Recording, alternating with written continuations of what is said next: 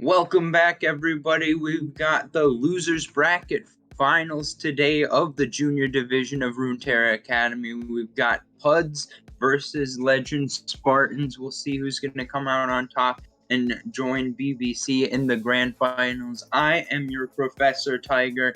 Here today with me is TDS, and TDS, we should have a good matchup here, I think.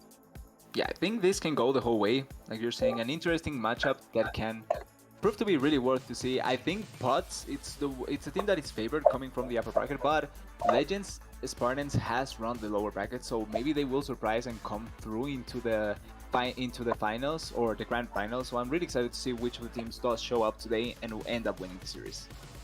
Yeah, I'm on the Legend Spartans Miracle Run hype train. I'm excited to see just how far they can take it. But as you say, Puds coming from the top side of the bracket. We're the first team this season to take a game off of BBC. So if we got a finals rematch, we could maybe expect an even closer series. But we'll see what comes out. Got to win today first before you can get through to next week.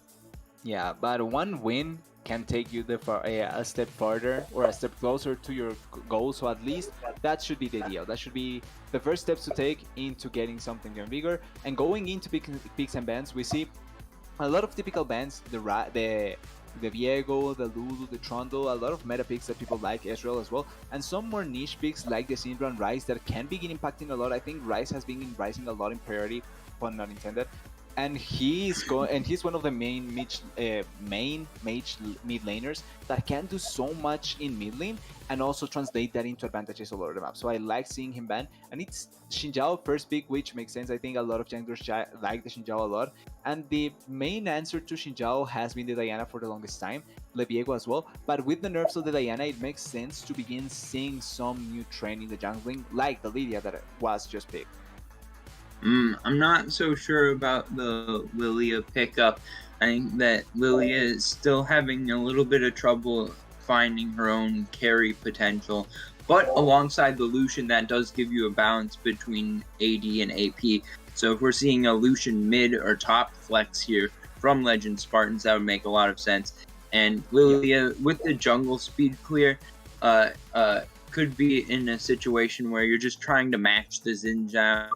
Make sure that you're not falling behind in the early game, and then go from there. 5-man sleeps coming through would be big. I mean, Lilia still has the playmaking, but just not in the best spot right now, I don't think.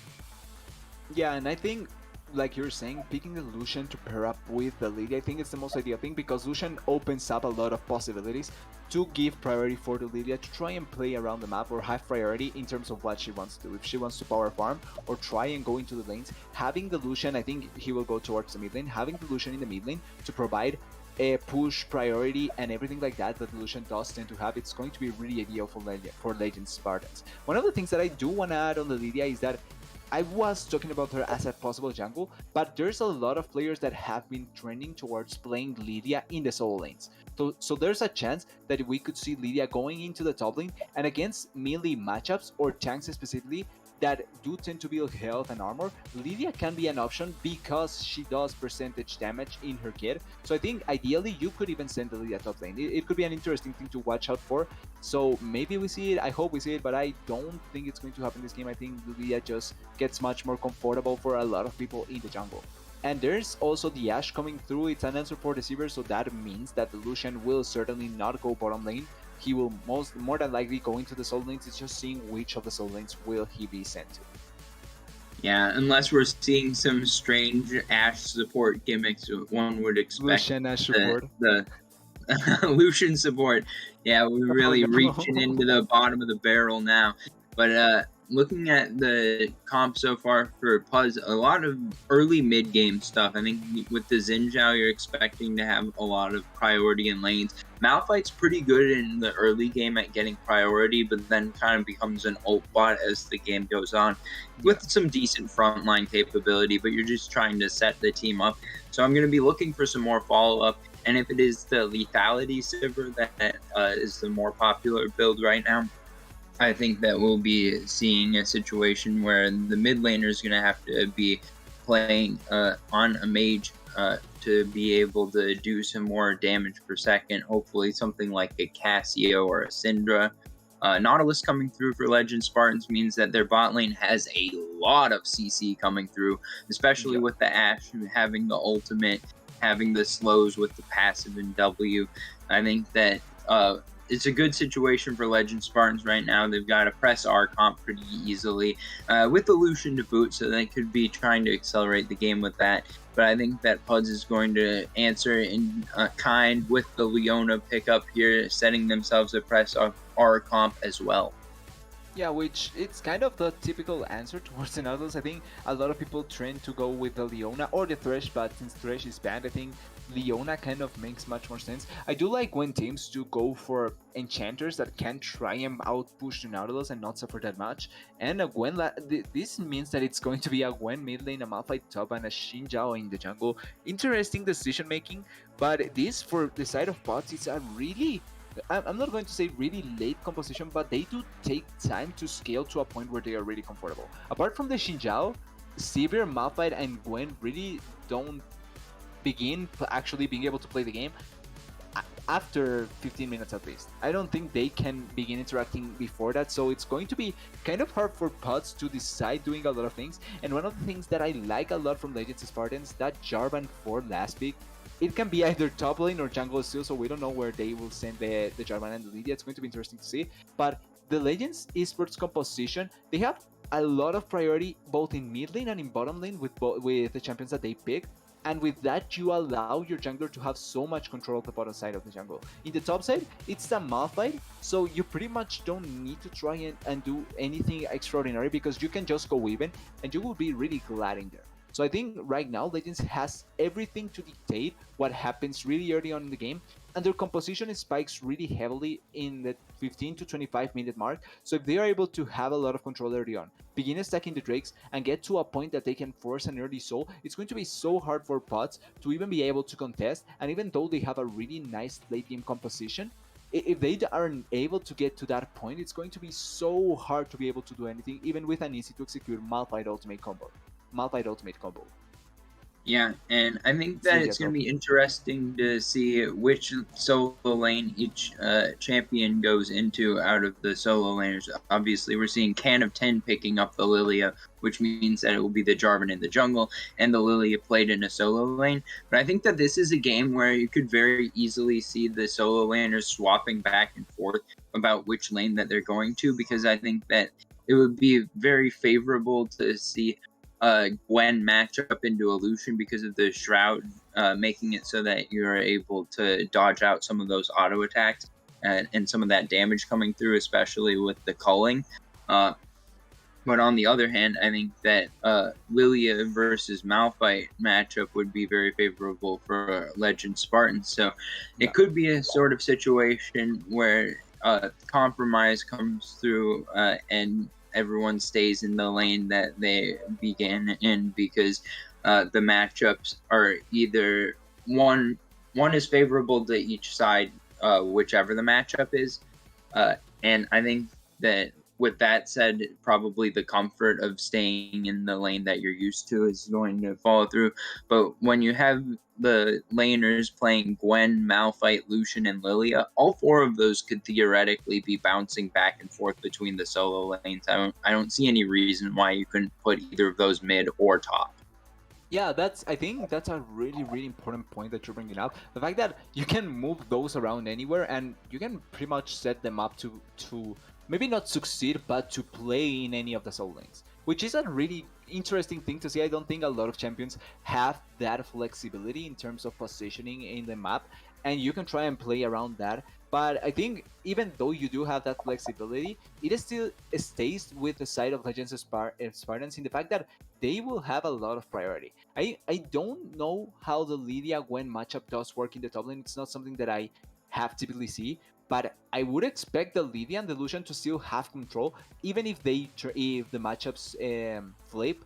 I would still expect the Lydia and the Lucian to have priority early on, which means that this doesn't change the favorable scenario for Legends Spartans to have a lot of control early on and be able to just control or dictate the pace early on in the game and try and secure anything they want really early on. Yeah, and with all that said, we're going to go into a short intermission. On the other side, we're going to have game number one. We got our best of 5 series.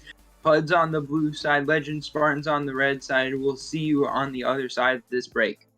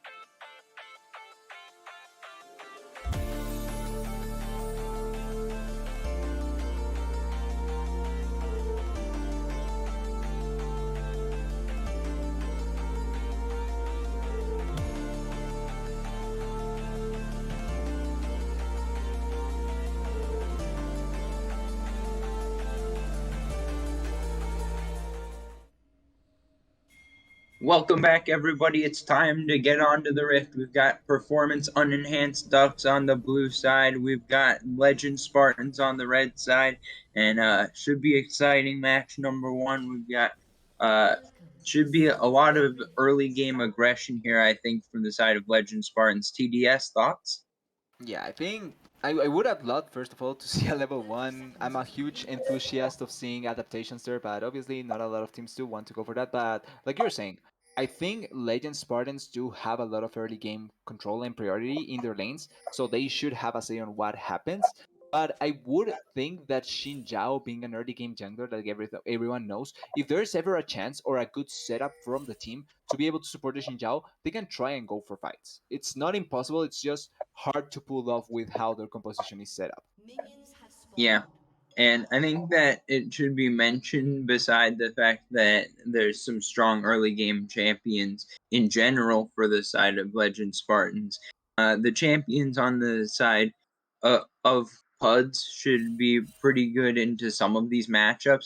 Like, I think Malphite into Lucian should be decent with the armor stacking that you normally get on a Malphite. We got a hook coming in early. It could be PDX Twins in trouble here, dropping about half health in the beginning. Not going to blow flash, though, so holding on a little bit there before we have any early game summoner spells blown. Yeah, maybe not the flash blown, but it is indeed giving away control over a lane that is already hard enough to play. Oh, nice hook. Oh, Ooh, what another is... good hook from Patoga. Verathion going to be forced to flash. Ignite ticking down. Should be about 100 HP left when that ends. And Patoga landing 2 for 2 on the hooks so far. Off to a good start here. Bafaru also playing aggressively with the posturing, making it difficult for the side of PUDs to get in anywhere close in the bot lane to take some CS, get that experience. And I think level 2 first is important here in the bot side. So could be seeing something coming through off of that. Yeah, and that's already for that's a lot for me. The problem that only was that it was already going to be hard for them to be able to gain control, but because of the early hooks from Protoga, it just became even harder for them to be able to do anything. Now they're really the Leona doesn't have pots anymore. She blew flash, and another hook from the Nautilus with a Jarvan that is coming down a bot can be an easy setup for a first blood. Mm-hmm.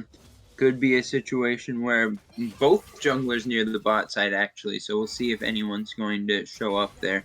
We've seen some early game trades as well in the top side. I don't know how close to kill threat either of those have. There's no CC lockdown, but if you can get a good combo off, that's a lot of damage. Campton going to be healing up pretty high here, so could be dangerous for Sliasin if he stays around. Yeah, the thing is, the Lydia does a lot of percentage and continuous damage. So as long as you are able to keep on trades going and fight as long as you want, and you can just force the Gwen out, even if she has the ignite, it's going to be really hard for the Gwen to keep up with that. And she doesn't even have pots anymore. Although Lydia resets with this wave, which means that she's trying to come back to be able to pull up any play in the top lane, and even maybe force the teleport out of the Gwen. Yeah, and I think that the cheater recall here makes a lot of sense. A little bit of a CS advantage, not anything huge, but able to buy that Dark Seal. And on the other end, it's just a Doran's Ring plus refillable. So I think that with the Dark Seal plus refillable, the Dark Seal, I can't remember what it is. It's something to do with potions, I believe. Maybe there's not. Maybe I'm thinking of something else. Did there used to be something on the Dark Seal about potions? I think there was that you get much more value out of the potions with the Dark Seal, but I'm not sure if that got taken out in this patch because I saw a nerf on the Dark Seal. Okay, it probably did then. I try to read up on my patch notes, but I can miss a thing or two sometimes. I suppose you got to do your homework more carefully. I think that that's going to mean that it's pretty close right now for the moment in the top lane. A little bit of a roam up there from Rouge Ronin, but no gank coming through just yet. Yeah, but right now there's a lot of... Oh, wait, Shin? Here comes the engage in the bot side. Baratheon trying to find the stun Nice. before we're going to be able to distance far enough. Nerubius now going in onto Pratoga. Pratoga with the flash going to be spaced Oh, enough to avoid Portugal! the boomerang blade, and the re-engage coming through, hook landing onto Nerubius. Now teleport coming in from the mid lane. Here comes Darwin Theory going to try to finish off PDX Twins. Flash force already. Here comes the engagement. It's not going to be enough for a kill, but it is the bot side pushed away for Puds. That means that Legend Spartans gaining priority over this first Drake of the game. And they're still Could here. be a Look at Lucian. yeah, Pratoga just walking up, going to try to find a way in onto Portugal. PDX. But the first blood going to go down. Traded back now. Both one Oh, support oh for no. one ADC. Darwin Theory going to have to flash over the wall. Not going to land the relentless pursuit the right direction. Flash from Oh, his I Sun think Portugal. now Yeah, he's showing dead. up, trying to finish off the kill. Darwin Theory in trouble. Going to be taken out by Nerubius. 2-for-1 in the bot lane in favor of Puds. Yeah, and I understand the idea of going for the dive because you see the Seaver being so low health, no flash, no heal. Maybe you can pull it off, but it's just Baratheon badly executed. Oh wait, could Roach be in Rooney? trouble here. Now it's going to be Nerubius tanking up the Infernal Drake. The health bars are Oh, pretty low. Bifaru trying to poke him out. Rouge Ronin going to get in the backside. Going to be able to Sun finish off Sun? Nerubius. His Sunsin going to try to finish off Rouge Oh Ronin. no, he's But dead! here comes the slows from Bifaru. It's a double kill. It's a disaster. Puds overstaying at the dragon and 3 kills coming on the back of it.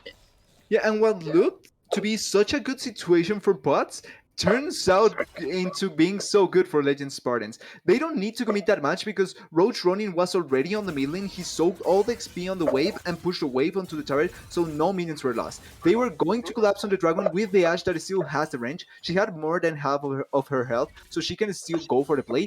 And because they were taking so much damage from the dragon, it ended up being such an easy way to trade kills for the side of Legend Spartans. And if I'm not wrong, they didn't lose anyone there. Yeah, not in the second engagement In of the the fight. It dragon was fight, yeah. just Rouge Ronin and Bifaru versus the entirety of Puds' bot side. But at the same time, the Infernal Drake was firing away. So with the additional assistance from the neutral objective, it was Legend Spartans able to take the fight 3-0. Yeah, and no one secured the first Drake, which means that it's still up for grabs. But I do think that Legend Spartans do need to take their priority and go for that Drake. Oh, Yeah, it looks like Bifaru going to try to step up. Baratheon going now towards the backside. Stun comes through. Cleanse out from Bifaru. Pratoga about half health. Could be a little bit trouble to stay up in this fight. Bifaru still firing away onto Baratheon, but I think that's going to just about do that for this specific part of the fight. yeah, but it's a cleanse blown from the Ashe, which means that the next time that they do want to try and blow up the Ashe with the help of the Xinjiao, they can maybe probably be able to pull it off. It's going to be interesting to see what does happen, but also now with how the lanes has been going on the bottom side, an Ashe Arrow or a Ooh. level 6 by Protoga can be hard. Pratoga is on a ward. Yeah. Fortunately, going to play a little bit safe. They're not going to take any risks. Maybe he figured out that he was on a ward by the fact that Baratheon was walking up that far. Now Darwin Theory could be in trouble. Nerubius looking for a gank. We do have Rouge Ronin in the area as well, though. Not going to be started just yet. Yeah, and one quick thing that I do want. Oh wait, Roach Ronin, he's looking into this. Yeah. Yeah, it could be the Oh, the flag knockup. and drag coming through. He has Nerubius so much already dropped damage. to half health. The Jarvan buffs are huge. The Oh. Crescent Guard going in, but it's going to be the Cataclysm. Not going to have quite enough damage. Nerubius going to survive. Not going to make it out of the fight, though. His son's able to do enough damage to trade one back, but it's a 1-for-1 in the mid lane 2v2. Yeah, and if maybe Roach Ronin waits a little bit for the positioning of Darwin Theory, they can probably win that much more easily. Oh, This top is lane. an all-in top. This is the needleworks She going misses. down, but Can of Tin is too fast. He's got the footwork, he's got the moves, and he's got the solo kill in the top lane. I love watching Lilia winning the solo lane because I want her to be much more. Oh wait. Oh, PDX Twins is out. Yeah, I think that we have a little bit of a disconnect happening. Baratheon's still here, but overstaying. We'll have to see what happens there because PDX Twins having some connection issues clearly leading up to that double kill in the bot lane. So hopefully that will get itself resolved fast. But a lot of stuff going in favor of Legend Spartans right now. Yeah, there's a lot of plays that they have been able to pull off. And if you see already the gold lead, it's close to being 5,000. That is really important for them because their composition, like I was saying, spikes really hard between 15 and 25 minutes. Then after 30 minutes, it becomes much better for the side of Pots. But right now, Legend Spartans gaining the advantages that they are gaining, it's really good. One of the things that I want to mention also is the fact that that bottom kill, yes, it's sad that it was because of an AFK, but that boosts the Ashe way too hard right now. She can even have priority on the turret, get a plate, and now they also will have priority for the dragon. So the stacking for the dragons will begin now for the side of Legend Spartans as well. Yeah, and I think that with that talk about the neutral objectives, the point that I wanted to make but never got the chance to when we were going through Champ Select is that the double marksman comp is very good for taking out objectives. So Yeah. anytime that you see a fight, on the back end of it, it's pretty safe to assume that if Legend Spartans wins the fight and keeps Vafaru and Darwin Theory alive, then you're going to see at least a Baron take or a tower take coming through it. You're going to see a lot of results coming through on the back end of winning fights for Legend Spartans. We'll see if the comp from the side of Puds is enough to survive that. I mean, when you've got a Gwen, you're looking at pretty strong split pushing going into the late game. So there are avenues for Puds here, I think. But Legend Spartan's in a really good position right now. I saw Jarvan buffs. Oh. Well, we might have a fight over this Drake. Nerubius He's wants to alone seal here. this away, but it's going to be Enchanted Crystal Arrow. Oh Flash no. comes short of the wall. The hooks come through. Nerubius smites for health, but it's going to be Protoga finishing off the kill. The Drake finish it off as well, meaning Legend Spartans now 9-3 in the kill score, up with one Drake as well. The gold lead is ballooned to 4,500, and everything's turning up Legend Spartans right now. Yeah, Nerubians. I don't know why he needed why he thought he needed to go in to steal the dragon. That dragon is the first dragon. You don't really get that much out of securing that dragon either way. Yeah, it's the Infernal. You get a little bit of stats, but it's not like those are game-changing stats. So just dying for that, it's way worse than just giving it away. And another Yeah. advantage for the bottom lane with that and the jungle. Yeah, and he didn't even get the Drake. It might be understandable to go for something like that, but if you're gonna do it, you better get it. I mean, he was a significantly early there, I'd say. He had a Oh, controller. Baratheon. Now Baratheon's getting jumped on. The Cataclysm Oh, going to be trouble. Baratheon. Solar Flare going to stun up one, but Baratheon's still in trouble here. Now it's going to be on the hunt out, trying to be escaping his PDX Oh, Twins flashing double away. kill. Baratheon dropping very low. PDX Twins going to go down as well. That means it's a 2-kill gank in the bot lane in favor of Legend Spartans once again. Yeah, and I won't call this a game over yet, but it certainly seems pretty doomed right now. It's so much advantages going for the side of the Ashe and the bottom lane specifically. And also the Jarvan. The Jarvan now, like you were saying, he received some buffs, so now his damage is a lot higher than it was before. So champions like the Sivir, like the Shin, may end up dying against the Jarvan alone. So it's going to be really important to keep that in mind, especially going into the fights that are going to come in 4 or 5 minutes for the objectives. Lots Yeah, of damage there. and as you can see with the Hearthbound Axe and the cloak, the Negatron cloak is what that item's called. For Bafaru, it's going to be a Wit's End first, I believe, as is the common build currently for Ashe. Yeah. And that means that it's going to be a lot tougher to kill Bafaru for Slias and his son. And with the gap in experience and gold right now in the bot lane, I mean, any fight that you're taking that's got Bafaru in it, you got to find some way to blow him. Oh, Nerubias. Ruby is going to be forced to pressing guard here. Darwin Theory going forward, going to be able to finish off the kill, and that means it's another solo death on the side of Puds as the Rift Herald going to be focused down here for Legend Spartans. Yeah, and at least you're getting a small victory out of the Herald in topside, getting some plates for the Sivir, which in reality, even though the Gwen will scale, their saving grace is going to be the Sivir late game, because she's going for the crit build, so that means that her auto attacks will get much more empowered in the later stages of the game, so she's going to be the one that is going to decide if they can win the game or not closer. But Nerubias is still trying to go to stop objectives that are clearly in a disadvantage for him. I don't think there was a single member from the side of bots that was near the vicinity to help Nerubius out.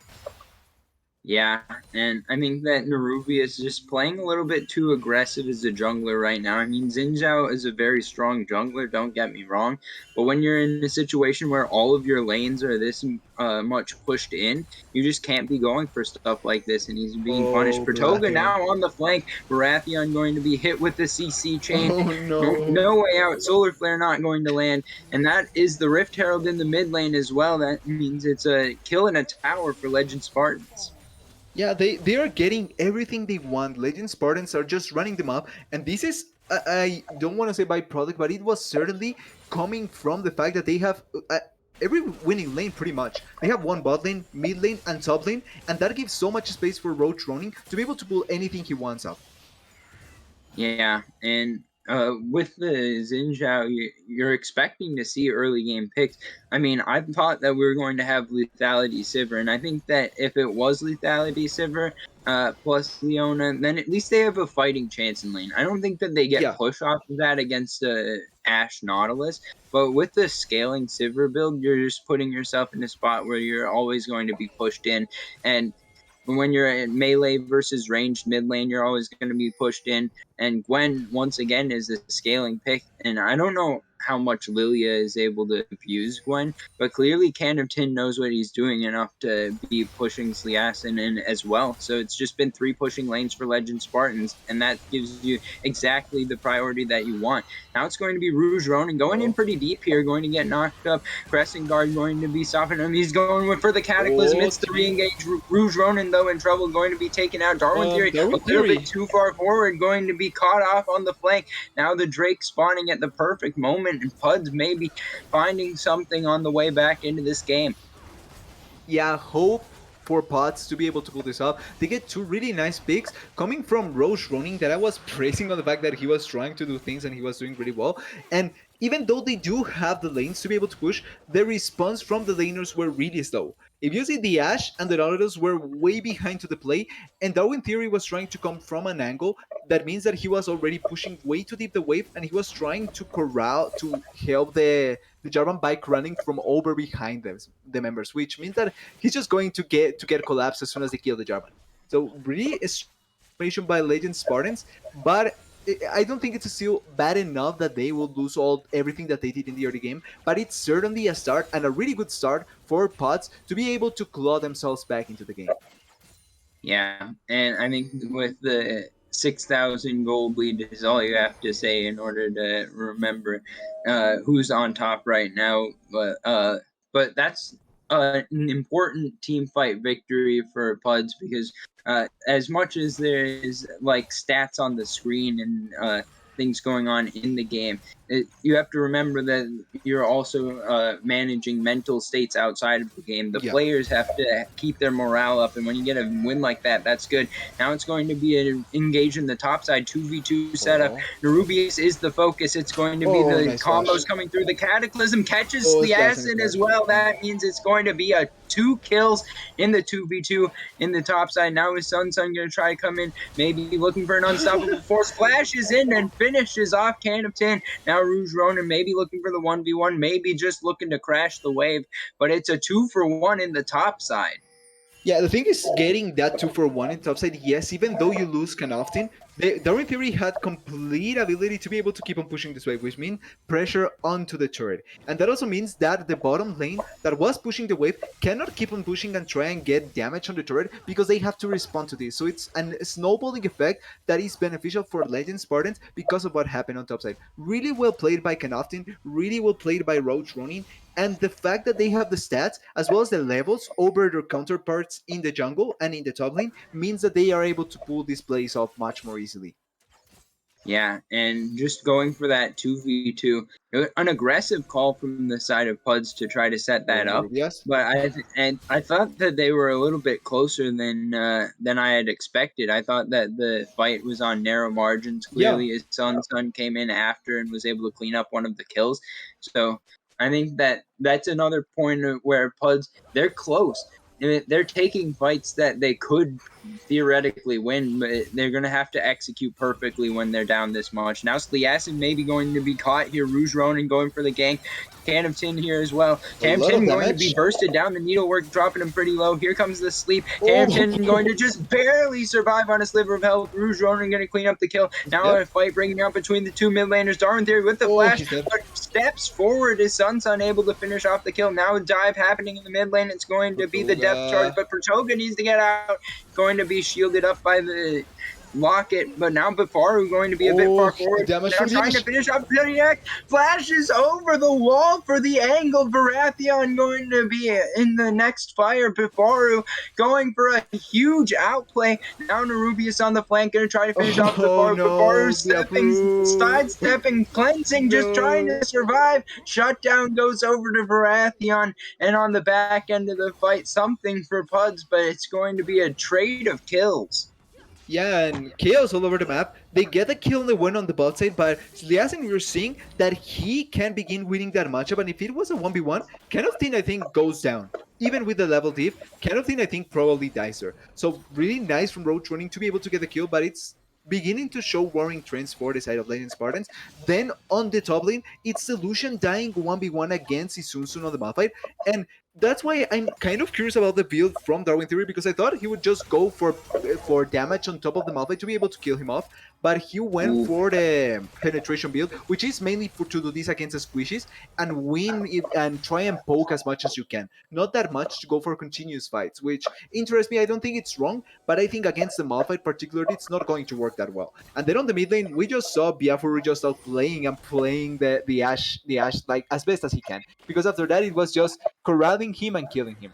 Oh, Baratheon. Baratheon could be picked here. Rouge Ronin here as well as Pratoga. There goes the death charge. Solar Flare goes wide. Rouge Ronin with the flag and drag. It's a clean pick for Legend Spartans in the bot side jungle of Puds as the Drake is spawning up here in 8 seconds. So well timed out. Should be an easy take here. Rouge Ronin also going to counter jungle a little bit, make sure that he's staying on top of his CS. Still pretty close in the CS between the junglers, but with the second Drake coming up for the side of Legend Spartans, they're on the right track. Could be about 10 minutes away from a soul, potentially, if the snowball continues, but at least that one Drake taken by Puds is keeping them alive for the moment. Yeah, and I think that Drake is going to be crucial because that bought them 4 to 5 minutes of just being able to survive long enough so that the Gwen can be having this impact. Sliasen looking for the all-in. Doesn't have any Shroud left, though. Darwin Theory trying to turn around with the calling. Rouge Ronin nearby as well. Nerubius could turn it into a 2v2. Bifaru now roaming down the river, but I think that both sides are going to be a little bit touchy about this fight. Going to back off before it turns into any kills. Yeah, and you have to think about the fact that there's an 8,000 gold lead, but the side of Puds are surviving well enough. They can even fight to a certain degree. So if they didn't have that much of a gold deficit, maybe they would be able to just try and force things or be able to fight really well against the side of Legend Spartans. Yeah, now a red buff steal turning it around. Pratoga knows who's in here, but it's 4 people, and Pratoga could be in trouble, stunned up, going to be shut down. Teleport's coming in, going to be a 5v4. Rouge Ronin trying to escape. Darwin Theory going to teleport in on the wrong spot. A double kill coming through for PDX Twin. They're going to try to turn it into more. Bifaru going to go down a triple. Now Nerubius looking, but not going to engage on the Rouge Ronin. And so it's 3-0 in favor of Puds as the Baron going to be started up. Yeah, and everything, this can just throw everything that Legend Spartans did. Because this Baron can begin giving the standing gold that is up in the map. If you see, no turrets were taken for the side of Puds. So there's a lot of gold that they are there, that it's there for the taking, which means that the gold lead is pretty much going to disappear. And a scaling composition that is equal to a composition that is much more focused on fighting really early on or until mid game, it's never good news, because that means the late composition is completely fine and they are even ahead of the other composition in that regard. Yeah, an interesting point on the builds also. I just noticed that Rouge Ronin bought the Gore Drinker into Sterax, which means that it's a Bruiser Jarvan build instead of... I thought he might go lethality with some of the early kills. Now it's going to be a Flash Unstoppable Force. No escape in sight for Bifaru, as it's going to be his Sun claiming up another kill for Puds. No escape, no respect. He just flashed in Silasen.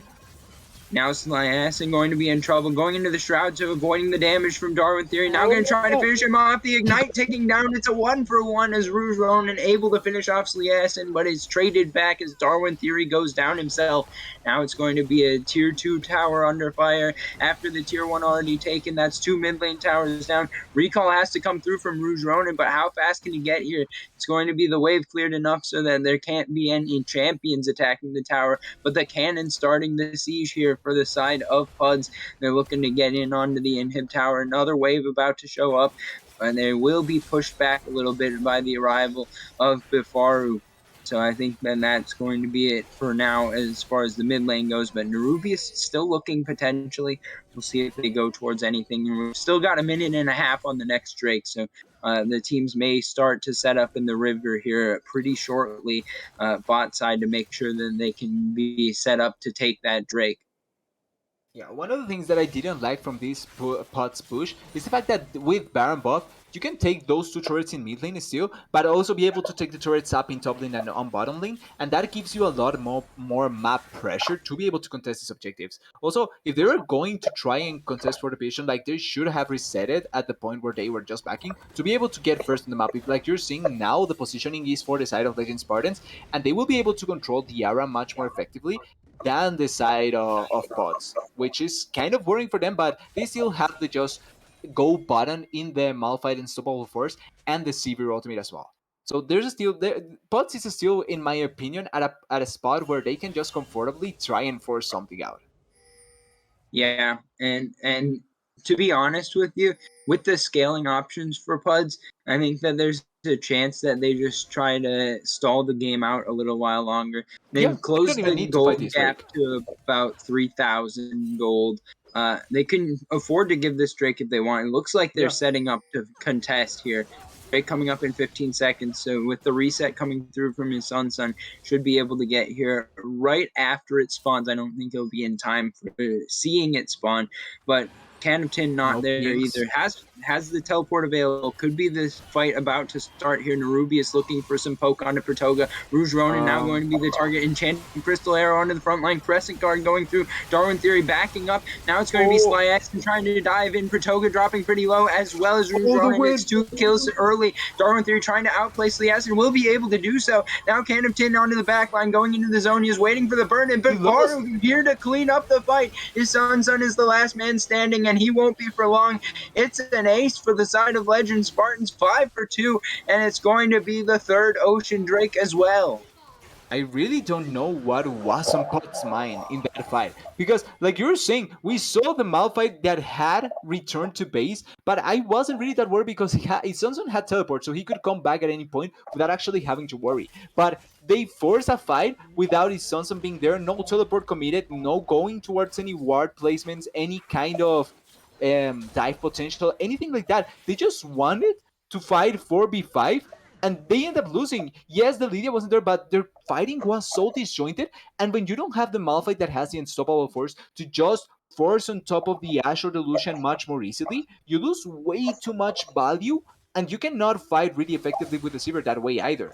It just went so disjointed, so badly executed by pots, and that ended in a fight win for the side of Legend Spartans, clawing back a little bit of the lead that they gave away, and getting that so important soul point that means that they will be able to at least stay in the game for longer if they do reach that soul.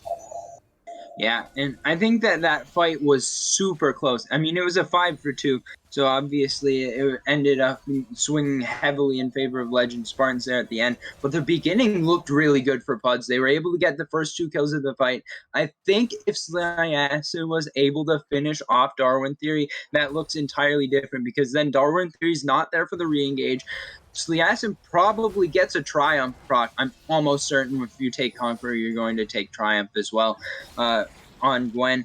So getting that Triumph proc would have meant that Sliasin He was doesn't have still in the Triumph. fight and Darwin Theory wasn't. So that was less than 100 HP away from being the other side getting a wipe, I believe. I don't think that would be the case because when I just checked, Gwen doesn't have Triumph, which means that she probably dies to the last proc of the Lucian damage. That I think if he has a Scorch, then I think the Gwen dies. and he does have a score. So I think the Gwen does die there, which means that it would have been a 2-for-2. And I think the Lydia cleaning up and the Ashe is still alive probably can kill the Malphite. So I don't think it would have been that close. I think if Isunsun is there from the start, there's no chance Pots wins that. But because he wasn't, oh wait, Isunsun, he's alone here. Yeah, it's a start of the Baron potentially here. Lydia is Now not the here. poke coming through. I think that Bufaru was trying to start off the Baron, but I don't think that the volley actually caught it. Oh, Now Rouge Ronin engaging the fight, and Ruby is going to be in big trouble here. But the Solar Flare going to land onto Bufaru. Now the stun's coming through. Baratheon doing his best to keep the fight at bay. Bufaru dropping pretty low here, but on the other end of the fight, Darwin Theory going to dive the backline. Sliasin will fall as well. It's 3 for 2 so far. Rouge Ronin going to fall to Baratheon as well, but Baratheon will be the next to go down. Darwin Theory into the stopwatch, and it's his son's on the last man standing. Once again, a double kill coming through for Can of 10, and another ace going over to Legend Spartans. Yeah, I think maybe I have the KT syndrome and I started believing way too hard on Pots, because when they thought that they were finally turning it around, they begin fighting like they don't know how their composition is supposed to fight. Once again, disjointed fights, not peeling for the Sivir, leaving her to die alone. And as soon as you lose the Sivir, yes, really nice that you kill the Ashe on the other side, but there's still another AD carry. A point that you made really early on this game, the fact that there's 2 AD carries, which means that there's a lot of damage, that even if you take one down, the other can do a lot of damage still, and the percentage damage from the Lydia. So it's not like you cannot kill the tanks really easily. And without your consistent damage there, it's just going to be so hard to fight. The Gwen cannot do anything alone. She's in a 3v1. She dies. And the 2 lefts are the 2 tanks that will die then after that. I think Pots need to realize that they have to fight a front to fact 5v5 where Malphite is actually able to get value. Same with Gwen. And you protect the Sivir. Because if not, it's just going to turn like this almost every time. But it's still really well played by Legend Spartans, capitalizing on those mistakes and being able to get back their advantage. And if they win one more fight, I think they can close out the game with a double marksman composition. Yeah, I think that makes sense to me as well. But right now, I think that at the moment, we haven't seen a lot of progression of... could be trouble here coming through. Ruby is going to get hit with the Enchanted Crystal Arrow into the Cataclysm, Rouge Ronin. But a 3-man unstoppable force going to delay the inevitable before we're going to be able to clean up the kill. Now the re-engage coming through, a double kill for Bifaru. And now the walking in one at a time strategy not working out quite so well for Puds in this moment. Toga flashes forward, PDX Twins going to be able to find the spell shield, but before going to finish off Baratheon, and that's 3 for 0 in favor of Legend Spartans. We'll see if they're going to be able to clean up the game on the back end. Yeah, the controversial 1 at a time strat, I don't think it's the best strat to be able to pull off. The Isunsun gets a huge Malphite ultimate, but once again, there's no follow-up. There's no one in the vicinity to be able to pull it off, and it was 5 seconds before the Drake spawn, so that means it's Ocean Soul for the side of Legend Spartans. There shouldn't be a chance for Pots to be able to now contest both the Baron and the Soul. I think with the healing from the Soul, the long trades are going to be so good, and if the side of Pots cannot win an immediate fight, or a short 5 to 10 or 15 second fight, it's going to be super hard to be able to destroy over the Ocean Soul. And Legend Spartans are in such a comfortable spot. Also, I want to quickly critique Baratheon, because I see so much lack of pings coming from him.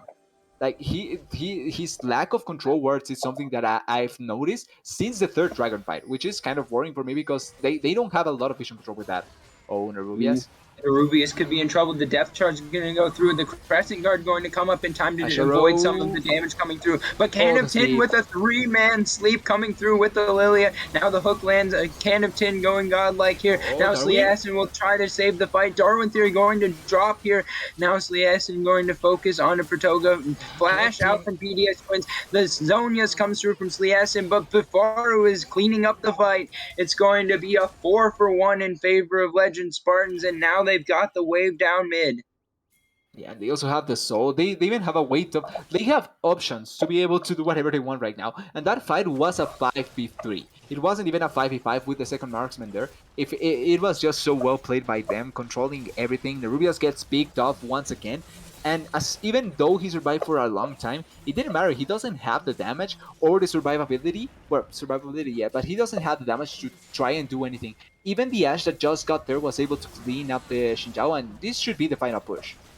Yeah, it looks like Legend Spartans are about ready to finish this Okay, one off. Sun Tsun. Baratheon going to try to The find a damage. desperate engage, but Camden going to finish him off. Now the unstoppable force on to Bafaru, but his Sun doesn't Oh. have enough damage to finish off the kill. It's going to be 2 for Canopton. Now the last turret will fall. The Crescent Guard going to be a last-ditch effort. Nerubi is trying to stay alive. Canopton going to Oh. be focused. Hafaru Slice finishing it. off Nerubius. Toga GG. picking up another kill. And Legend Spartans taking game number 1 over Puds. Yeah, and not gonna lie, it was a dicey victory for Legend Spartans, but they played really well. Even though they committed a couple of mistakes here and there, giving away a little bit of their goal lead that that they played so well in the early game, they still played really well later on. They knew of the mistakes that the side of Pots were committing with their composition, capitalized really well with them, and were able to bring the game to a position where they could win really comfortably and ended up winning really well. So complete credit to Legend Spartans. And for Pots, I feel like they need to stop being so worried about trying to be able to pull things off. Because their composition was, they were at a really comfortable spot after they got the first Baron. They can force things, but you needed to have Isunsun there and someone to protect the Seaver. If those two conditions were met, it was so easy to win fights. But they never, after that, it was just so hard to see that those conditions being met by Putz, and it ended up being so bad for them. Nerias also got caught out a lot of times, and I also want to critique so hard the fact that the vision control was so mediocre to say the least, in my opinion. I think that Putz can do a better job, and if they had better vision control, they maybe can just play or pull off plays much more easily with that as well. Yeah, and I think that looking at what Legend Spartans did there, they were able to get early advantages, and once they used that double marksman comp, I think that a lot of the fighting that we saw was Sliasson trying to dive in onto the back line and Yeah, pick one of them off, but just picking one of them off wasn't enough to win fights. They needed to pick off both of the marksmen in order to win, and even then, Can of Tin was 12-1 on the Lilia, so doing a lot of work there in the back lines. But I think that when you've got the Gwen, you can trust that late game advantage of the scaling. But they weren't able to execute on having the Gwen because they weren't able to set up fights where they could take out both of the marksmen. And a lot of the things that I was seeing as the game progressed was Darwin Theory was able to space himself out enough to avoid getting killed in the yeah. engage of the fight and then turn it around on the backside to make sure that it was Legend Spartans coming out on top. Yeah, I think that's a really important fact, how Darwin Theory did play that, because he did go for the penetration, the lethality build, which means that as long as he survives and is able to use a calling and a round of of the illusion spells, he can get so much damage down that it doesn't matter if he dies later on, because his value was already there. But because he was able to survive longer, then his value was there. It's kind of funny to say it like that, because yes, AD carries values are really high when they are able to survive long enough that they can get a lot of consistent damage. But when you go with lethality builds, if you get a second rotation of spells, then your damage gets magnified much more than you would have expected. Because typically with lethality AD carries, you get one rotation of spells, and then the fight, it's either over or they are running away because you poke them out. But because the fights were longer, the Darwin Theory could get much more value out of that, and he didn't die, which was an extra plus there. And also, I think Protoga, I would like to commend him so much, because I feel like he built so well for Biafuru so much this game that Biafuru, I think, was so many times untouched and could just deal so much damage with the Ash. Yeah, and I think that it's important to play like that when you're a support. But I'm looking forward to the next couple of games coming up. I mean, we've got a best of 5 series here, Yeah. so of course, adaptation is a huge thing when it comes to these late playoff series. When they're so long, you've got a lot of time to figure out what's going to change, what you need to continue doing as a team. But for the side of performance unenhanced ducks, I'd like to hear your thoughts about what they should look towards doing in the next draft, to what they need to change up in order to make it work. I don't think they need to change that much in terms of drafting. I think maybe giving a little bit more priority in mid lane, or something that will have priority in one of the lanes would be better to have to support the Xinjiao, because I feel like the early game was so bad in terms of what the jungler can try and do for pots, that even though they were able to claw themselves back, there was always a gold lead for the side of Legend Spartans. So I think that if you are able to adapt into trying to have a late game composition, yes, but in any place have much more priority for your Xinjiao or any jungler that you pick to have control and try and dictate something there, then you can improve the conditions for your early game and go into the mid game and late game with a gold lead and better favor your composition with that. Yeah. So I think that with all that said, we're going to wrap up game number one. But stay with us on the other side of this break. We're going to have the draft for game number two.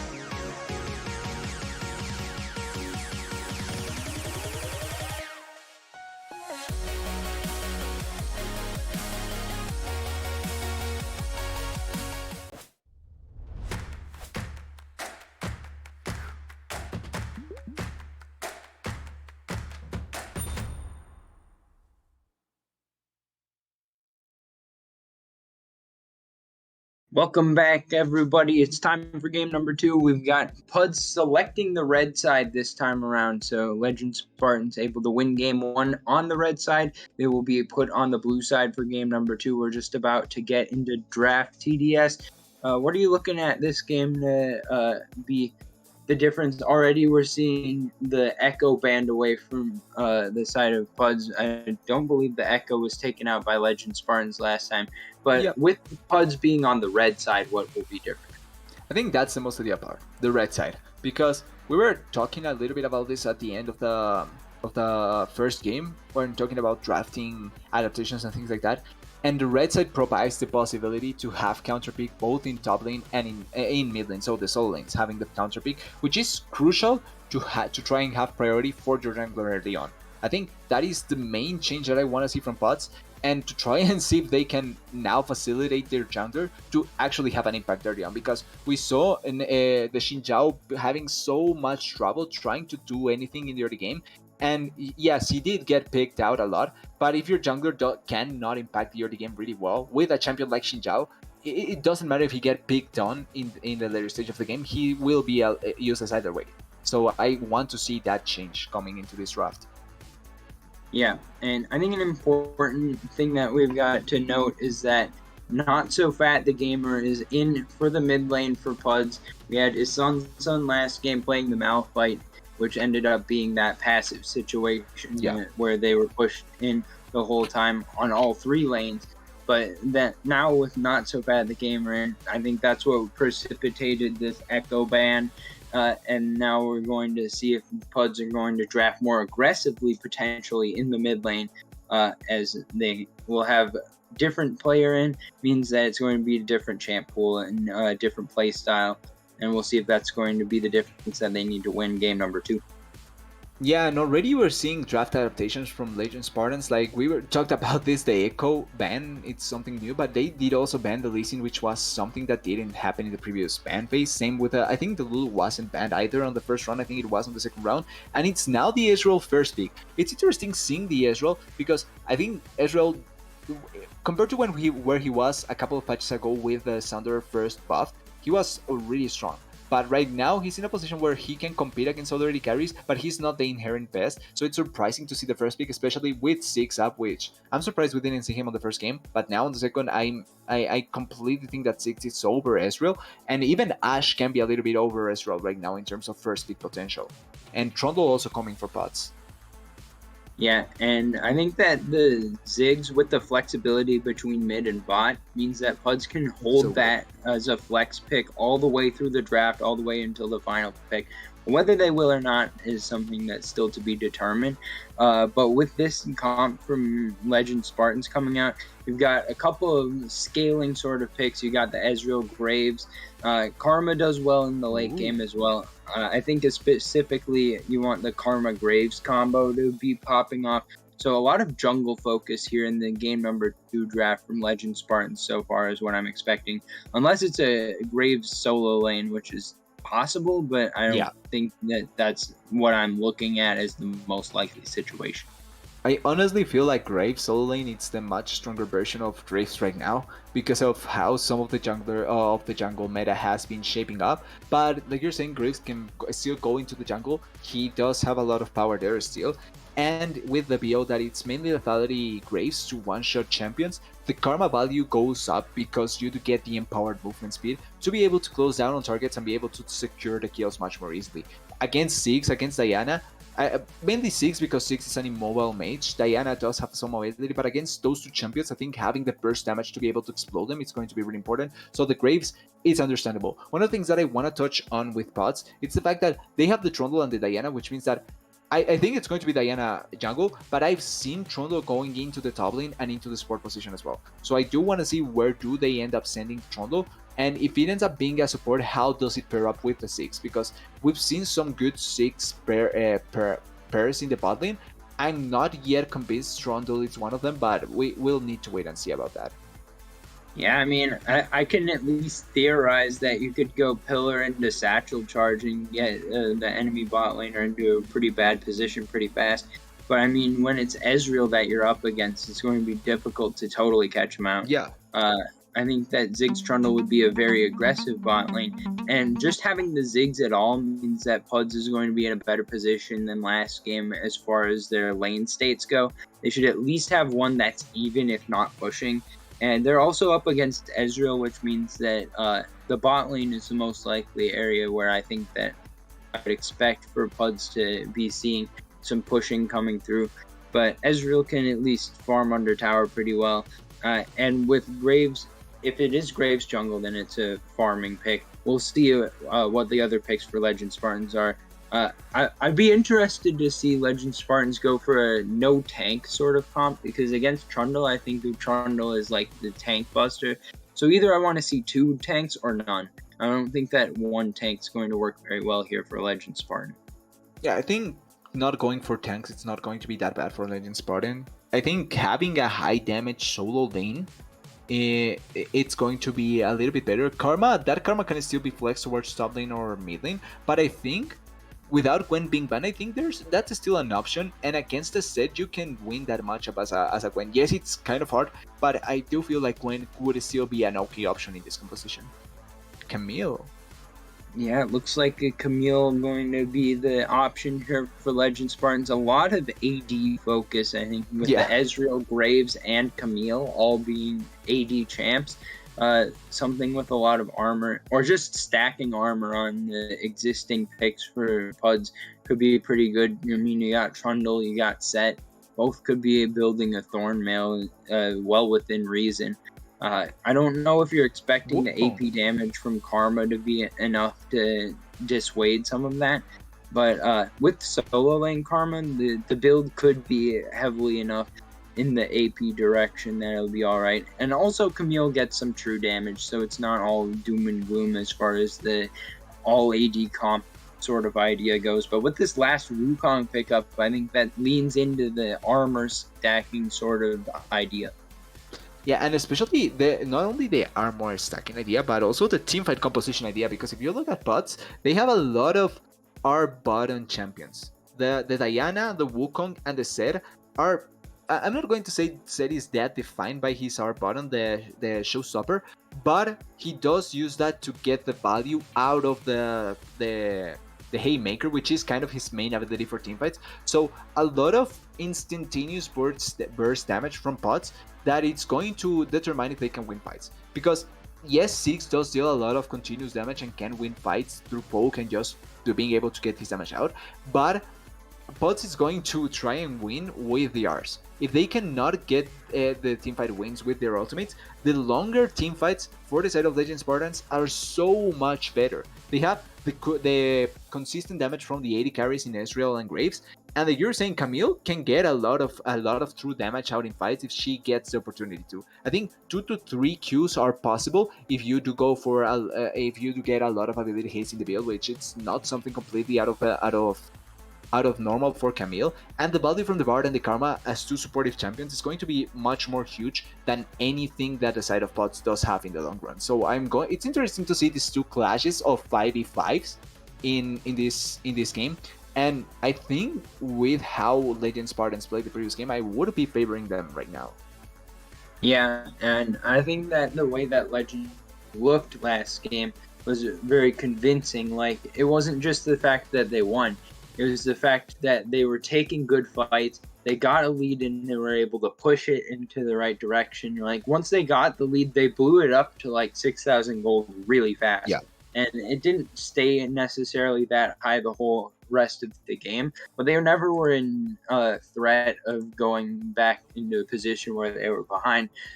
Legend Spartans with the lead pretty much the entire game. And interestingly, with Ezreal Graves, you've got another double marksman comp. It's a very different double marksman comp, but it is still another double marksman comp for Legend Spartans. Yeah, I think keeping that theme as well, it's interesting from the side of Legend Spartans. They will still be able to deal a lot of damage towards objectives.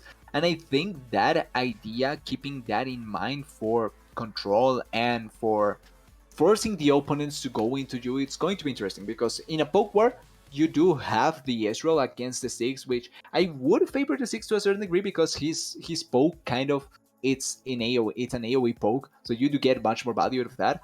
But Israel can answer in kind. Same with the Karma does have a little bit of poke as well, the Graves to a certain degree as well. So I think Legend Spartans have a lot of good ways and good measures to control areas and to force opponents into going for objectives because they can sneak it quick enough with the double marksman and Camille combo. Yeah. And one thing I'm just picking up now is just how much AoE layering there is. I mean, for the side of Puds, you've got the Cyclone, you got the Moonfall, you got Facebreaker into Showstopper, you got Mega Inferno Bomb. Basically, you're talking about an entire team of AoE CC. I mean, even you've got the Pillar for Trundle, so Trundle support we mentioned for a moment, and I didn't really come back around to that idea until I saw it locked in by Baratheon. But that is what we're going to get. So Ziggs Trundle, a pretty aggressive lane. Interested to see how Protoga is going to pilot this Bard in opposition. Should be pretty exciting matchup in the bot side, especially. We'll see if it's going to be Puds playing a little bit more aggressively this time around now that they've got the Diana pickup. Diana getting nerfed this pack, but still going to be prioritized for Nerubius, so hopefully he's going to show us what Diana can still do. Yeah, I think the Diana nerfs kind of were good nerfs in a good direction, but I don't think she gets taken completely out of position of the meta, so I think she's still viable to play. Going into the bot lane point a little bit quickly before we go to our boss, Ziggs Trundle can be a tiresome bottom lane, but one of the points that you did touch on before in the draft was that even though you do get a lot of control there, Ezreal and Bard are probably two of the sneakiest champions in bottom lane because they can get out of a lot of situations because of their kits. So it's not like it's going to be easy to lock them down and even get a kill there in bottom lane, which is really nice for the Israel Bard. And also they can push the wave as well against the Ziggs. They do have two ranged champions that if they don't get killed instantaneously by an engage from the Trundle and the Ziggs and the Diana, their response trade can be so good that they can instead kill you. So it's going to be interesting watching that matchup, especially because I feel like the two most volatile matchups will be top lane and bottom lane. Yeah. Well, with all that said, we're going to go into a short intermission. Once again, on the other side, game number 2 going to come up for us. 1-0 lead at the moment for Legend Spartans. We'll see if they can continue that trend after this break.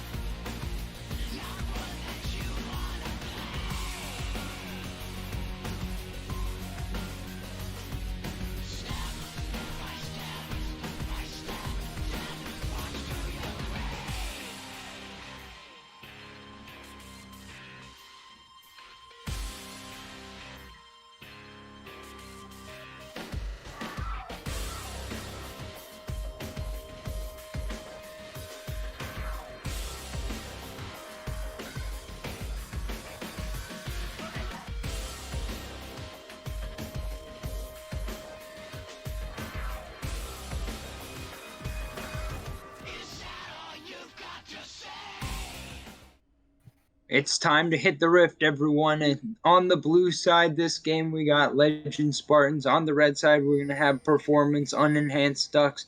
We'll see if Puds can come back here, game number 2, and even up the series, or if we're going to be out to a game point for the side of Legend Spartans here after this game. I was expecting for a level 1 here, but for some reason it's Legend Spartans thinking that they were going to get invaded. Okay, interesting start, not gonna lie.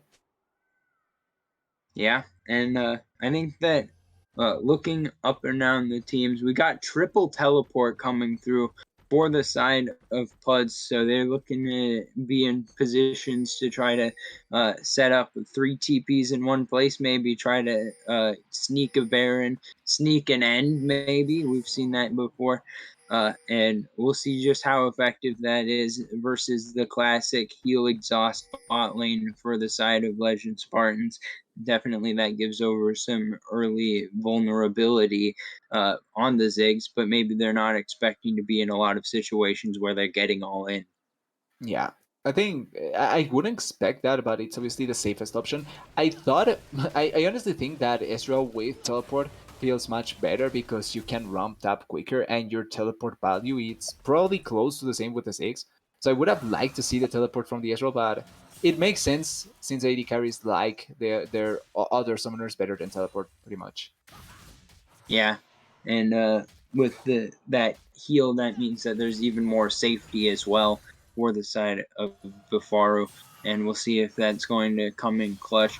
I think that a lot of what we're seeing from the junglers this game is likely to be just farming up. There's not as much ganking on a Diana Yeah. versus Graves matchup as there is, for example, on a Xin Zhao matched up against a Jarvan. So maybe a little bit more passive this game from both sides. We'll see if fighting occurs. There could definitely still be stuff in the 2v2 bot. Uh, Solo kills potentially in the top lane. I think that Karma versus Set, not Oh. very likely to be turned into Ooh. solo kills, but not so fat the game are going to at least force out Flash from Darwin Theory here, getting him under tower with the face breaker. Yeah, Darwin Theory trying to do as much poke damage as possible, but gets face breaked into turret damage, and because of that, he loses a really bad trade. And now the flash. Even though we're talking about the passivity possibility from the junglers in this game, you have really good setup with the Zed and the Diana. So if the Karma ever works badly now or way too far forward, she can get just ganked by the Diana and killed at the spot. Yeah. I definitely think that Nerubius could be looking at level 6 because the Moonfall is actual hard CC. So once you have that, if you can combo it with any other CC from the laners, then you're definitely going to be in good position. A Oh, little bit of Protoga is poke dead. coming on the bot side. Pratoga going to be in trouble, going to be chomped for the And first Canatine is blood. Now dead. it's going to be a gank in the top side. Sliasson going to be finding enough damage. Actually, Nerubius going to claim the kill. Flash from Bifaru. A couple of kills coming through for the side of Puds. Yeah, and it's Protoga disrespecting the power from the pillar. You like I understand not wanting to flash away or anything like that, but Ooh, oh wait, we Roach got Ronin, Rouge Ronin fighting over Reddy's this down crab. now. Already found the smite, but Nerubius looking for the kill on the back end. Rouge Ronin with Oh, enough space. Now Canopton trying to find the 1v1 versus Sliasson. Sliasson going to clone out, and that means that it's going to be the disengage coming through with just the Scuttle Crab taken down. Darwin Theory oh, roaming up, nice going stop. to find the inner flame onto 2. Nerubius? Nerubius nowhere to go. Canopton going to try to finish off the kill. The Oh Ignite ticking no. down, Okay, but it's going to be trouble. Canopton going to fall as well. Teleport coming in. PDX Twins going to flash forward with the satchel charge. no Darwin Theory flash. could be in trouble here. Rouge Ronin going to stick around, try to find some poke. Sliasson Oh, dropping pretty low, going to be under 100 HP, just a sliver of health remaining, but it's going to be enough as a 2-for-1 coming through.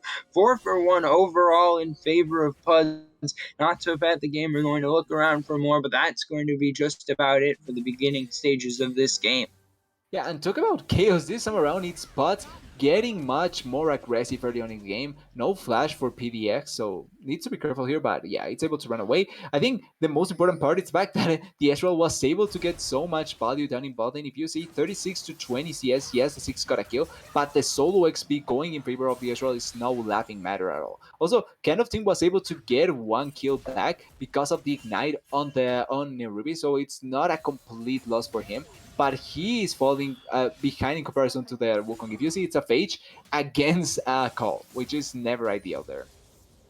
Yeah, but I mean, with that big wave about to crash, it could be a little bit of catch up coming here very shortly for the side of Can of Tin, at least in the gold department. Not going to be able to spend that up immediately necessarily, so Sliassen going to have a little bit of priority here for the moment. But with that call, eventually it will lead to scaling advantages. Darwin Theory could Darwin be in Theory. trouble here. No flash available. Flash forward from Baratheon into the pillar, extending the wall. Darwin Theory, no way out of this one. No flash left, and that means another kill going over to Nerubius. Yeah, and second round of disrespect going into the middle because they Darwin Theory knows that nobody is on bot lane, nobody is on top lane, and the lane and mid lane is alone. Like, you pretty much have to expect to be in a dangerous position, even if you need to push the wave or not. It's a karma. It's not like you lose a lot by not farming.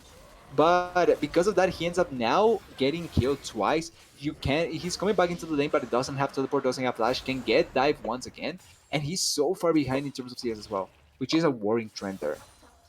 But it is a karma. Yeah.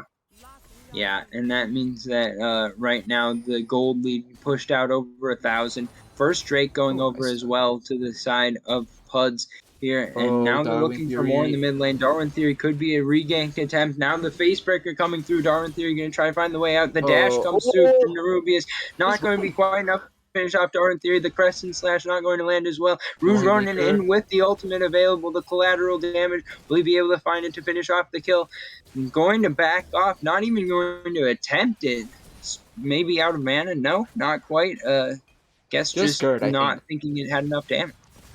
I think if he flashes in for the close range out attack, you get enough damage to get execute for the collateral damage. So you can Darwin Theory. Darwin Look at where the Theory Graves is. overstaying the welcome of potentially. Nerubius not landing the Crescent Blade, though, and that's going to be enough space for Darwin Theory to get the boosted movement speed and get out. Yeah, but importantly, the fact that Nerubius was forced there to try and kill Darwin Theory, even though Darwin Theory is able to run away. If you look at topside, Graves stole the Raptors as well as the Crocs from the Diana. So an important advantage being getting there in the jungle. And now on top Yeah. lane, Yeah, Campton going in for the all-in 1v1. Now Rouge Ronin about to show up as well. Ignite taking down Sliassen, going to try to turn it around with the Cyclone, but now it's yeah, going to be the blind. Can of Tin going to pick up a Diana kill is in the top here. lane. Now it's going to be the bot lane engaged. Nerubius has the Moonfall No available. Will flash. be able to land under both. Good use of the Satchel Charge before we're going to put the True Shot Barrage through. Not enough damage though. Nerubius going to pick up a kill. A good portal going to bring Pratoga to safety, but that's going to be an exchange of kills and ganks on opposite sides. Yeah, but I think it's much more valuable the fact that the Diana is the one that is getting the kill. Getting as much damage as you can on Rubius that is going to one-shot targets with her Moonfall. Oh, wait, Baratheon? Good stun from Pratoga, but Baratheon going to be able to just walk this one out. And as Yeah, you were that saying, I first. think that very important to get your Diana fed. But I think just as important, maybe for the side of Legend Spartans, is getting Can of Tin fed on this Camille. I think that one of their best win conditions is just Is the putting split Can of push? Tin in a side lane and split pushing all the way into the base.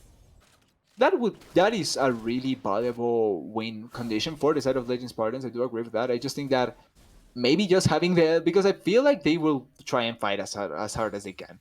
I just think based on the first game, both of these teams do like to fight. So I think that if it's going to fight be fights, I would favor giving the gold to Diana much more than the Camille. But if it's like you're saying and they do put Can of Tin into the side lane much more and try and play around her there, then the gold going to her is really nice.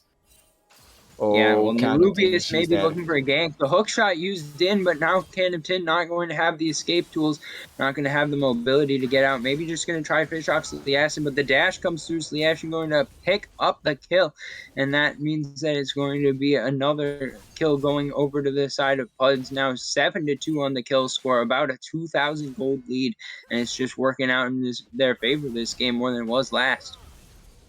Yeah, and kind of thing trying to go for a trade that was not going to get anything pretty much, and the wave was going to still push into you. So just trying to get damage because of getting damage, not much value, and ends up just biting him in the hand.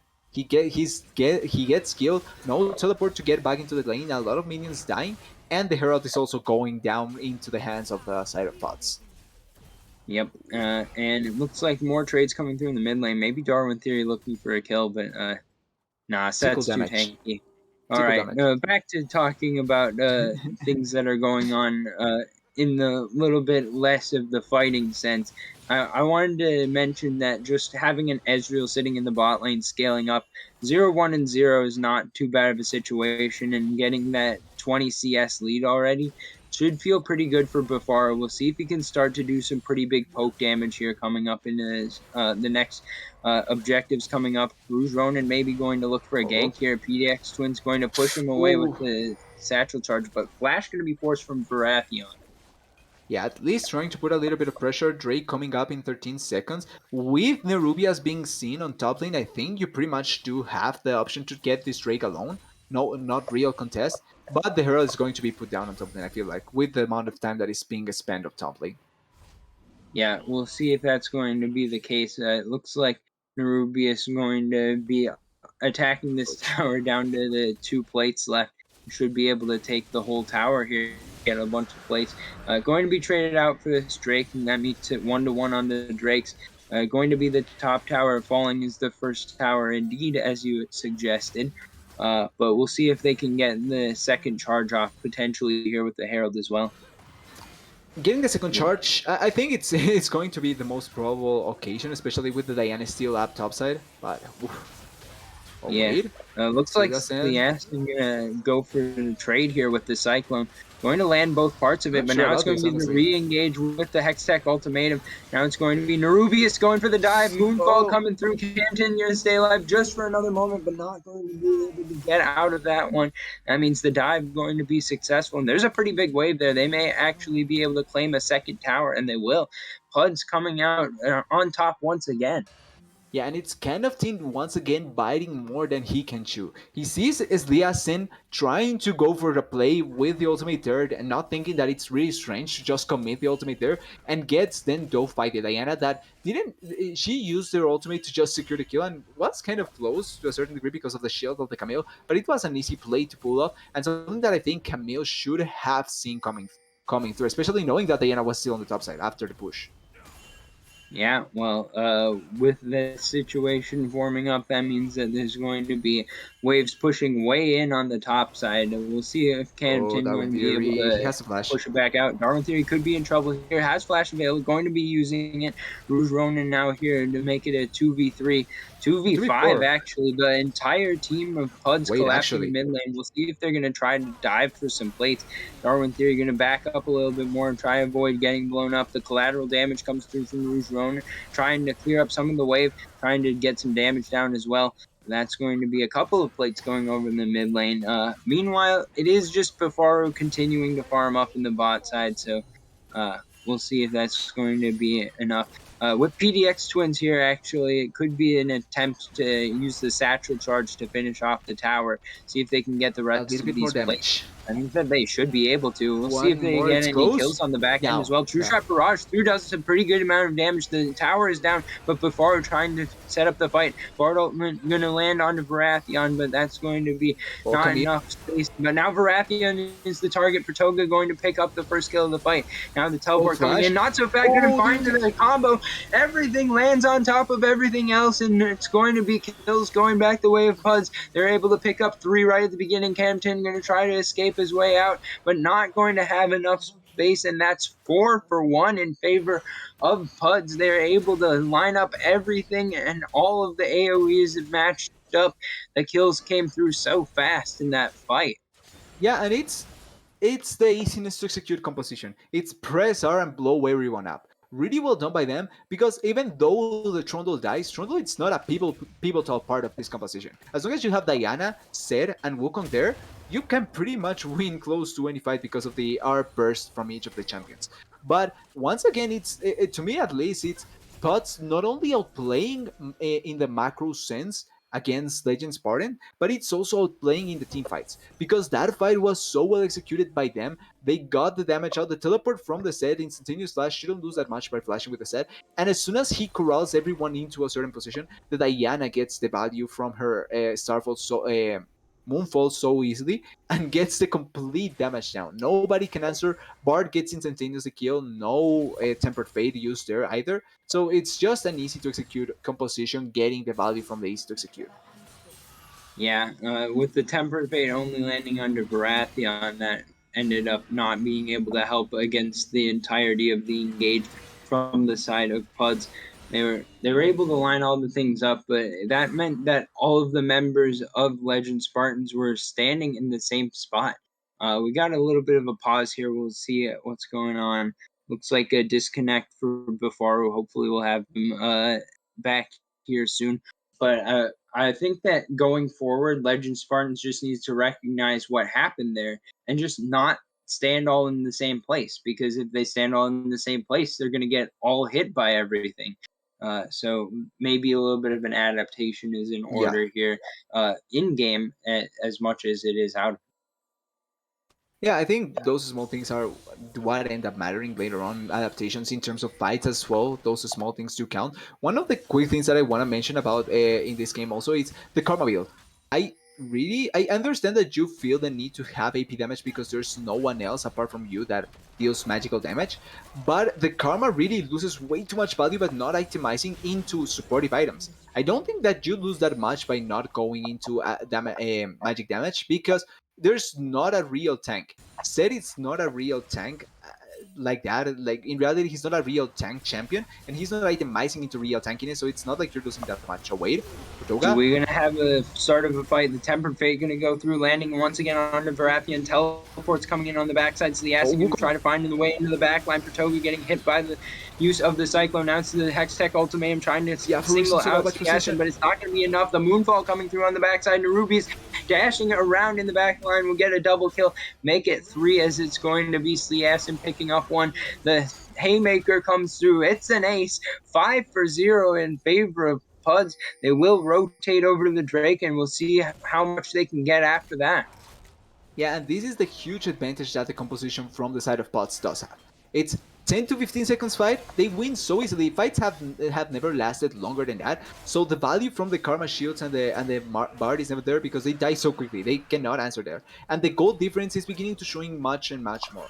Because every time that they try to go for a play, they are so free behind in gold that they cannot kill anyone. And in comparison, it's the amount of damage from items that the side of pots have that it's so easy to get the kills even when they are not in a favorable position. If you look at that, it was Legend Spartans starting the fight and having the better positioning first, but because they take way too long because they don't have the damage or the stickiness to be able to kill anyone, Diana gets at the end, gets the ultimate on Bifuru, and he cannot do anything.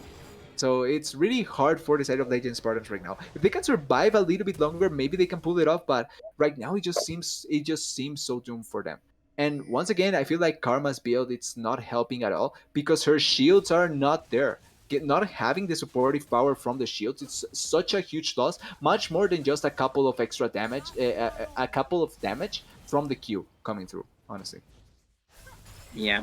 And we'll see if it ends up being that once we see some more items come through, that the AP is actually helpful in getting some poke down. But for the moment, it's not helping at all in the fights to have Darwin 3 there because they're just not getting anything out of him. And really, all members right now having a struggle to be able to find usefulness. Hampton maybe looking for the 1v1 here against Not So Fat the Game, going into this Ouch. Hextech Ultimatum, but the Showstopper blows him up. Hampton going in, but it's no, it's not So Fat the Oh, Gamer Darwin actually Theory, being able to no. clean up. Now Darwin Theory going to try to flash out, but He's dead. Mega Inferno Bomb going to clean it up. PDX Twins picking up another pick, and that's 2 more in favor of the side of Puds. Nerubius has the Rift Herald here, and so that just means more and more going over to Puds as they continue to expand their lead.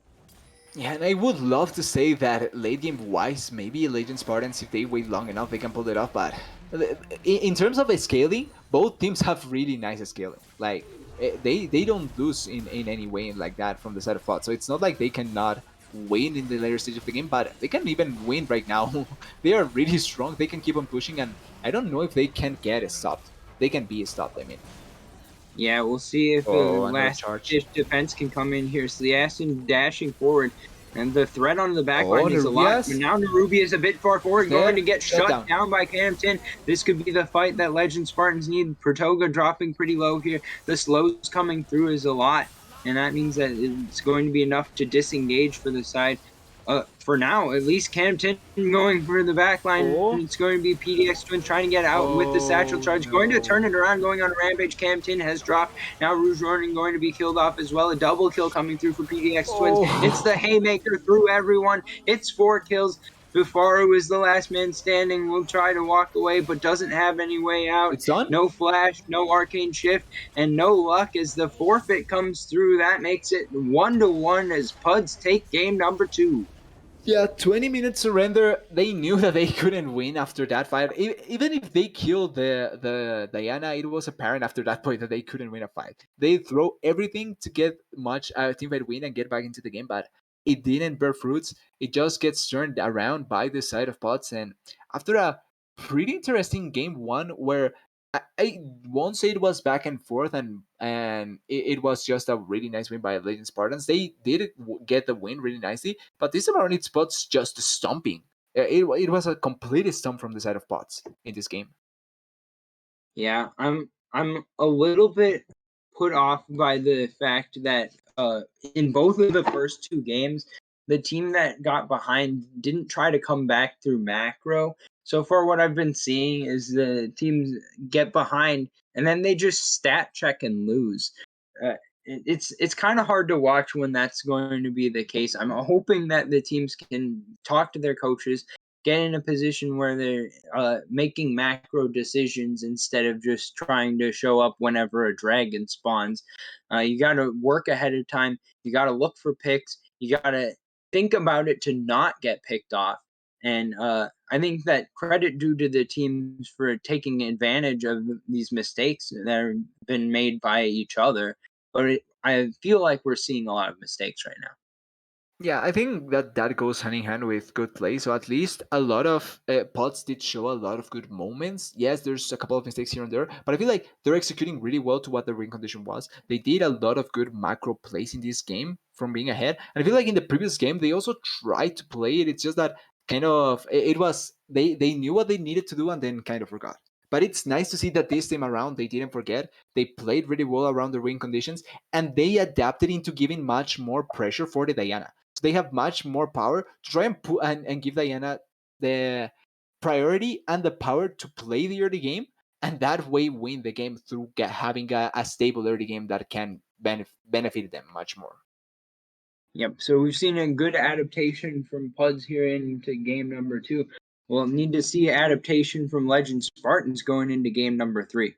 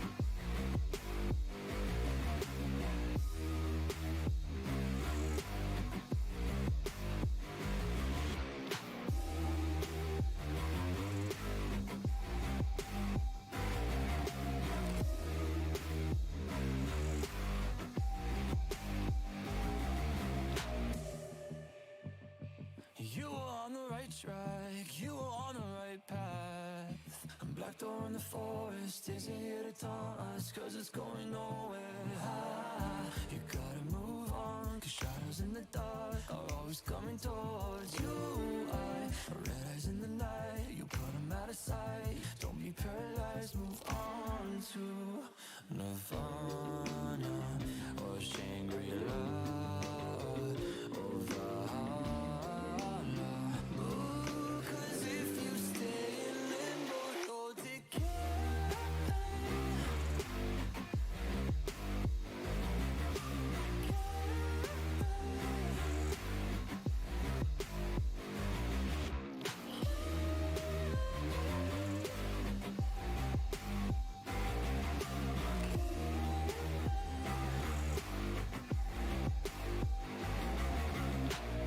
Roots, trees, branches, leaves, covering the skyline, blocking out the sunlight, making new like midnight. White house on the right, it calls you to the light, put it out of sight. You need to try and see the forest from the trees. Don't be paralyzed, move on to Nirvana or Shangri-La.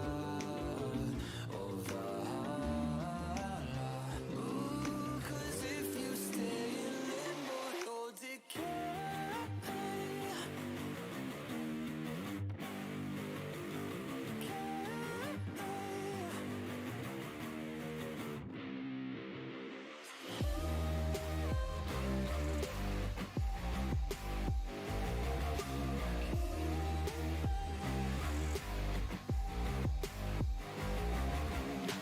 Maybe no one really knows the way. No one really knows, no one really knows the way. Broken clocks to right twice a day. No phone booths, lifelines, not today. No one really offers help anyway. No one's there to save you from this fire or Shangri-La or Valhalla. Cause if you stay in limbo, you'll decay.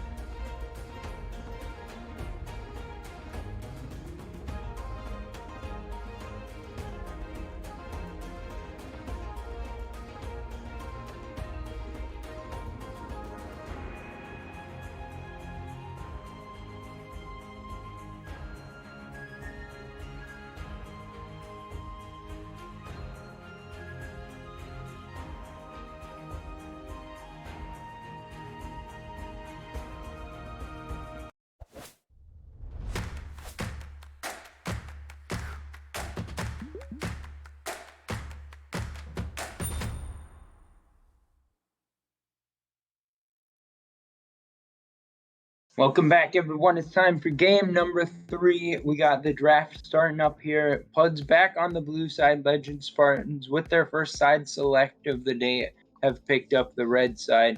And TDS, with the 1-1 series score, I think this one could potentially go the distance. Yeah, honestly, I'm sad because they messed up my predictions. I was betting on a 3-0 for whoever won the first game. Legends messed me up, but it's okay. As long as there are good games, I can live with that. But yeah, they did end up taking the second game in the side of pods, and it was in a really convincing fashion. So I'm interested to see if Legends does make any adaptations, both in game and out of game, and try and get back into what won them the first game. Like you were talking about, something like the Lucian from the first game was something that I don't think was banned and can still be played. So it's interesting that we didn't see it. Maybe once again going for the, if I'm not wrong, it was Jungle Jarvan 4, which also had a lot of impact. So I do want to see if they do go back to some of those picks, and just like that Lucian ban. Yeah, and an interesting situation where Legend Spartans going towards the red side with the side select. They put themselves in a spot where they had to ban out the Ziggs and Viego. Maybe they just stylistically didn't want to play Ziggs, but I feel like you can force the red side to go for so many early bans that they have to leave up something good for you. And the Ezreal, it wasn't that impressive to me last game. I didn't think Vivaru played bad, but I'm not sure that Ezreal is high enough priority that it should be getting these first picks coming through. And I think that Ashe Thresh is a pretty aggressive answer. And I'm hoping to see Pratoga roaming a little bit more this time. I mean, we saw last game they were in a bit of a defensive spot, so even though he had Bard, he wasn't able to get out on the map. But with the Ashe versus Ezreal matchup, I think that Legend Spartans should have pushing bot, so hopefully Pratoga will roam more because of that. Yeah, this time around, having the Ashe to have the priority on the bottom lane can facilitate Pratoga to be able to move around, like you're saying. I don't think Ezreal should be that high priority still. Honestly, first pick seems kind of strange to me. But against the Ashe, he's not going to be in such a bad position that he will horribly lose the matchup. He will just lose it by a couple CS, but get to a point that he will be strong. Just seeing how much can the Ashe impact, and there's a Fiddlesticks. Okay, I love this pick, because first of all, it means probably Trundle is going back into the support position, so it's going to be the Ezreal support, Ezreal with Trundle support, that it's going to be an interesting matchup in the bot lane. I'm not sure how it interacts with the Thresh and the Ashe, but it's going to be kind of close to how the Ziggs was, but a little less aggressive with how the Ziggs was playing the previous game. But going into the Fiddlesticks is really interesting because he's a champion that warps the game around him. So it means that you have to be much more conscious about certain areas of the map, so blind spots, corridors, chokeholds, and medium walls, small to medium walls, because Fiddlesticks can jump over every and all those walls, and having the possibility of coming from no vision means that he will get much more value out of his fear, which means that champions like the Ashe and the Diana that can get feared for a long time will then be able to be bursted out, which is something really good for pods. We need to see what they do end up pairing the Fiddlesticks with, but if you are able to get another champion that can go with the fear mechanic of the Fiddlesticks, it's going to be really good for them. Yeah, I think that a Nocturne pickup would feel really nice for pods going along with the Fiddlesticks. But I also want to mention that Hawkshot value goes up way higher in the game whenever a Fiddlesticks is on the enemy team. Yeah. So if we're able to see Vivaru picking out good Hawkshots, then that can totally change the complexion of the game, because then the Fiddlesticks doesn't come in with a fear, it's just damage. And whenever you don't have the fear on top of that, then people can just step out or flash out of that, and the team fights look a lot less aggressively favorable for pods, especially with an Ezreal as the ADC.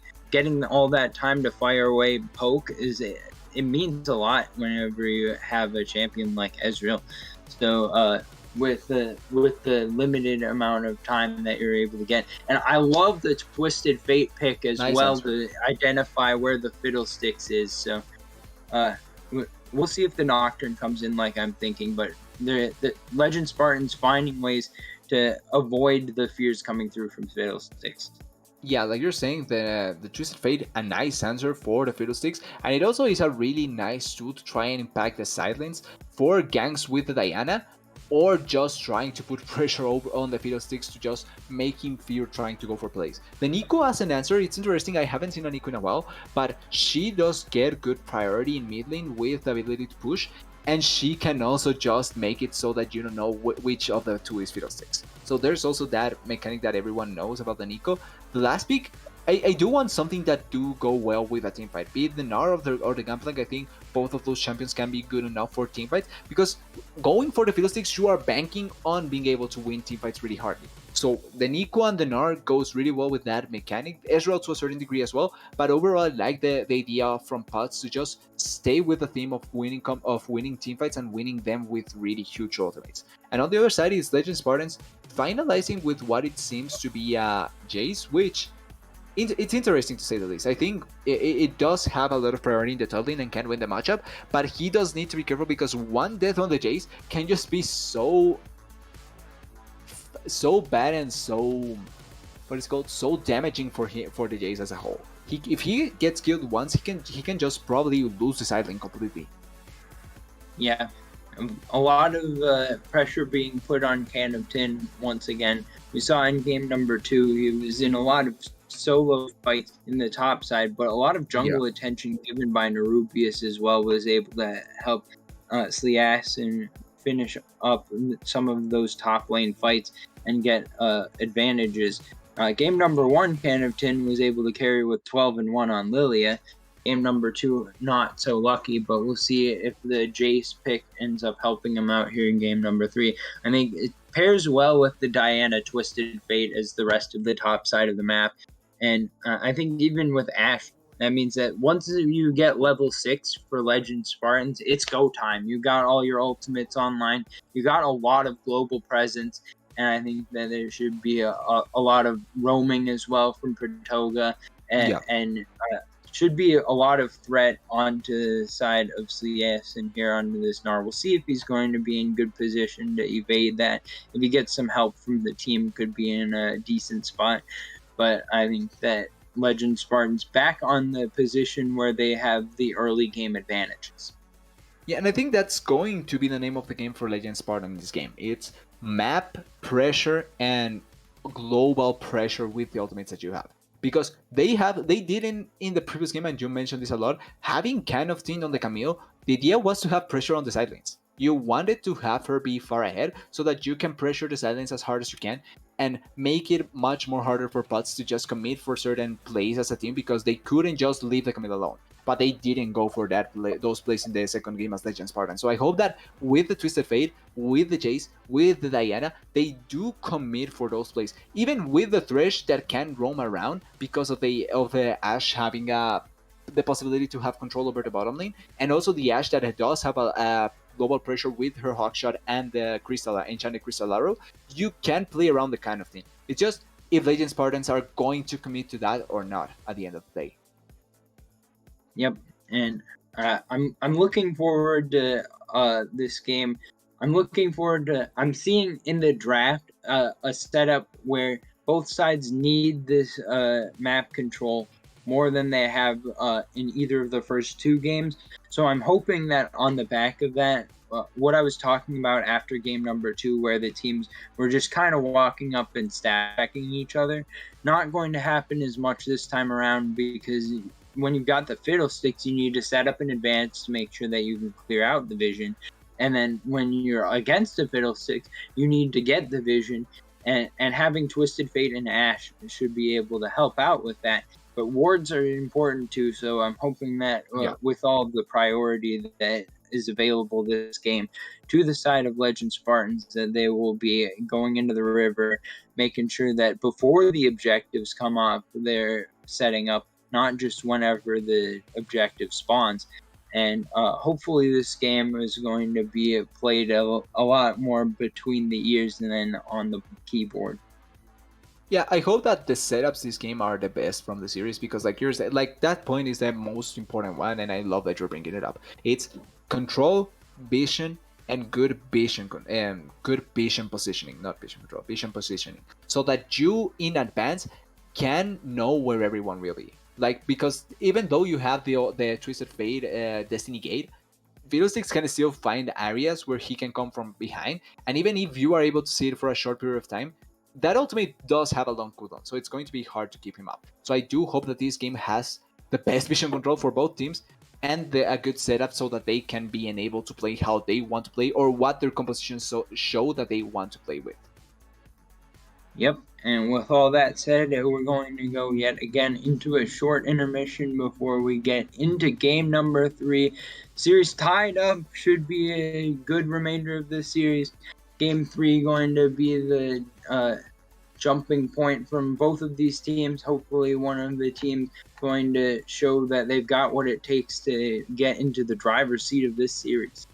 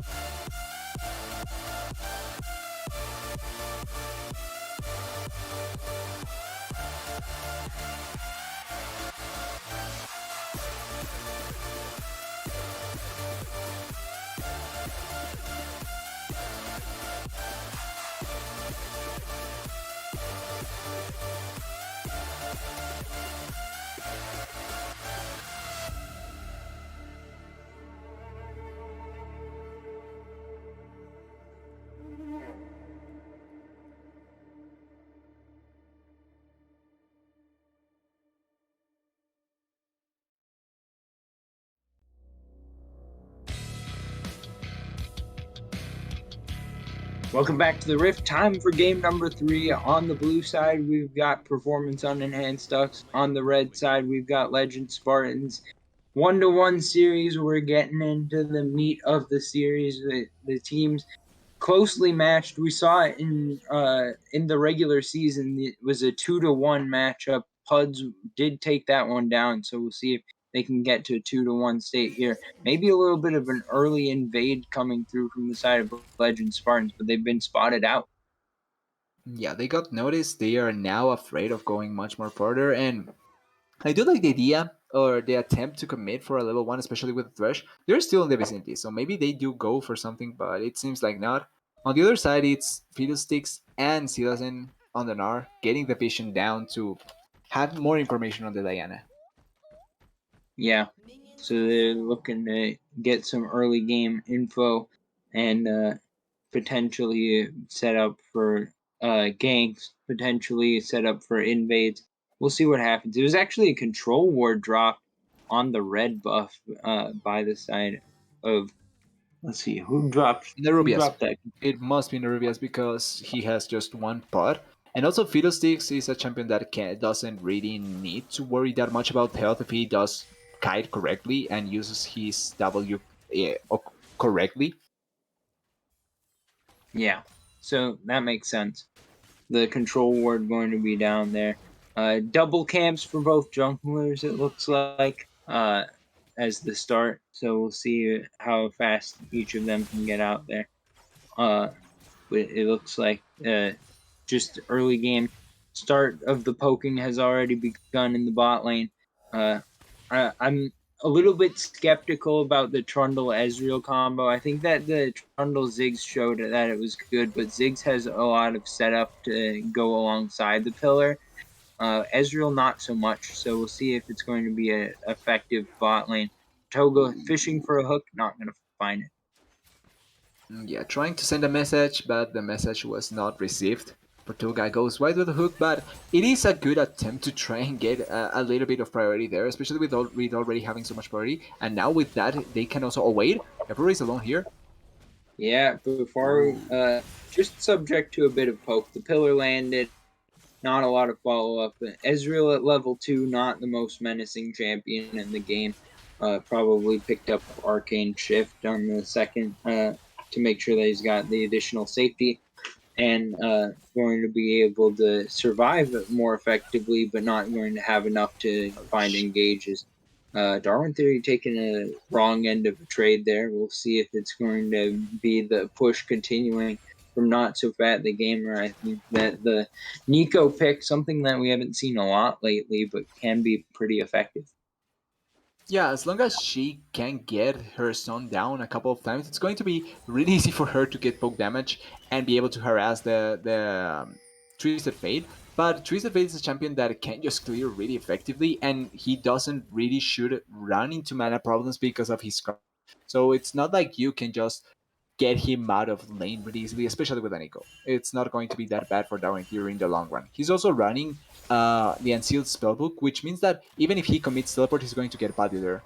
Oh. Ooh, yeah, it looks like an attempted gank going through in the bot side, not going to Diana work bot. out this time around. That's the power of the Thresh there. You get the Lantern.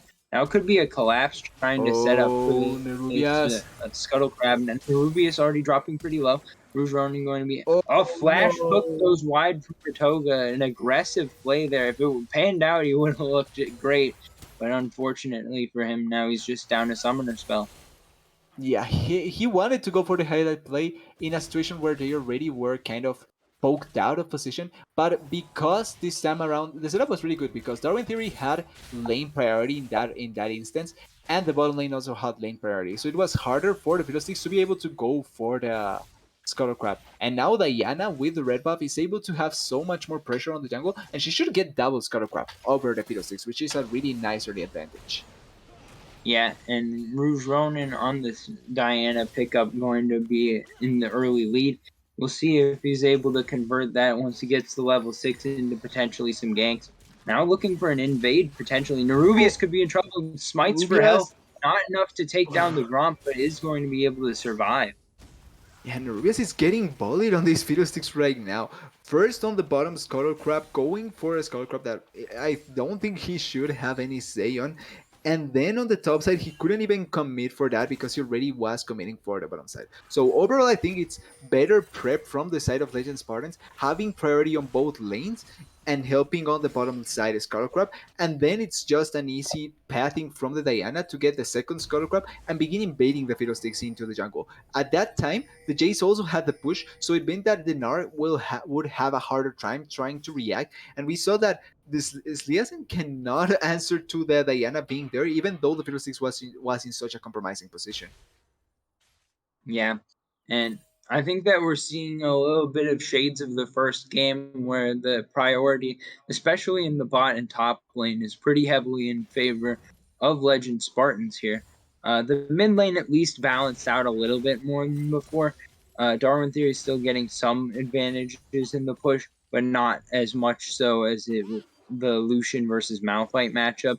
So we'll see if that is enough to keep Puds a little bit closer this time around. But so far, so good from Legend Spartans, building a little bit of a gold lead, 500 or so, starting to move towards this first Drake as well. Yeah, but I think it's much more. Oh wait, Gnar. Well, good use of the Mercurial Hammer Oh no, he to missed. space, and now Sliasin walking forward, going to be in a bit of trouble. Camton on the backside with the shock wave coming through, or shock blast coming through. Yeah. Not quite enough damage, but almost able to finish off Sliasin. Yes, Liasen wanting to go way too hard for the good play, good Gnar ultimate back into terror range, but he was already way too far, and it's not like that ultimate would have gotten way too much value. He now has to commit the flash, he had to lose a wave, and I'm not sure if he's going to teleport back, but the Jace right now is in such a good, comfortable position because of that. Oh, that went theory. Yeah, and looks like Darwin Theory going to land the gold card. Not so bad. The game are going to take a rough trade off of that. Now it's Nerubius trying to camp the bot lane, but not level 6 just yet, so not going to be able to use the Crow Storm to do the damage necessary. Now Darwin Theory forced to cleanse. Pop Blossom comes up, flashed the wrong direction from Not So Bad the Gamer, I believe, but not able to finish off that kill, whatever the case. Yeah, I'm not sure if committing the flash for just the cleanse is going to be much more valuable, but it's an attempt to get something out of. It's an attempt to get something out at least. Yeah, I would have to go back to look at that again to see just where the flash was, but I thought that he channeled the Pop Blossom and then flashed back towards turret. But whatever the case, didn't quite work out for Not So Fat the Gamer. Gank in the bot lane ended up just being time invested for Nerubius. And while that happened, Drake goes down in favor of Legend Spartans, and the CS advantage starting to pile up as well. Now Canopton going in onto Sliasin, trying to find some damage. It's a good trade-off. Sliasin going into the Mega Gnar, so we'll come back out of that and be in a worse position. Yeah, this time around, I really don't like how they've been playing towards their side lanes because they have been trying. The Rias has been trying to go for the bottom lane to help them there, but in reality, they're playing weak side with the Ezreal. I think the focus should have been on the Jace on the top side, but because of the early advantages and the pathing from the Rubias, it was so hard for him to go into the top lane. And the Godly and the CS lead that it's on the jungle alone made it so that him reaching level 6 was so late in comparison to the Diana, which is now level 7, and his first ultimate will maybe not find enough value. He needs to get so much value out of that first ultimate in a gank. Mm-hmm. And we haven't seen much in the way of ganks from either side just yet. Both sides playing pretty passively. Rouge Ronin just stacking up the natural jungle advantages. Now Sliasin looking to go in. Nars Camton near the wall, doesn't get the stun off. Camton trying to turn this one around. Has the melee form. Switches up, going to flash out. Now trying to line up another shock blast, but it's going to just be the disengage coming through. Low health bars on both sides. If he hits the shock blast, I think he can get the solo kill on the Gnar. But because of the maze, Gnar is able to run away with his life. But it's still a comfortable. Ooh, kind of team. Ooh, Camton going to try for the re-engage. First blood going to go over. Trade of kills. Now Rouge running with the gank. Going to finish off another. That means it's a 2-for-1 so far. True Shot Barrage going through. Not going to find the damage to finish off Rouge Ronin. So 2-for-1. Trade of solo kills. gank successful in the mid lane, and Legend Spartans coming out on top. Yeah, and we see the first gank of the game, Diana going into the mid lane. It must have been, because of what happened on top lane, we couldn't see how the kill transpired, but it should have been as a gold card into a kill from the Diana. Remember that the Nico didn't have flash, so it's easy to execute that, and oh wait, bottom lane. Nerubius looking for the dive. Oh, Pratoga going to set up with a good flavor. Atheon taking Oh. turret aggro. Now it's a Crow Can we get Storm. this? Lands on the Pratoga, but a good heal from Befaru, keeping him alive for the moment. BDX Twins will be able to finish Instead. off the kill, but it's a trade of supports. Befaru trying to finish off the fight. Going to stay alive for just another moment. Has the health bar to tank up. No more Qs, but is able to get out with his life. A 1-for-1 in the bot lane. Yeah, that was close to being a 2-for-1 for Biafra on the Ash, but it was also close to being a 2-for-1 for the side of bots. Oh wait. Ooh, here BDX. comes Darwin Theory. He's got all of the confirms. He's got a auto attack into a kill, and that means Befaru's sticking around here. Could be in trouble. Oh no, who's in Help trouble is the other find- one. Pratoga's going to find out Nerubius still Nerubius. Befaru in the area. Enchanted Crystal Arrow into volley. Has the shield coming through as well from the Lantern. And Darwin Theory with the wild cards finishes off Nerubius. Legend Spartans taking an early lead. Yeah, and it's utilizing the pressure from the worldwide automates. It's the Destiny Gate being utilized correctly into the bottom lane. They get a kill out of what happened in the bottom lane trade. And even though it's not the first ultimate going to top lane, because I think that I would have liked to see it into the top lane, it is still a really nice play to get the kill. Oh, nice trade there by Ken of Tin. Yeah, Can of Tin starting to feel pretty aggressive. Has a small CS advantage. Has a small item advantage as well with the parts for the Eclipse already completed. Rouge Ronin may be looking for a gank in the mid lane. The Cloud Drake has spawned, so second Drake of the game up. First one was the Mountain, which was taken by the side of Legend Spartans. And with the Rift Herald being dropped mid, it looks like they're ready to take this second Drake of the game. Yeah, I think it's going right now with the gold lead that is going in the favor of Legend Spartan. It's going to be hard. Oh wait. Yeah, now it's going to be wait, not so Rouge? bad. The gamer showing up. This might's true for Oh, Rouge Ronin, no. trying to take the Lantern out. True Shot Barrage goes through. Pratoga dropping pretty low in the front line. Going to get tagged with the Mystic No, Shot Theory's after the doing it as flash. well. Darwin Theory goes down as well. That makes it a 2-for-0 in favor of performance unenhanced stuff. And that means the Drake going down as well. So it's a trade. Both sides should be pretty happy with that one. Yeah, and Pots, yeah, they lose the Drake, but like you're saying, it's a happy trade for them because they were so far behind in gold. With those kills, especially on the Twisted Fate that was a shutdown, they are now able to get a little bit of gold back into important champions, especially the Ezreal, the Fiddlesticks as well, getting a little bit more gold. I think just having those resources going into the next rig, which I think would be much more important because it's going to be a 17-minute Drake with full items completed. It's going to be much more impactful of a fight. Ooh, Can of Can of Tin, Tin. it's the Aston trading again, maybe looking towards some solo kill potential. CSM not having the Gnar bar all the way up, but the ranged Gnar is doing enough damage to keep Can of Tin at bay. But Ken of Tin, yeah, he has now the clip, so his trades will be much more powerful right now. I'm not sure if Nara has the full Sunderer completed yet, or if he's going Sunderer, because he went for Pickaxe, which I don't think is still built into anything from Sunderer. It looks Yeah, like no, it's it going to seems- be a Stride Breaker potentially. Either Stride Okay, Breaker yeah. or Gore Breaker. The pickaxe got sold? Or does it No, build no, into it- Hearthbound Axe now? Yeah, It no, might it build goes into in. Iron Spike. The Pickaxe becomes Iron Spike with. Oh, all right. Good deal. Someone knows what they're talking about at least.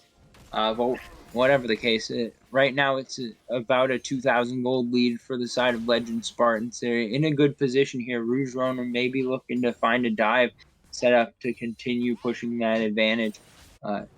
We'll see if they can usher the wave in on that top side. But meanwhile, it's Good vision just coverage. farm coming through in the rest of the lanes. I think that it's a little bit of a quiet in the game. We've not got any objectives on the map. But 3 people roaming topside from Legend Spartans, and a wise decision from CS to walk Gate. away. We'll see if he's going to be able to get it out quite. Looks like he's able to get to the tier 2 tower in time to survive. The vision from Destiny actually doing good work to spot out Nerubius trying a lane gank as well, Yeah. and that means that first tower going to go to Legend Spartans in the top lane. Yeah, it is after plate, so the gold value is not that high, but it's still first story, like you're saying, for the Jace lane, which I think it's the most ideal part. The fact that you're giving the gold and feeding the Jace is a much more important thing, and making him be impactful in the side lane, something that we didn't see in the previous game from Kind of Teen and Legend Spartans. This time around, the Jace is going to be much more impactful. Yeah, a little bit of an invade coming through here from Nerubius and Baratheon. We'll see if Oh, they're going to be Darwin. able to get over the wall. Darwin Theory could be in trouble here. Dive being set up. Doesn't have the gold card Oh, available and going to be pillared. Flash into oh, the I think he's combo, dead. Yep. trying to stay alive, but the damage is too much. Nerubius going to be able to take him out. Mid turret down as well. Now we'll see if any more fighting occurring. PDX Twins could be in trouble here. Oh, Before with the good flash PDX dodges out the True Shot Barrage. PDX Twin trying to flash away, trying to buy time for Sleessen to show up. and Now Diana. Rougeronin in trouble here. Gets a double kill in the mid lane. Cannington going to clean that one up. Before in trouble here. Sleessen trying to finish off the kill in the bot lane. It's chaos across the map, but all in all, a 4-for-4 and a couple of towers traded back both ways. Yeah, it's a 4-for-4, and both teams will get equal amount of turrets as well. What a transpiring of things going on the map. Jace is coming down bot lane. Maybe it will be an unofficial ace for the side of Legend Spartans, but Nico does have teleport, so we do need to Yeah. wait and see what does happen there. Cannington looking for He's Sleessen. Teleport coming coming. in. That should be He's enough to push running. Cannington away. Darwin Theory is in with the Destiny Gate. But it's just enough to make it a 2v2. And neither side going to be able to finish the engage. So it's just posturing as the next Drake coming up in 40 seconds.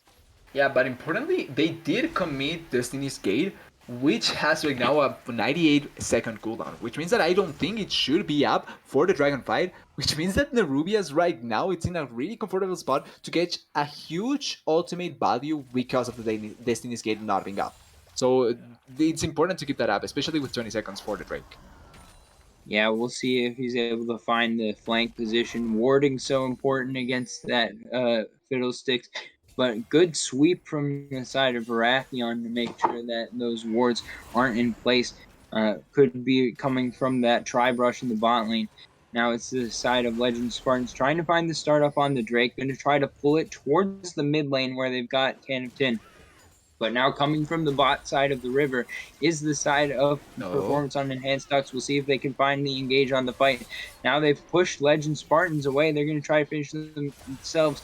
Now Baratheon in the front line going to be targeted up. Now flashes away, but it's going to be finished off by Puds. Now Rougeronin in the back line trying to find the damage, trying to find the kills. Nerubius going to be able to land the Crow Storm, starting off the fight with the kill on before. It's 2-1 in favor of Puds so far. We'll see if they can continue the fight. Baratheon pretty low, as is Sleessen, but they're able to come away ahead with the Drake and the 2-for-1. Yeah, and it's wait, maybe they can much more here with Can of Tin and the Twisted Fate, but it ends up just being the Drake and the 2-for-1. And it all transpired like that because of the positioning of the Jace and the Nico. Because Jace and Nico were alone on the mid lane pushing the wave, it was a 4v4 on the river, and the side of Legends Titans got scared from the Fiddlesticks and everyone just running in. They moved behind onto the Jace, and one of the things that the Jace does have right now that is really important for the side of Legend Spartans, it's the poke damage. Even if the Fiddlesticks has the ultimate value, and he can get a lot of value because of not having the vision control and his ultimate going down, if you poke him out good enough, if he comes in with less than 50% health, you can burst him out really quickly. He didn't even have Sunglass. He had the stopwatch, but you can burst him out. So I think denying yourself the poke damage from the Jace, and to that regard, the poke damage from the Twisted Fate and the Ash, it's not going to favor you almost never in that instance, and it favored the team fight potential from the side of Pots, and that made it much more easy for them to be able to win. Yeah, and now we're seeing both sides just resetting on the map, trying to switch up the lane states. We're seeing Darwin Theory now in the bot side up against Sleessen. We're seeing the top side is Not So Fat the Gamer against, I'm expecting that's where we'll see Cannington next. And the bot lanes have both rotated to the mid lane, so a little bit of the lane swapping going on now, as you'd expect in the mid game. But we'll see if they're going to be able to rotate people fast enough to the objectives. Baron about to spawn here. No double marksman comp this game, so we'll see if either side is going to look to sneak any of that, or just wait until the back end of fights, which is what we've been seeing so far this series. Yeah, although objective wise, I don't think either team has that good objective like rushing potential. The Ash maybe. Oh, Sliasen. Yes, Liassen may be looking to go forward here. He's got the Mega Gnar, but I don't think that he's going to be going in just yet. Yeah, Looks Rubius like was a also roam coming coming here. down. Yeah, yeah, we're seeing Pratoga and Rouge Ronin trying to find the way in. They've got the Blasphemy Oh, Veil, but now Darwin Theory, he's dead. Nerubius going to set up the He's pick. It's instantaneously the dead. fear into the kill. Nerubius going to claim Darwin Theory's life, and that means that 11 to 10, the kill score now favoring Puds. The gold lead of back to about dead Baratheon. even, and Baratheon just sitting in the enemy jungle, not too concerned. And yeah, he's just poking fun at the enemy members because they cannot realistically do anything. We see a teleport into the top lane from Siliasin to protect the top lane turret from the constant from the damage from the Jace. So I at least like the idea of Can of Team and Legend Spartans to keep up the side lane power, because that's right now your main win condition right now because of no Drakes and no real objectives that you can take.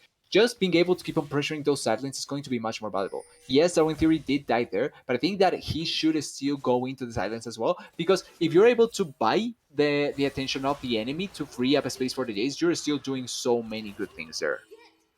Yep, and I think that this is the thing that we didn't see last game with the Camille, but with the Jace, we're seeing the side lane pressure being kept up by Legend Spartans. So an improvement on what we saw from them last game. Always like to see improvement. As a professor, that's always what you're looking for, right? So good to see that from Legend Spartans. We'll see if that's going to be enough. Right now, game state pretty much dead even. Baron on the map could break either way pretty quickly, but for the moment, both sides content to just keep farming it out. Yeah, I think both teams are trying to focus into the next Drake, the ocean Drake that is spawning in 30 seconds. Soul point for the side of Legend Spartans, just a second Drake for the Science of Bots. But the more ocean Drakes that they can stack, the better for their Fiddlesticks and the Trundle. Those two champions get way too much value out of the constant healing from the ocean Drake. So I feel like, oh wait, Ooh, Darwin Theory oh she's dead. going to be setting up the fight with the Destiny Gate in. Pratoga going to finish off the kill. No way out That there for Not So Fat the Gamer. Full CC chain, and with a 5v4 on the map, could be favorable this time for Legend Spartans as the Drake is spawning. Baratheon trying to frontline, but they're going to be aggressively pushed out here by Pratoga, and I think that disengaging is the right call for the side of the Performance Unenhanced Ducks, which means that Legend Spartans going to be on soul point here unless the Nerubius over the wall going to try to seal it oh, that away, was not close. going to have the damage. Rouge Ronin going to finish off the Drake. Now the hook lands from Pratoga and Nerubius could be in trouble. Still got a pretty decent health bar though, smiting down Darwin Theory. Good use of the Everfrost, going Oh, to he's land on dead. everyone. Oh Flashes wait, away from the Mystic Shot. PDX Swin's trying to turn this one around, but the there's Nico Lantern as well. going to Oh, take the Darwin pillar. Theory out. Now Baratheon going to engage with the pillar, going to be enough to finish off Darwin Theory, as Not So Fat the Gamer has returned stage, and it's going to be a kill going over to the side of Performance Unenhanced Duck at the end of the fight. Drake does go over, however, to Legend Spartan, so they're on soul point. Yeah, and going a little bit back into before the Drake happened, it was Pods trying to set up for the Drake. They were resetting and trying to get as much vision as possible, but Nico was way too far forward, pushing a wave that she didn't need to control. 12 seconds before the Drake, if you are able to just back or get in position as the Nico was much more valuable, but because she ends up getting committed, you saw the death from her. Really nice collapse. The global ultimate value from the Twisted Fate, and they got the pick and the Drake because of that. But the ensuing fight, it was a really nice 4 by Nerubias. With the Sunjets, you can commit there much more. Oh, no. Pratoga stepping up and getting Protoga, knocked down. why? You don't need it to do that. They cannot go for the Drake. You even have a ping ward there. Yeah, we're gonna have Baron started up on that pink ward. We'll see He's if the teleporting. poke coming through is enough. The Crescent Strike not going to connect for Rouge Ronin, but Befaru about to show up here as well. No Enchanted Crystal Arrow just yet, but the Shock Blast going to be enough to dissuade the Baron being completed. So about 75% of a Baron doesn't count for any gold, but good attempt there potentially from the side of Puds.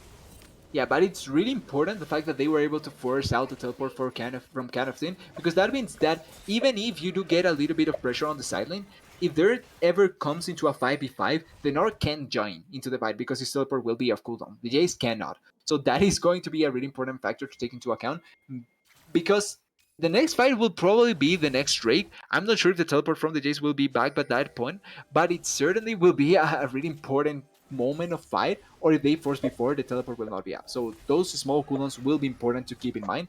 But now I think the main objective will be the next raid. I think the soul for the side of Legend Spartans is going to be crucial to get, and a crucial fight for the side of Pots to win. Yep, and if you give up Ocean Soul, then it's going to be much more difficult. Even though there's no tanks that you're talking about, it's still a lot more difficult to finish off the Oh, squishies. The Can of Acid Tin. now looking for the 1v1 in the There's two top sticks as side. well. Can of Tin dropping pretty low. Oh. Nerubius here as well. Flash going to be from Can of Tin trying to get away, but Nerubius going to Crow Storm under tower. Enchanted Crystal Arrow Oh, the comes in, Fiddlesticks are going to hit. be able to connect with Nerubius. Pratoga looking for the confirm. The hook is here. The Destiny Gate in as well. The Zonias from Nerubius, but will it be enough to survive? Shutdown coming through for Darwin Theory, but here comes the flank. Not so fast the gamer looking for Befaru. Sliassin will finish off the kill. Rouge Ronin trying to walk himself out. Now his PDX twins on the pursuit for Toga and Darwin Theory under this tower here and just try to survive the dive. Baratheon looking to walk forward. Sliassin here as well. Now the wild card's going to go through for some poke. Not so fast the gamer coming back around, trying to clear the way of Rouge Ronin in the bush, trying to look for a potential re-engage. Have they got the correct sandwich? Here comes the Oh, Hextech slow Rocket sand. Belt in. Sliassin about to go The mega, wave is in. about to go under the tower. Pratoga gonna flay him away. Oh, Darwin Theory trying to finish off Not So Fat the Gamer, but the damage coming through under the okay, tower. Diana. Pratoga drops, as does Darwin Theory now into the Oh zone. no. Is Rouge Ronin going to be enough to take down Not So Fat the Gamer? But it's a 3-for-1 plus the tower in favor of Puds. Yeah, and the problem now, well, they are not going to force it, but a lot of gold went into the pockets of Pots because of that fight. They were waiting till the end to be able to pull off the fight under the turret, and crucially for Spartans, it was the fact that the wave was never pushed in, that they could survive for so long. I think that the important fact there is that even though they lose a lot of lives there, they are going to be back up for the dragon fight, which is going to be the turning point. So at least they won't be that far behind in there. But right now, it just seems like Potts has such a grasp of being able to win fights and being able to get positioning. And right now, with the control that they will have over this river, they will be able to set up a really nice stance for the last dragon fight. Yeah, honestly, I don't mind if Legend Spartans just decide to To forget give it up. this Drake. It looks like they may be going towards Baron. Teleport coming in from Darwin Theory. They have the members rotating up, so it looks like they're just wanting to give the Ocean Drake They're in starting turn, it. trying to get the Baron. The hook in, over with the Lantern. That means 4 members already in to the pit. And that means the Baron already dropped about Potts doesn't know. third health. Now the true Now shot they know. barrage coming through means that they know, but will they be able to get there in time? Pud's Nope. rotating through the mid lane, but the Baron has gone down, which means that it's going to be the side of Legend Spartans coming away with the trade of objectives. Yeah, horrible decision making by Potts, but maybe they can get something out of here. They are trying to collapse onto top lane. Yeah, Not So Fat the Gamer looking to walk forward. Rouge Ronin could be in trouble. This is a 2v3, though. A Oh, re-engage could come Nico. through. Enchanted Crystal Arrow. Darwin Theory walks back in, but the Moonfall coming through from Rouge Ronin is going to finish off the first kill. That's 2. Now the mid lane under fire. The wave dropping in from the side of Puds, but they're going to be forced to back off for Toga walking forward, and that means that it's a 2-for-0 in exchange for an inhib tower. Yeah, not even the inhib, they just get the inhib turret, and I don't even think that the inhib would have been that valuable because you're just getting the mid lane inhibitor, the easiest inhibitor to push out because you're going to walk through that lane. On Rubias. Yeah, it looks like the fight is the call. Darwin Theory coming in with the Destiny. Now it's Pratoga don't looking think for they a can hook. fight this. Ruby's not going to Losing be this able to fight. get out of this one. 2 kills already going back over. as the side of Legend Spartans have reclaimed the territory over the bot side river. They've got 5 strong on the Baron buff. They've got death timers of uh 20 to 30 seconds on 2 members. We'll see how far they can push. They're splitting 4-1. Toga walking backwards, maybe just trying to pick up the wave given all the Baron buff. But now with the tier 2 down, it's the Inhib Tower is the next target. Not so fast. The Gamer going to look Oh, for a route. Going to be able to land onto Bifaru, but Bifaru sidesteps the True Shot Barrage. That means that the wave being crashed here. 2 siege minions with the Baron buff, and that's going to be enough to take down the Inhib Tower. Canton doing work in the side lane, going to take down the tier 2 there as well, bringing in the wave to the Inhib Tower in the bot lane. Now the rotation going to be enough to clear out the waves, but a couple more towers going down, and the lead is back to 4,000 in favor of Legend Spartan. yeah, and it was late, and the lead gets back into Legend Spartan's pockets because of a series of missed decisions from the side of bots. They had complete control over the bot lane. Oh wait, Ronin, he's here alone. Baratheon looking for Rouge Ronin, but he's got the entire squad with him. Oh, The Lantern going to try oh, to the bring Mega him to Narting safety. down. Goes into the zone as his hook lands onto Baratheon, going to force him over the wall. And now that's going to be the disengage. No one going to fall just yet, but with the flashes blown there, Ocean Drake spawning here in 2.5 minutes. Baron buff soon to expire, so a good push with the Baron buff from the side of Legend Spartans, but they've got to re-gear, get all that gold spent, and get set for the next Drake fight. Yeah, as long the push served the purpose of creating much more pressure and pressure points for Can of Tin. Ideally, now with Can of Tin being having his teleport app and having the open inhibitors, the open inhibitor in mid lane and the push potential on top side and on bot side, then the Legend Spartans is really glad with that. They can now play towards the Can of Tin and be super comfortable with it. What I was going to mention though was the fact that oh wait, Portoga. Maybe not just yet. Pratoga forced to flash over the wall. Not so fast. The game are going to No show up as well. flash. Before here, trying to save the support. Going to go for some slows with the Oh auto attacks. no. Pratoga dodges out the route. Going to find a hook only onto the clone, though. It's a 4v5 being set up. Can of Tin continuing to push. We'll see Just if this pushing. standoff continues. It's going to be Oh, Baratheon in trouble Baratheon. here. Going to get bursted down. Before we're going to pick up the kill. True Shot Barrage trying to cut the way, but Can of Tin is still onto Oh the no, Inhib Rogue. towers.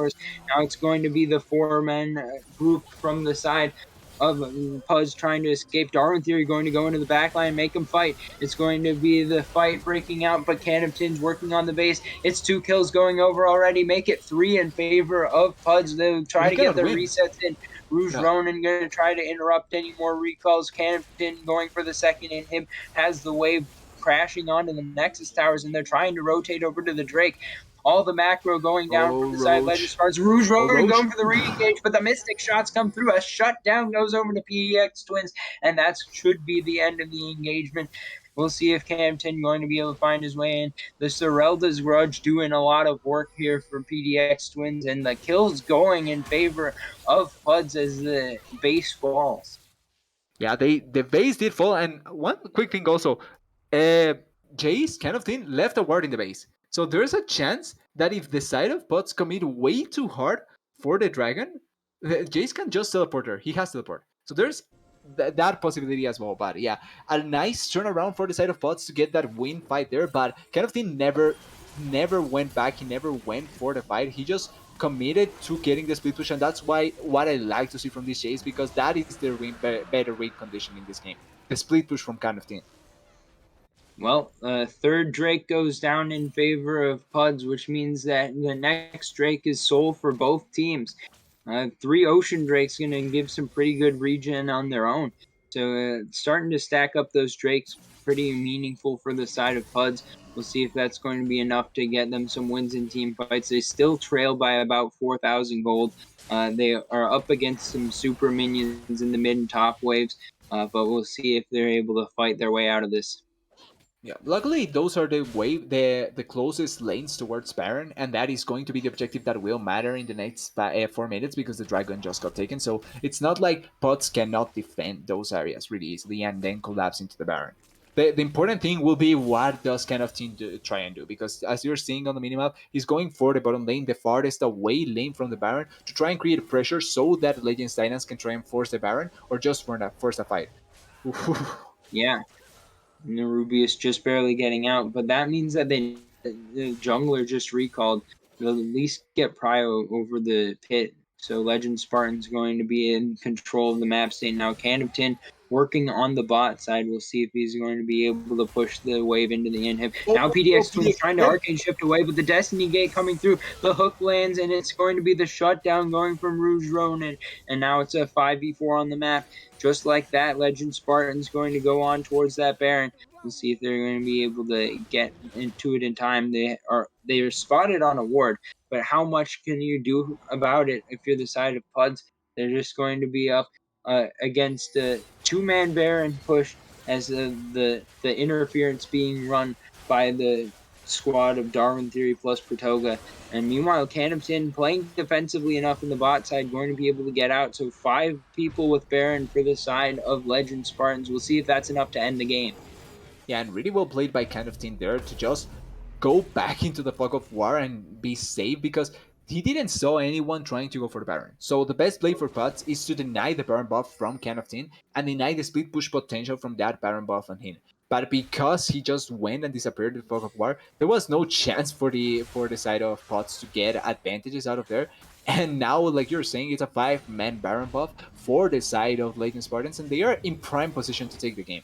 They have Baron buff, they should have position for the Drake. I'm not 100% sure if the Baron disappears before the next Drake spawns, but right now they are in a really nice spot.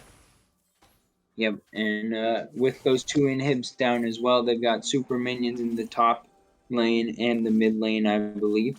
So we see if they can sync up those waves and crash them onto the Nexus towers. Bot side being manned currently by Bafaru. Going to try to find Nerubius here. Not going to land the Enchanted Crystal Arrow, but the Rouge Ronin and Pratoga here as well. They'll at least try to get the red buff to be able to do that without too much trouble. We'll see if they're able to pick up the wave as well. So yes, I'm going to try to show up near Canopton. Canopton going to go for the 1v1 there. Just a little bit of poke, not too much there. But we'll see if it's going to be the base started up here. Looks like the waves are not syncing up very nicely for the side of Legend Spartans at the current moment. They're not able to set up an engagement in the base. But the bot side is the focus, the last remaining inhib tower. Campton could be in trouble here. Nerubius looking to go over the wall. Campton trying to finish off the solo kill on Slias and goes into the Guardian Angel. Nerubius doing a lot of damage, trying to finish off the kill. True Shot Barrage goes through, but Campton going to be able to finish off the solo kill onto Nerubius. Shutdown going to go over to Slias, but it's a 4v4 on the map. Everyone's here in the bot side. This is it. Puds has to win this fight. Moonfall into the backline. Rouge Ronin going to pick up the kill, and Not So Fast the Gamer. Now it's going to be 2 as Bifaru able to finish off Baratheon. That leads to a 4v2 on the map. Looks like Pratoga went down there, so make it a 3v2. But the stun comes through from Darwin Theory, the poke coming through. The Nexus Tower is starting to be under fire, and the mid inhib goes down as well. PDX Twins going to be trying to clear out the wave, but the wave clear not that great. Darwin Theory going in with the flash, going to be able to finish off the kill. The Sliasin turns it around with the Gnar ulti, which means that it's going to be the disengage after that. But all inhibs down. The Drake spawning in 15 seconds here. Everyone about to respawn, or at least Nerubius, Baratheon, Pratoga, Can of Tin, all about to respawn. We'll see if they can get back out on the map. But Sliasin could be in trouble here first before we're going to tag him with a volley. Teleport coming in from Can of Tin. We'll see if he's going to be able to find Sliasin. Sliasin flashing away, but it's not enough. Shutdown going over to Can of Tin. Teleport coming in behind from Not So Fast the Gamer. Not able to find Bifaru with the root. Now Bifaru going into the Immortal Shield Bowl, trying to burn down Not So Fast the Gamer, trying to find the heals, trying to stay alive. Pop Blossom going through, going to be enough to finish off the kill, but Can of Tin picks up the kill on Nerubius. Meanwhile, it's Rouge Ronin finishing off the Ocean Soul. A double kill coming through from Can of Tin, and Legend Spartans in position again to try to finish off the game. It's the waves crashing into the Nexus towers. It's Not So Fast the Gamer trying to dodge out the shock blast, but the towers are down. The Nexus is exposed. The teleport is in. Darwin Theory going to finish up a kill before the Nexus is sure to follow. And Legend Spartans going to take us to match point here. Yeah, and what a way. The game felt a lot more competitive than the second game. Certainly, this time around, Legend Spartans with a composition that they did play towards the solo laners, and I think that was the biggest and most important change. Ken of Tin had so much impact in the map. He alone was able to blow a lot of the inhibitors on the top side, even when it was such a bad play for the side of Legend Spartans, he ended up getting such a huge advantage. And because of his constant pressure, and also Darwin Theory, I want to give him credit because his Destiny Gates were good, he was also able to support any silent that seemed to be in trouble. Even though Nerubius tried with his ultimates, and the side of Pots seemed to have gotten a grasp on how they wanted to fight, they had such a bad 5 minutes of decision making in between the game that ended up costing them the game, I feel like. Because they went for the Drake with 5 members when they knew that there was no chance for Legend Spartans to answer because they have complete control of the bottom side. So they know that if someone is walking in, they have the vision to control it, which means that deducing that, you know that they are on the top side. So you cannot commit 5 members on the top side when the other 5 members can try and go for the Baron and kill it. That alone I felt like made it so that Legend Spartans had an avenue back into the game, and after that, paired with a couple of deaths and bad decisions, ended up giving the Legend Spartans the grasp on the game and the possibility to and winning the game at the end. Yeah, good macro there from Legend Spartans. And observers, can we toggle the total damage to turrets? I just think that we should respect what Can of Tin has done here, taking down so many of the towers this game, able to carry his team into this position where the macro was like, give up the Baron or give up your base. And at some point, it was just like the fight wanted to come through for the side of Puds, but they weren't able to save their base afterwards because they lost 2 inhibs while they were trying to fight there. And then on the back end of that, the pressure was turned into a Baron, turned into Ocean Soul. And all of the towers that Can of Tin took down was the foundation upon which Legend Spartans was able to build this victory. Yeah, I think it was indeed a combination of a lot of things coming through from Legend Spartans. That's why I think that even though kind of thing to me at least it's the MVP because of how much he did, I do want to give credit for Darwin Theory because I think his value in this game was so huge. Same for Potoga. I feel like this game he had much more impact than in the previous game. Obviously, he didn't have the highlight reels or the outstanding performance that you expect from a support, but his follow up for plays was really good. Same with Biafra. So I think that overall it was a culmination of a lot of good factors coming into play for Legend Spartans to get the win at the end. Well, back and forth we go. 2-1 is the series in favor of Legend Spartans. We're going to go into a short break, and on the other side, we'll have the draft for game number 4.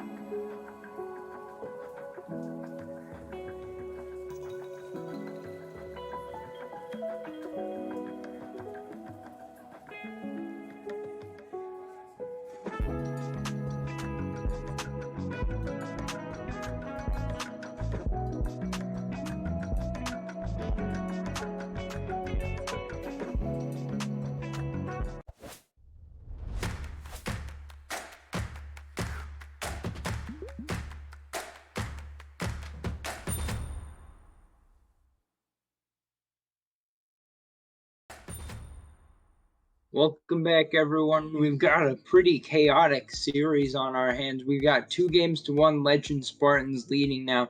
Pud's going back to the red side. I haven't seen this much red side prio from teams in a long time, but red side has won all 3 games so far, TDS. What Yeah, are you looking forward to in this draft? you can't argue with 100% win 100% win percentage, right? So it makes sense that they want to go red side. This time on the draft, one of the things that I think has been made clear in this series is the fact that if you have a winning jungle or a winning early game jungler, not just jungle but jungler that has advantage and has priority, it turns into a much better later stages of the game. Even though Pots was able to claw their way back both in game 1 and 3, Legend Spartans, the games that they have won, it's because they have early pressure in bottom lane and they are able to use it to provide help for the jungler. Same in the mid lane and same in the top lane. So I think that is something that it's going to be really important to keep up. Diana now banned Diego and Xin Zhao as well. We're going to see newer junglers, I feel like, but Legend Spartans already starting really well with the Ashe because that is the pick that has brought them so much success already with having early pressure in bottom lane. Yeah, and I'm glad to see the Ezreal dropping in the priority here. It didn't work out for either team first picking it. I've liked what I've seen from Pifaru on the Ashe particularly. I think that we've seen some aggressive play actually with flashing forward, using the flash to dodge out skill shots, and then using the slow to finish off kills with the auto attacks has been a lot of work done. And Trundle picked up here again from Pudge, so I feel like Varatheon must be feeling pretty confident about the Trundle. Could still be flexed to jungle. Yeah. We'll see if that's going to be any option this time around. But going with the Sivir here as well, if they lock that in, I wouldn't mind a Trundle Sivir as well. I think that Trundle worked best with Ziggs, but seeing at least if it is a lethality Sivir, I think that this should be a good lane for Pugs. Yeah, if you like you're saying, if you don't have the correct setup to be able to utilize Trundle Pillar in a well enough manner, that I don't mind it going into the bottom lane, but he's still a flex pick. He can go into the bottom, into the jungle, and same into the top lane. But with these 2 picks, what I do expect from Tots, it's maybe they are going to leave bottom lane as a weak side bottom lane and try and focus on the top side to try and deny kind of team any kind of impact or any kind of pressure in this game. We're seeing the Syndra on the mid lane for Legend Spartans, so trying to get an impactful mid laner that can control the waves really early on. We need to see if Pots does answer with a Lucian or something like that, but right now I really like that Legend Spartans are keeping with the dynamic of controlling the lanes so that you can facilitate for your jungler. Yeah, and in games 1, 2, and 3, Syndra was banned out, so Darwin Theory getting onto this Syndra for the first time should be in pretty good position, I think, with the Ashe Nautilus bot. Still going to be important to see which jungler goes with it, and with the Trundle already picked up, it would be very easy for Puzz to decide that they're going to send the Trundle to jungle and then go for 2 more jungle bans to try to choke the jungle pool. I mean, we saw the Jarvan in game 1 with some pretty good effect for Legend Spartan, so I wouldn't be surprised to see that banned out. And I think that maybe looking at another jungle ban. I don't know what the other highest priority stuff. The Graves didn't work out so great, but still could get banned away. And other than that, I'm not sure what the next tier of junglers exactly is. I think there's a lot of options. So we'll see just what it is that Legend Spartans are looking towards. Yeah, in terms of junglers, I'm of the mindset that there's 3, not anymore S+, but certainly S to A to S tier junglers in Diana, Viego, and Xin Zhao. After that, there's a whole lot of possibilities, and then after that, it's at least that you shouldn't play at all. But there's a lot of good options to go for in the jungle pool that I feel like teams are overlooking because of those 3 champions being there. And even this is showing much more phase now, so people do tend to like that champion more. But I feel like jungle pool wise, it's really open and you do have good options to go for. I do want to see, I think like you're saying, the Jarvan in the first game was really good. It's getting banned right now by Legend Spartans themselves. I think the Jarvan was a correct option because of the priority lanes that they did have, so it made sense to go for the Jarvan there to have the priority. But now we do need to see what they do end up going for with the Pike here, or Seraphine, whatever they do end up picking here. It feels like it would be the Trundle into the jungle. Yeah, and I would like to see a Nocturne pickup from Legend Spartans. Nocturne works really well with Ashe. You can set up a Hawk Shot into Paranoia and then just blow up targets out of nowhere. So I think that Nocturne would make a lot of sense. I don't think it has to be Nocturne, but I think it could be Nocturne, and that would work out well. Also, something like a Sejuani would just put together a very traditional front-to-back team fight comp. So something like that would definitely be understandable as well. The Braum locked in means that we are going to have Vhagar mid and Trundle jungle most likely. And for Legend Spartans, they're going to spice it up a little bit. Instead, Rouge Ronin going to pick up the Kayn here, and that just leaves whatever Can of Tin's going to be bringing us in the top lane. And always look forward to some carries in the top lane from Can of Tin, but what's it going to be? Could be the Gnar. Gnar has the solo kill potential, but also the team fight potential. Kennen as well with the solo kill and team fight potential, but which Yordle will it be? I would Looks love like the it's Cannon, gonna be the Gnar. yeah, Gnar makes much more sense. He's tankier, so having a better front line for yourself. Malphite, I think Malphite was also an option, and based on what kind of team played in the previous game, I think you can pretty much just go for something like the Malphite and expect kind of team to go for something else. Riven being covered. I wouldn't like Riven in this particular game, not because she wouldn't be effective in the sideline or something like that, but because I feel like Pot's composition, it's really requiring in teamfight power. So Shen Malphite I do like. The Shen has the protective power to get on top of the Trundle and or just be there to protect the Sivir Vhagar that has so much setup. But Pot's drafting a composition similar to game 1 that will try and be as powerful as they can on the early game, on the late game I mean. And Legend Spartans has once again a composition that has a lot of good priority on the lanes, both in the Ashe and the Syndra. The Gnar should get a little bit of priority over the Shen. I feel like that matchup can be contested, but Gnar being ranged does have power there, and that allows the Kayn to scale towards his forms, and that is going to be the crucial part with Kayn. Obviously, you do have good enough setup, but depending on where he ganks, you can expect which form does he want to go for, which I think it's red. Yeah, and I'm looking a lot at this mid lane matchup between Syndra and Vhagar. These are some champions that like to scale up, but are definitely capable of doing a lot of setup for ganks. So I think ganks towards mid lane should be really good here, and it's going to be a lot of things coming in with the global power of an Ashe ultimate, Shen ultimate coming through. Kayn can get from place to place very quickly with the Shadow Step. So we'll have to see how much priority is going towards the mid lanes. Top lane could have some priority, but I mostly think that Gnar and Shen just kind of like poke at each other a little bit and then sustain that through that. So it shouldn't be too much going on up there. Bot lane could have some fighting, especially if it's lethality Sivir. But I want to see the teams focusing more towards mid lane, because that's not something that we've seen as much, at least since game 1 when Darwin Theory had the Lucian and kind of popped off. Yeah, I think that's probably the most aggressive mid lane we've seen in terms of this series, because I feel like even on the last game, Twisted Fate and Nico tried to just trade as much as possible, but not really pressure trade, but not kill. The only instance that we saw from the Nico trying to go was the flash that didn't really achieve much, and then it was jungle interference, and after that it was just roaming around the map. So I think that this time around, with the Syndra particularly, because Syndra can put a lot of pressure on a lot of mid laners, we can see a lot more blood on the mid lane. But one of the things that I was thinking about with the Kayn, it's the fact that you do need to get into your forms. And to get into your forms, you need to have the orbs, the correct orbs. So I think Kayn will go for the red Kayn. I think it will be the much more valuable version of Kayn in this particular game. So I feel like he has to either fight a lot against the Trundle or go against the Shen or the Braum. And that means that you don't want to pay too much attention into the mid lane, because you don't want to get the assassin version of the Kayn.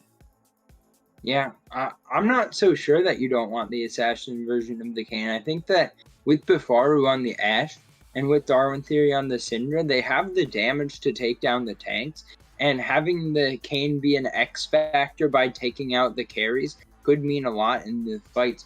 So I think that they're going to want to choose which form that they're getting on the cane. But Legend There's always the Spartans option. could go either direction here and get use out of it. So as long as they're thinking about it, I think that they could play towards either option. I think Can of Tin is going to be in a lot of situations where he wants to teleport in on a flank potentially. And if you can get the Gnar Kane combo onto the backline, then that can immediately change the complexion of a fight. Yeah, the only thing that dissuades me from believing that Kane will want to go into the assassin is the fact that they have so much setup in Veigar, Sivir, and Braum. You as a Kane, even though you do have a lot of burst damage, if you get stunned once, you can get destroyed. So that's why I'm a little bit skeptical on that part. But like you're saying, Kane does have the possibility to decide that it's not impossible, and if you are able to play well enough, you can pull off the blue Kane really easily. It's like you're saying, it's going to be really interesting to see the decision from Rouge Ronin, and also what kind of team ends up doing in this game. Because previously we saw kind of team focused a lot on going into the side lanes and trying to win the side lanes in both the game 2 and 3. And on the first game, it was much more team play and team possibility for them. So I do want to see what his adaptation is this time around with an art that can kind of do both, but it's kind of better into team fights. Well, we got a chance for Legend Spartans to claim victory with this series win if they can carry out this game to completion. But on the other side, Pud's up against the wall. They got to figure out a way to get back this series to 2-2. On the other side of this break, we'll have game number 4.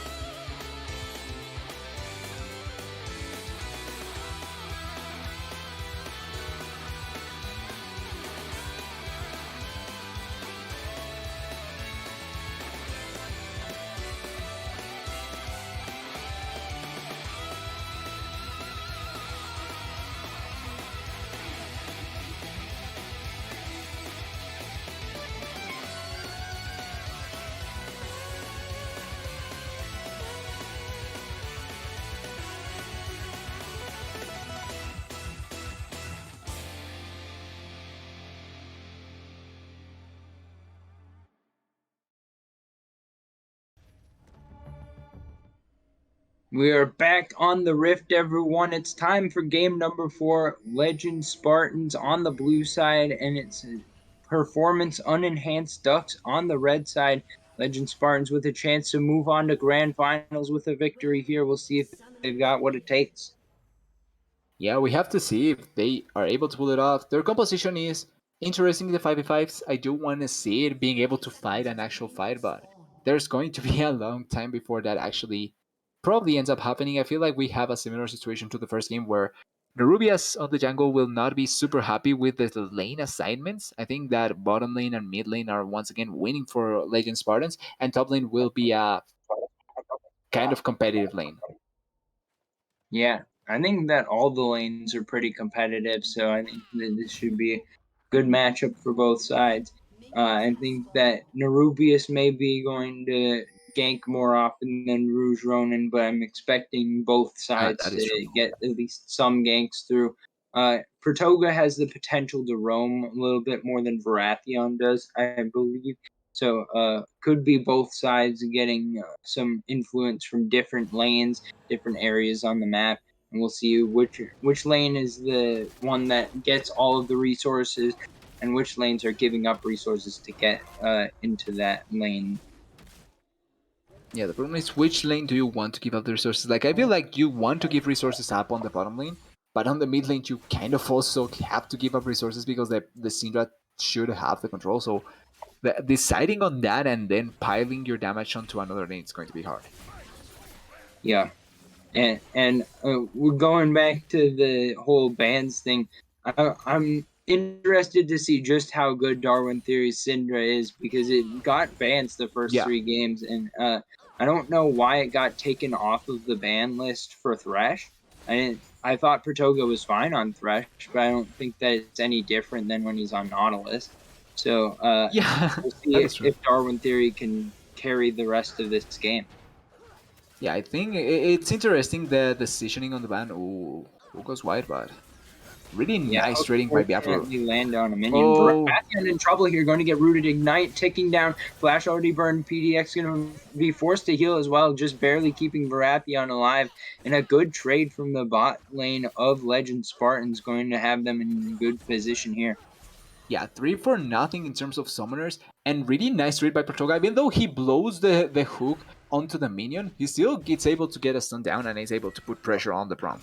That is really important, especially because right now the Ash being the healthiest member and having the summoners up still, it's going to be able to put the pressure on the Braum, and if Braum ever missteps, he's going to die. Trundle on the bot side, but same with Ooh, Kane, although they don't know. Rubius looking for a gank here. Befaro a bit far forward. Oh, Baratheon the dropping pretty low. Befaro going to flash away, going to oh try to get no, out alive, but the overstead. concussive blow stacking up. Befaro in trouble here, dropping first blood Double going teleport. over. Now it's going to be teleports coming in for Toga, dropping very low. Going to be able to survive for the moment. PDX Twins in trouble. It's going to be taken out by Can of Oh, Tin. nice hook. Baratheon down as well. Pratoga with the shield, not going to be enough though. Can And of Tin Kane's here as picking up well. another kill onto the back end of the fight, and here comes the roams. It's going to be 4-for-2 in favor of Legend Spartans. Yeah, double teleport onto the bot lane. Slassen didn't join at all, and it felt like a good idea from the side of bots to try and force the fight there. They didn't know that the king was on the bottom side, but they did. The side from Legend Spartans didn't know that Trundle was there either. So if they're able to execute that really well, they can get just 2 kills and maybe even turn it around with the teleport coming from Veigar, because it would have turned into a 3v2 3v3 that they can probably try and force. But because they didn't get the easy kill on the Ash, it was a really easy trade for the Gnar that gets 2 kills even though he commits teleport. He gets 2 kills, doesn't lose much on the top lane, and now has a huge edge over the Shen. And same on the mid lane. The Syndra right now feels super happy about what happened on the bottom lane. And the King as well. King wanted to scale, but now he received an assistance. He's comfortable farming. He's just waiting to get much more souls and be able to get to his power spikes. Yeah, the only member that's succeeding off of that for the side of well, now we got a little bit of an engagement. Darwin Theory going for a big trade on Not So Fat the Gamer. But Nice as I trading. was saying before, the only member of PUDs that was able to take real advantage off of that was Nerubius picking up Yeah. first blood and 2 kills. We'll see if he's able to take that and turn it into some more advantages with ganks around the map. Hampton could be in trouble here. Going to get hit with the pillar. Going to have to see if he Oh, can leap away. Almost kind of about to go thing. mega. We'll see if he can get there. Does go mega. Finds the stun. Oh, Hops over the wall. Flash for flash slash. not Is sure if he going to can try to survive catch long up enough. to him.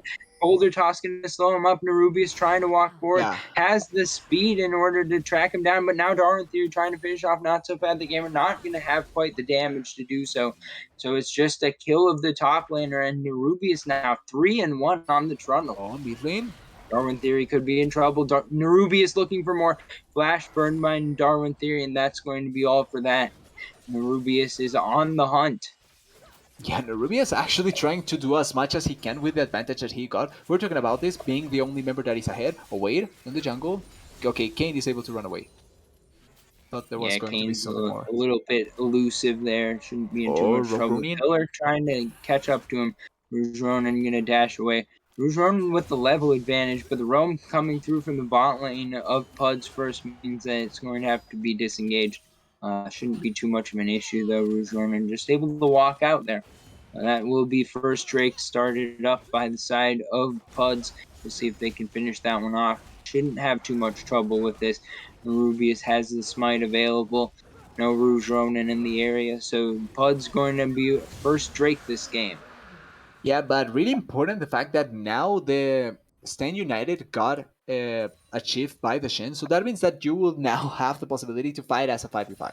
You won't fear being at an disadvantage because you will have the numbers with the Shen, but it's how they end up using on the side of bots. If they're able to actually use effectively the Shen, then it's going to be really nice because that way they can get back the advantage that they lost and actually put to good use the advantage that Nerubius does have because he's trying to do plays. But if he ever overcommits really badly, he can die and lose everything for the side of bots and just give away unnecessary advantages for the Shen or someone else, for the Kane or someone else. Yeah, Oh, looks like a fight developing over the Scuttle Crab on the top side. Rouge Ronin just 1v1ing Nerubius. oh, he's dead. Nerubius is fed, though. You don't want that Oh, fight. Rouge Ronin going to be able to flash away. Now, Not So Fat the Gamer going to find a cage. Darn Theory going to be in trouble. It's run stunned up theory here. Needs to get out. Nerubius walking up. Going healer. to have that smite transformed. The pillar going to land, Oh, and Darwin Theory instantly taken out. It's going to be a couple more kills going over. Before we're going to be forced to heal away. Going to be able to get out at least of the situation. But now the kill score tied 4-4. The gold is dead even, so this game shaping up to be another close one. yeah, Nerubius is trying as hard as he can to get it, to be able to bring back the game to a good point, and he's doing so well. That trading onto the Kane it was really good. Even though he's behind, he's a really early game powerhouse in terms of jungling. So if he finds someone on the river, he can fight him 1v1 if you're not careful enough. And the Kane is still. Oh wait, Here comes a dive oh she's before dead. trying to flash away. No It's chance. Leeson coming in with the Stand United as well. The taunt comes through, and before will fall. That means another pick going over to the side of Puds as they take the advantage for the first time this game. Yeah, and Legends Spartans are not respecting the power from the side of bots. Yes, their composition does have a lot more priority, but the Ash cannot never be alone. Oh wait, Can of Tin? Cannon 10 and trying to find a He 1v1 needs over to be careful. Nerubius. Nerubius with the He's dead. chop. Cannon 10 going to get flashed upon. Nerubius finding the solo kill. Now Pratoga and Rouge Ronin trying to take out Sleason in the bot lane. The Oh, Ignite takes down, and that's enough for the kill. But the teleport coming in from Not So Fat the Gamer going to try to see if they can use find the Veigar as dive well. on Rouge Ronin. Rouge Ronin trading around, going to find some slashes. Going to be able to dodge out the cage. Going to try to avoid the boomerang blade as well. Oh, Flash nice. hook from Pratoga, and Okran before is we're still going to alive. take out Baratheon. Rouge Ronin going to keep walking away, trying to turn this one around, but Not So Fat the Gamer going to pick up another kill. That means that another trade of kills going through in the bot side. Yeah, but Kane got a lot of souls out of that. We still don't know how close or how far away he is from his first form, but he's still at least trying to get that power spike. And on the other side, Nerubias, he alone is putting so much pressure. Solo kills Zenar, gets the Kane out of any position to try and contest the Scuttle Crab, and he's doing so much to try and keep the game close. He was so far behind in terms of power, but now he caught up. He's so far ahead in terms of gold, and he also has his Wanderer completed. He's right now a really important menace for the side of bots, and if the game is going to be won, by pods, it's going to come off the back of Nerubias keeping the game so close. Yeah. And right now, with the next Drake spawning in about a minute and a half, that could be the area where we see the next fight. Could be the first 5v5 of the game. And we had a disjointed fight at the beginning that ended up 4-for-2 in favor of Legend Spartans. But Yeah. that's the most effective that Legend Spartans have been in any fight this game. So we'll see if getting back into a large group fight for both sides works out better for Legend Spartans than what they've been seeing right now. Oh, they've been Chanted pretty average. Arrow goes wide, but PDX Twins isn't out of danger just yet. Going to be able to spell shield the hook. Teleports coming in on both sides. Teleport See if it cancelled. comes. The taunt goes through, but Sleasin's pretty deep. Rouge Ronin going into the Umbral Trespass, going to try to survive. Sleasin going to be the front line, going to not be able to live. Now gank in the mid lane is Nerubius going to claim a kill, but the fight in the bot lane not over just yet. Pratoga looking for PDX Twins, going to slow him up, going to be having a hook spell shielded as PDX Twins trying to find the Baratheon. turnaround now. Baratheon throwing the frost bites over the wall, but it's not going to be enough. It's just another 1-for-1 trade of kills.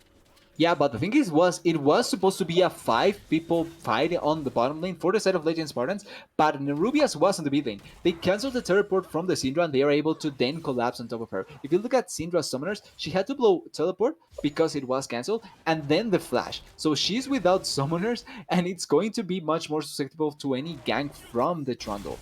But that also means that because of the positioning they have on the mid lane, the fact that everyone is back up alive and they didn't get much more on the bottom lane, means that they can just go for that Drake. Oof, so much damage. Yeah, Darwin Theory taking a chunk, half health already down. Not so bad. The gamer Outplayed. flashes forward into a baleful strike into Primordial Burst, and it's a complete solo kill from Not So Fat the gamer. Yeah, and Darwin Theory had complete control of this lane at the start, but multiple ganks by Nerubias made it so that the Veigar was in such a comfortable position. And after a certain point, when you're a Syndra without flash and in reality don't have that much more damage in comparison to the Veigar, you can just get instantaneously killed. So really well done by not so fat gamer, no so fat the gamer to to survive long enough that the Syndra no longer matters. And now Darwin Theory is in such a bad position because he no longer has control over the lane. He no longer can just walk forward without worrying about anything. And now the lane that was one of the winning lanes from the side of Legend Spartans, it's now turned over for the Veigar. Yep. Still looking at the other lanes, pretty good position for Camden. I think that before was a bit behind, but should be in a decent position as well. But like you're saying, Not So Fat the Gamer is starting to build up a pretty big lead over Darwin Theory, matching Nerubius's lead 5-1 in the jungle. So things going well in the mid jungle duo for the side of Puds. That may be their win condition here. Nerubius with Oh, the invade. Rouge Ronin showing up with the Shadow Step. I don't think he wants to be here. Darwin Theory going to try to show up, going to try to oh assist no, his Darwin Theory jungler. missed. Not going to land the combo. Now it's going to be Nerubius taking a Darwin Theory Dark doesn't Spirit have. to the face, but Darwin Theory is about to fall. Nerubius going on a rampage. Sleason is in with the Stand United, and that's 2 kills. Enchanted Crystal Arrow goes What? wide. Not So Fat the Gamer looking for more. Campton going to dodge around, make sure to stay alive. Everfrost goes wide, but it's 2-for-0 in the topside jungle in favor of Puds. Darwin Theory cannot do anything. He's just right now he feels like a liability. He cannot fight. He cannot walk blindly anywhere because he's going to get turned around. And the usefulness from the Stand United there, even though Nerubius is alone in the jungle against 3 members because the Natter was collapsing, the Stand United comes in and they are able to fight there. Oh, Protoga. Nerubius does a lot Nerubius of going to be damage. able to find out Pratoga. Pratoga's pretty tanky, though. He should be all right. Goes into the aftershock after landing an auto attack. So not going to be feeling the pain from Nerubius just yet. A little bit deep to go for an all-in, I suppose. So Nerubius feeling a little bit iffy about trying to take that fight. But it looks like Oh no, Darwin Darwin Theory Theory. going to be caught here with the root, with the combo, and Not So Fat the Gamer going to pick up yet another kill. 4-1 now on the Veigar, scaling up very quickly here, and that's exactly what you want as a Veigar. Yeah, and I'm beginning to think that those bans from Darwin Theory Syndra no longer like I don't know why they were banning that because he hasn't shown anything that actually showcases that he's a really good Syndra player right now. He's 1-5, and his pressure on the mid lane was really, really negligent to say the least. Oh, Campton going to kind of be thin. ganked here, going into the Mega Gnar and going to try to escape, walking this one out. Good He's escape. able to bounce off the pillar, so should be able to get out of this one just fine. They even lose the second mid lane turret. That's really rough because they are at 15 minutes losing the two mid lane turrets. Oh, Bertoga. At 15 minutes losing both mid lane turrets, it's really bad because you're giving way too much priority for the enemy side to be able to invade the jungle. Like the side of bots can just walk into any of these jungles without having to worry that much because there's no mid lane turrets to escape to if something goes wrong for the side of Legend Spartans. Also, quick thing, Roche running went for Blue Cane. Yeah. So the Blue Cane trying to take out the back line, but right now they need to find a way to take out Nerubius. Nerubius 6-1 on the Trundle, doing a lot of work with this under, going towards uh, either the one of the Hydras, I believe, probably going to be Titanic, but we'll see what the direction of choice is with this Tiamat. Uh, should be doing pretty good damage on the front line still. Uh, maybe becoming more tanky as well. And so he becomes harder to kill and better at killing you. And being better at killing you makes him harder to kill. Being harder to kill makes him better at killing you. And, becomes a cycle and just a fed trundle. Yeah, why buy resistance when if you kill them, that's the best resistance? Exactly. I don't people build tank items. You just build Divine Sunderer and win the game. Yeah, like the logic is there. I don't share it, but the logic is there at least. Like there's merit to it, but with the lead that he does have, like I understand completely. He can just walk forward, and if he steals the stats from the Nar or the Nautilus, he can kill you even much more easily and survive long enough. There's no one that has right now a lot of damage to be able to burst him out. Although I'm not 100% if the Kane does have the damage now that he's in assassin form, but him going for the more survivable blue Kane build, it makes me think that he cannot solo kill Narubius right now, even if he tries. Yeah. And one thing that I'm interested in is what we'll see from Can of Tin. He's got 3-2-1 on this Gnar, so he's in pretty good position already. He's got 20 CS advantage, and we'll see if he's going to be able to start doing some carrying potentially with this game. I mean, the rest of the kills, it's two on Nautilus and one on each of the carries. That's not exactly how you want your kills to be distributed. But Can of Tin, I feel like, has been probably the best member so far this series from Legend Spartans, and maybe he can do the carrying of this game as well. Yeah, if he does the carrying, he has to do huge carrying. He has to kill both Bagar and Zivir without dying, and then he has to be able to survive long enough that the Trundle will not be a problem for him. So it's going to be hard. It's not impossible, and I do agree that Ken of Tin was the best member, but it's not like in previous games where Ken of Tin, even if he doesn't commit to fights or if he doesn't or if he's not able to impact fights hugely, he has another way of winning the game through the side lane.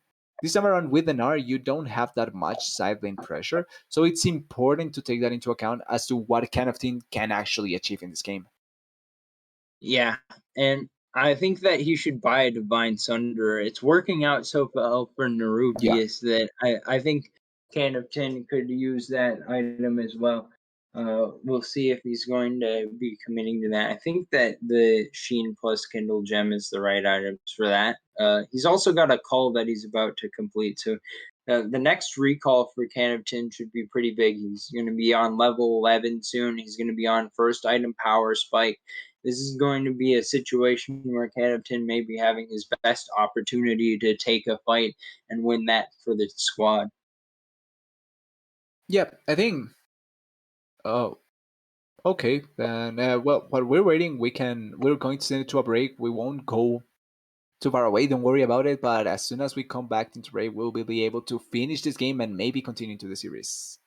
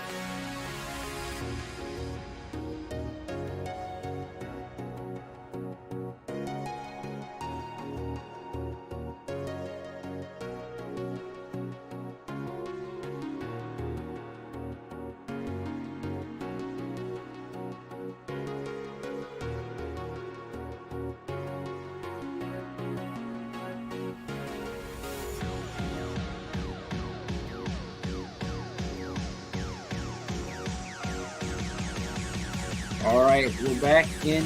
We can get the hopefully no more pauses coming through the rest of the day, but hopefully we can get to the end of this match. But meanwhile, it's going to be a gank in the top side. Campton trying to set it up. Syson going to be able to walk right back out of that one. They actually had to flash away, but walking, flashing, pretty much the same thing, right? Yeah, it works kind of the same way in League of Legends. Like it's pretty much the second most used thing in League of Legends apart from just clicking. So it makes sense to compare it to that. But yeah, they do force the flash out of Citizen. It's a good start, but they're still in such a compromising position from the side of Legend Spartans because they don't have any control from inside their bottom lane jungle. They have 3 turrets down, one on the bottom lane, two on the mid lane, and the side of Pots has just so much control of the area that they can just go into the Drake. It's a mountain soul, so they will get so many extra stats just from that. Shinty being top. Yeah, it looks like Slicing going right 3 in. people here. Cannon going to try to find the engage. It's a 3v1 in the dive. Slicing going to try to stay alive just a moment longer. Campton dropping the aggro. Rouge Ronin going to be going into the Umbral Trespass. Coming back out. Going to find the kill. Pratoga claims it with the Ignite. So that's a Fed Nautilus 3-1 and 4. But meanwhile, the Drake going to be claimed now. Sole point for the side of Pud, so I don't know if the 3-man dive quite worth it, but at least Legend Spartan's trying to find something. It's a way to get back gold. Oh, Darwin Theory. Oh Darwin Theory could no, be in trouble Darwin here. Theory. Flashing into the brush. A little bit confusion on the side of Puds, but they're able to find him quickly enough. Ruby is forced to flash out because of the enchanted crystal arrow landing, with his tier 2 tower going to fall here as well as the mid laner of Legend Spartan. So Puds in prime position to send us to game 5. Yeah, and funnily enough, there, if Darwin Theory just ultis, even if he dies, the Trundle, then they can get that kill, and that's a huge shutdown to get. Oh wait, Rogue Ronin Yeah. really wanting something here. Yeah, Rouge Ronin trying to go in.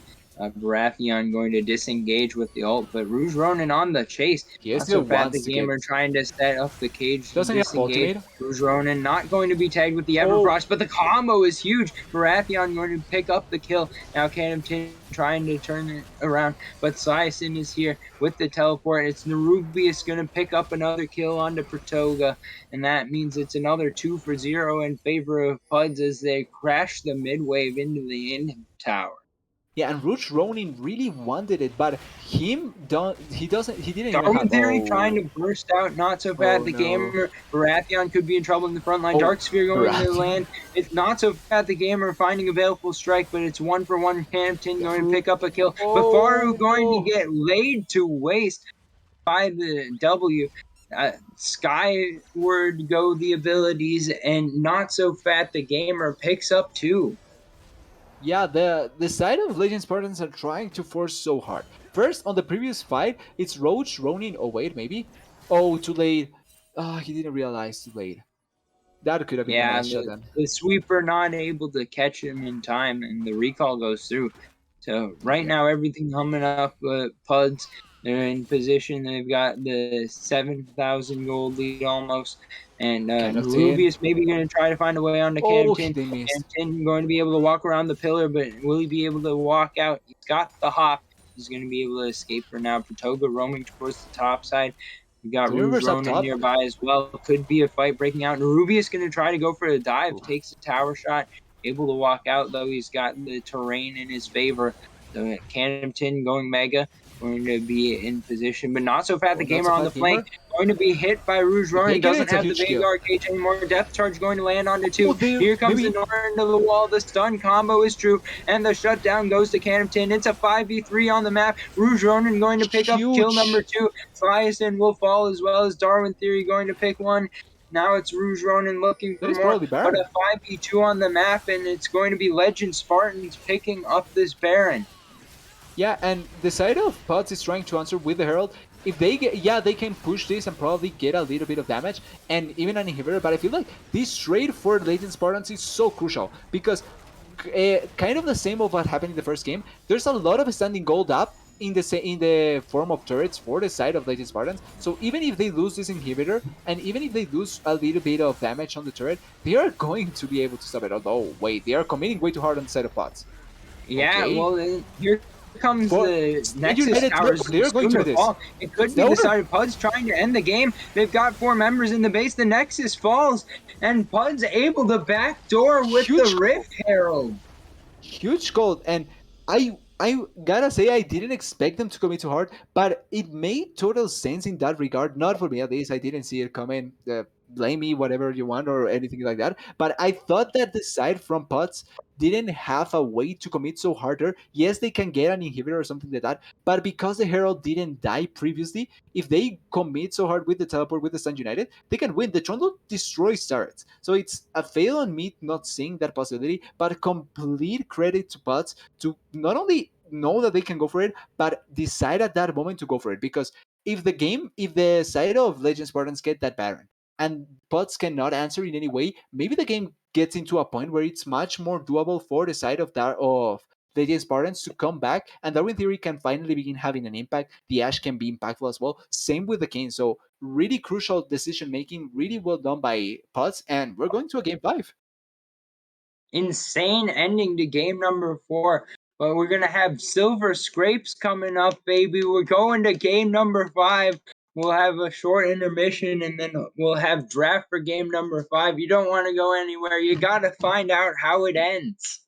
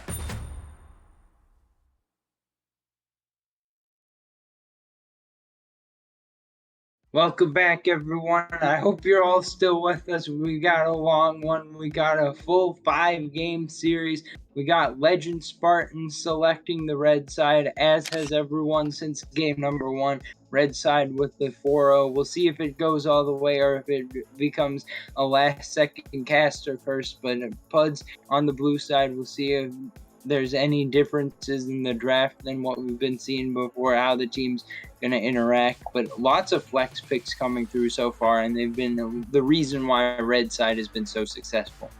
Yep, a lot of flex picks and a lot of power in the red side, just because of the last pick. I feel like, but also the way that Pots and Les has utilized those flex picks, because the Trundle is now banned, so we're not going to see any more Trundle, and that was one of the ways that Pots was taking so much advantage, is using the flex possibility after 2 games of support Trundle, they sent it on the jungle, and that way they were able to carry through that. But this time around, no Trundle. It's Diana now that is available, and Pots this time around went for the first pick 6. 6 was banned after the slaughter of a second game that we saw. So now that it's finally open, it's interesting to see it. But this time around is the Ashe, which I think it's the most common and probably better for the 6 right now than the Ezreal. So I think it's going to be interesting to see that bot lane matchup, and Graves coming through once again. Yeah, and this time it won't be Ziggs with Trundle, so I think that the Trundle being banned away allowed the opening up of the Ziggs. It would be interesting to see a Lulu Ziggs bot, getting some Yordles there, but I think that Lulu, an interesting support pick, would have gone well with the Graves potentially. Maybe going to be switched to Sona, going to be picked up. So this is the 11-16 Sona after the changes. So I think that the Insta Blitzcrank show is great. Legend Spartans. If you take the Blitzcrank right into the Sona, I think that that's going to be a very winning bot lane, and I think that it would be a great pick. But I don't know if they're going to stick with it. We'll see. I hope they do. I like Blitzcrank, like you're saying. It's a really good way to just kind of put your foot down and say, you can bring the Sona out, but I will counter you with this. One of the things that I like to pair the Blitzcrank up with, it's champions that can burst quickly, because that way you don't give them time to be able to flash away or run away before you can destroy them. So I think pairing the Blitzcrank with a Diana is a great idea to just try and destroy someone, but also the Ashe makes sense because the Ashe has the init CC and slow to just keep the Sona or whoever you hook much longer there. That means you do have much more time to be able to burst someone out. So I like the idea from the Blitzcrank. I like the way that they are pairing it, and it makes for such a volatile laning facing bot lane, because if one of the pots bot lane, 6 or Sona, gets hooked, they are 50% dead, and even unless they flash away, which that makes it so that they can no longer participate in the laning phase because they can get killed later on. But if they don't get hooked, the counter damage from them is so good that they can just bother so much both the Blitzcrank and the Ashe. So it's going to be really interesting to see. Then looking into bans now, we saw the Veigar. After what happened last game, I guess it makes sense to ban the Veigar. Same with the Nico and Jace and Camille. So both teams trying to deny as much as they can from one solo lane. From the side of Legend Sparta, it's the mid lane. From the side of bots, it's the top lane. Yeah, and I think that the Twisted Fate would make sense here because it just worked out so well with the comp earlier. Like, you want to have that against the Fiddlesticks, but just having Twisted Fate is good in and of itself because you get the roams to the side lane. Darwin Theory played it out pretty well. I think was able to set up a lot of kills. He was able to take some down himself. And we'll see if it's going to be the Ziggs bot or mid. Still could be Graves solo lanes as well or jungle. So a lot of flexibility here for Puds. But right now, Legend Spartans in a really good spot with their team comp. And Pud's pretty squishy so far. So I'm looking to see if they're going to pick up some tanks potentially here. Galio mid would definitely fit the bill.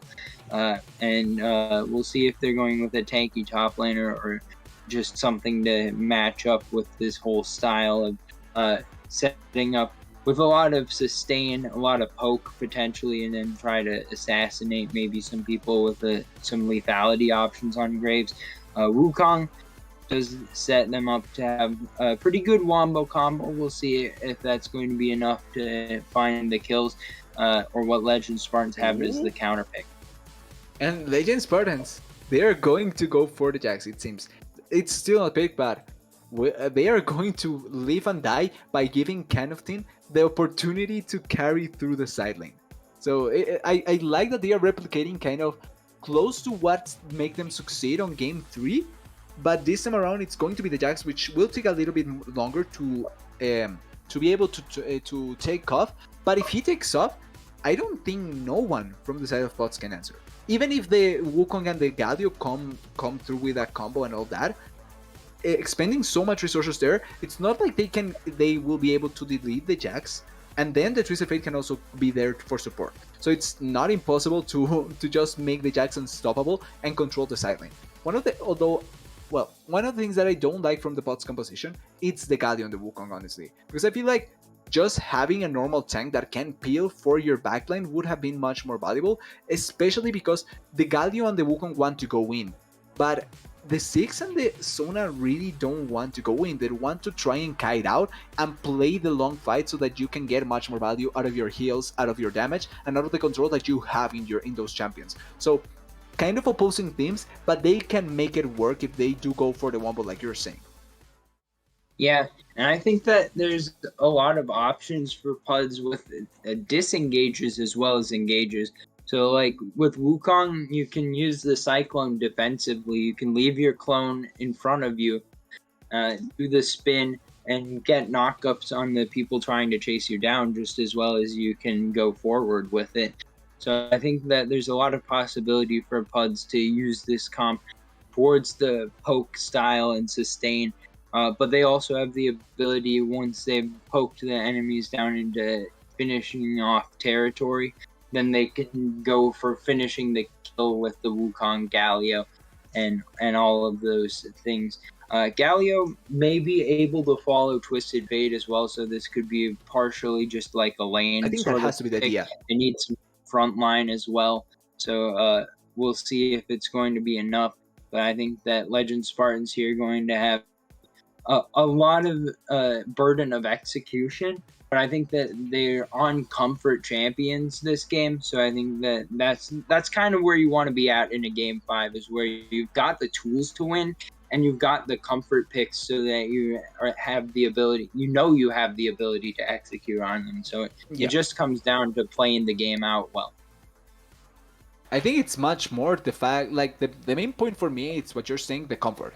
Because at this point, like with how a series tends to go and what ends up happening, the mentality and how things can just go haywire. Just having the comfort that you're on a champion that you can pilot and you can try and play can be so calming for a player and can make it so that he can play to his best, which is what you look most of the time in game 5s, even more so than draft edges, than just perfect play. It's comfort so that you can be able to play. I think that's the most ideal part of it. Yep, and I think a lot of the options for both sides are things that are familiar. Like we're seeing the comp that we saw, like you said, in game number 3 is very similar to this, with Legend Spartan's side wanting to be playing towards a solo lane some of the time. Let Canopton have the opportunity to carry the game and do all the damage. And Jax is probably the best at solo laning into the late game of any champion. I mean, we saw the Jace earlier, which was good earlier on in the game, was able to take the early advantage and run away with it. But Jax, if you get the early advantage, then it's not like as much of a burden of execution. I was talking about the burden of execution on the whole for the team, but Jax has the scaling power that you have a chance to win with Jax no matter how bad it gets. So there's going to need to be execution from both sides. But I also think both sides, with the scaling possibilities, always have a chance to win the game. With Ziggs, you always have a chance to win a team fight and then just run down mid and kill 5 turrets and end the game.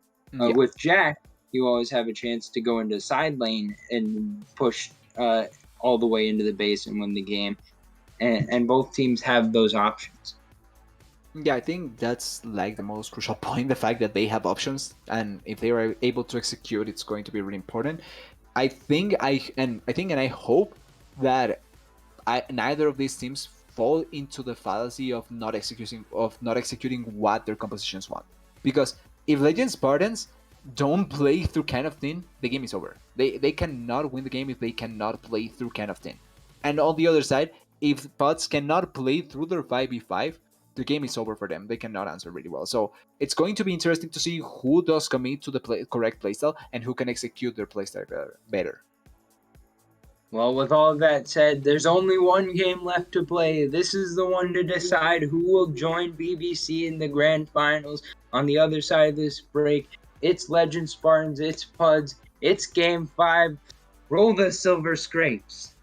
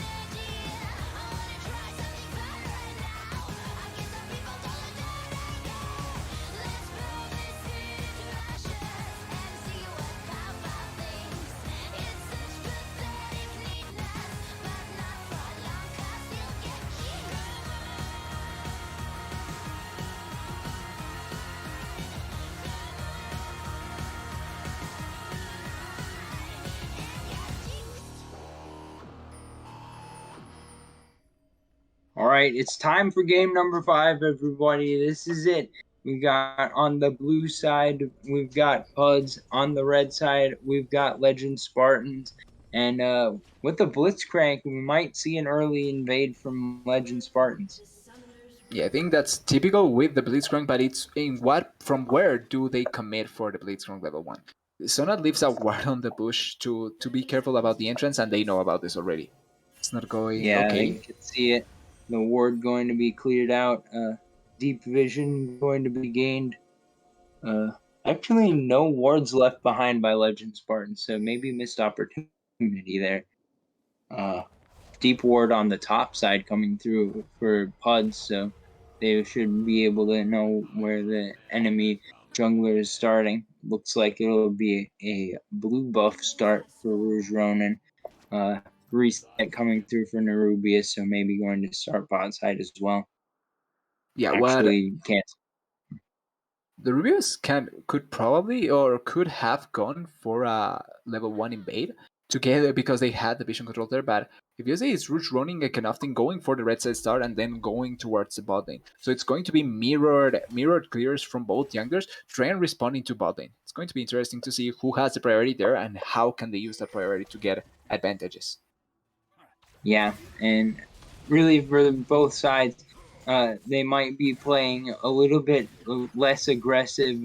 I hope that we still see aggressive play, but any mistake can be punished into the series It's the loss. last game. So whenever you're in a deciding game like this, it's hard to convince yourself that you can go for something unless you know that you'll win. Tin already starting a trade in the top side, though. He's not afraid. His staff is stronger than Sliacin, so we'll see if it's going to be any all-ins coming through in the top lane anytime soon. Yeah, also importantly, he started corrupting potions, so trying to trade as much as you can with the Wukong, it's going to be so good for you because the health lead will eventually get in your favor. Oh, nice clone by the Wukong, but still, it's pressure for Can of Tin, and he will be able to keep on doing this. And knowing that both junglers started on the top side, this top lane will be really untouched for a long time, at least until 3 minutes in. And at least until 4 minutes in, I mean. Oh, Sliasin. Ooh, Slicing could be in trouble. Good use of the counter strike, and Tin has already secured priority over the top lane, starting a pretty big CS lead here, and forcing Slicing to recall. So he's gonna have to TP back to lane most likely in order to catch the wave.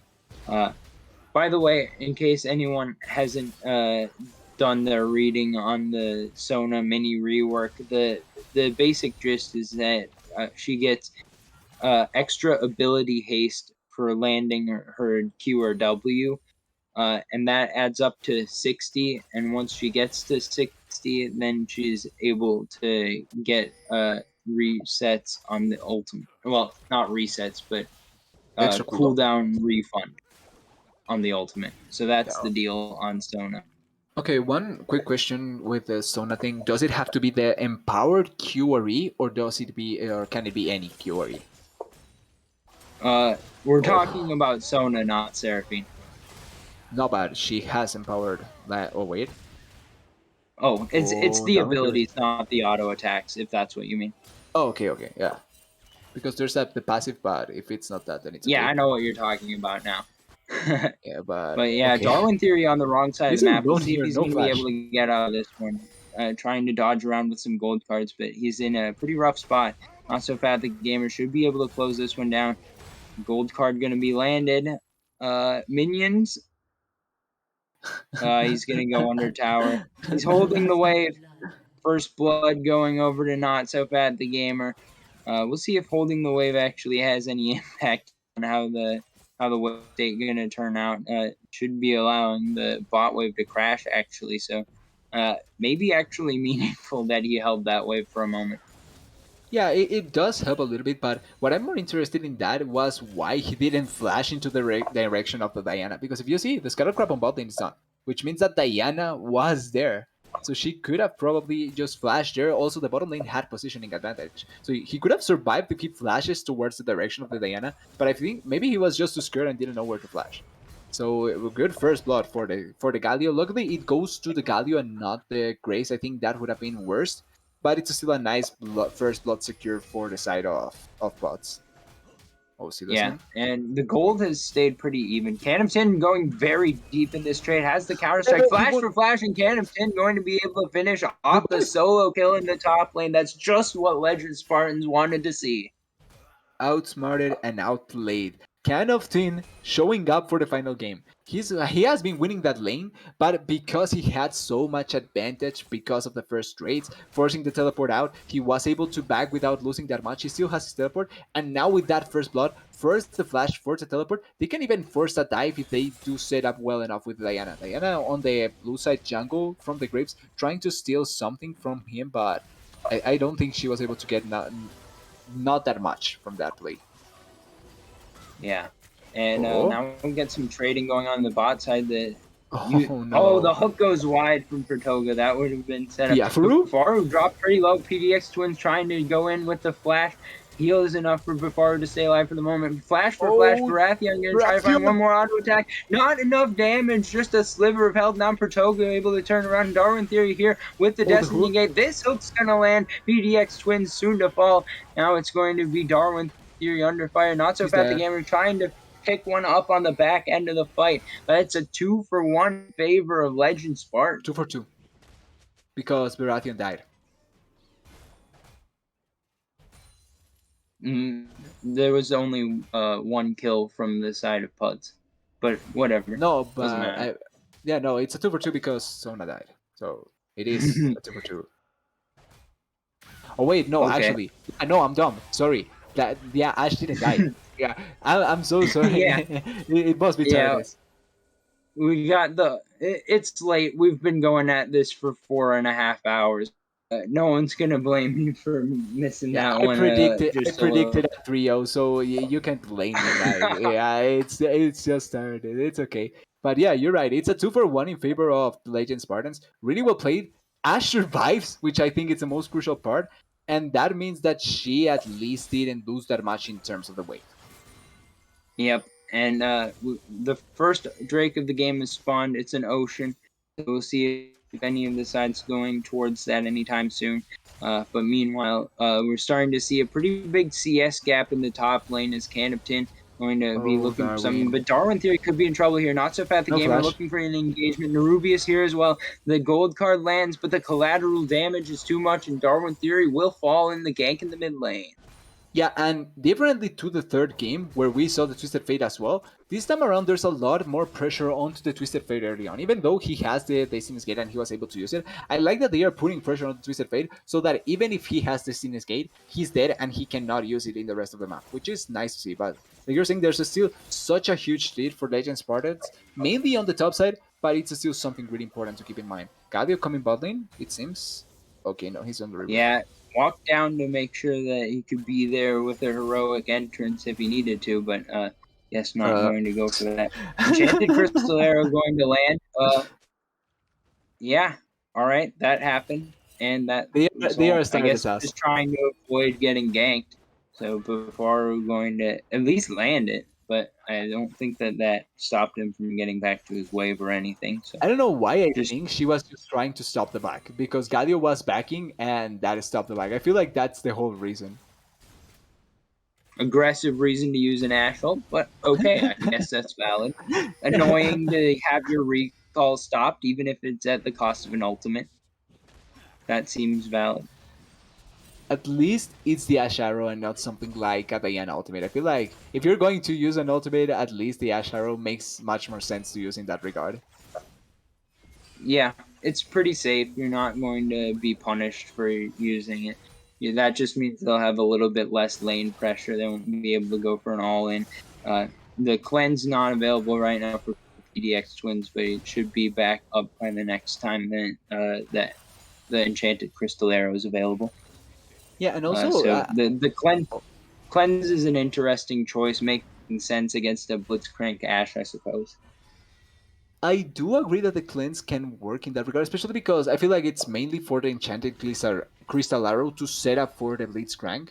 But I Mm-hmm. feel like maybe just Drake taking something like Barrier or something like that to survive any kind of burst damage. But I'm not gonna lie, I think PDX had a lot of options, and he went for probably the safest, in that regard, or at least the more logical one in that regard. Yep, and I think that uh, with the cleanse available for PDX twins, that means that you can get the spacing that you need, and just try to avoid dying at the beginning of a fight. So, like you're saying, good choice there, I think, and maybe we'll see if that's able to turn around to 5v5 at some point later in the game. Could be pivotal if that is the case. But right now, pretty good look for the side of Legend Spartans as Can of Tin able to get over Oh, 30 Stiasen. CS advantage now, looking for potentially a solo Oh kill as well. no, Counter striking Stiasen. to dodge out some auto slicing, going to be forced into the Cyclone, going to be able to survive because of it, but no ulti available. Can of Tin dropped his as well, so trade of ultis going down in the top lane.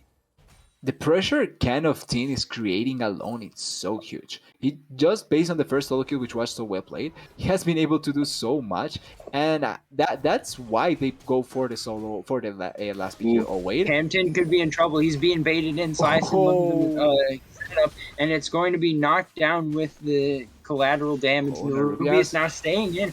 Darwin Theory has the oh. combo. He's in with the teleport. Nerubius trying to get out, but Rouge Ronin with the dash follow is going to be able to finish off the kill. It's 1-for-1 in the top lane.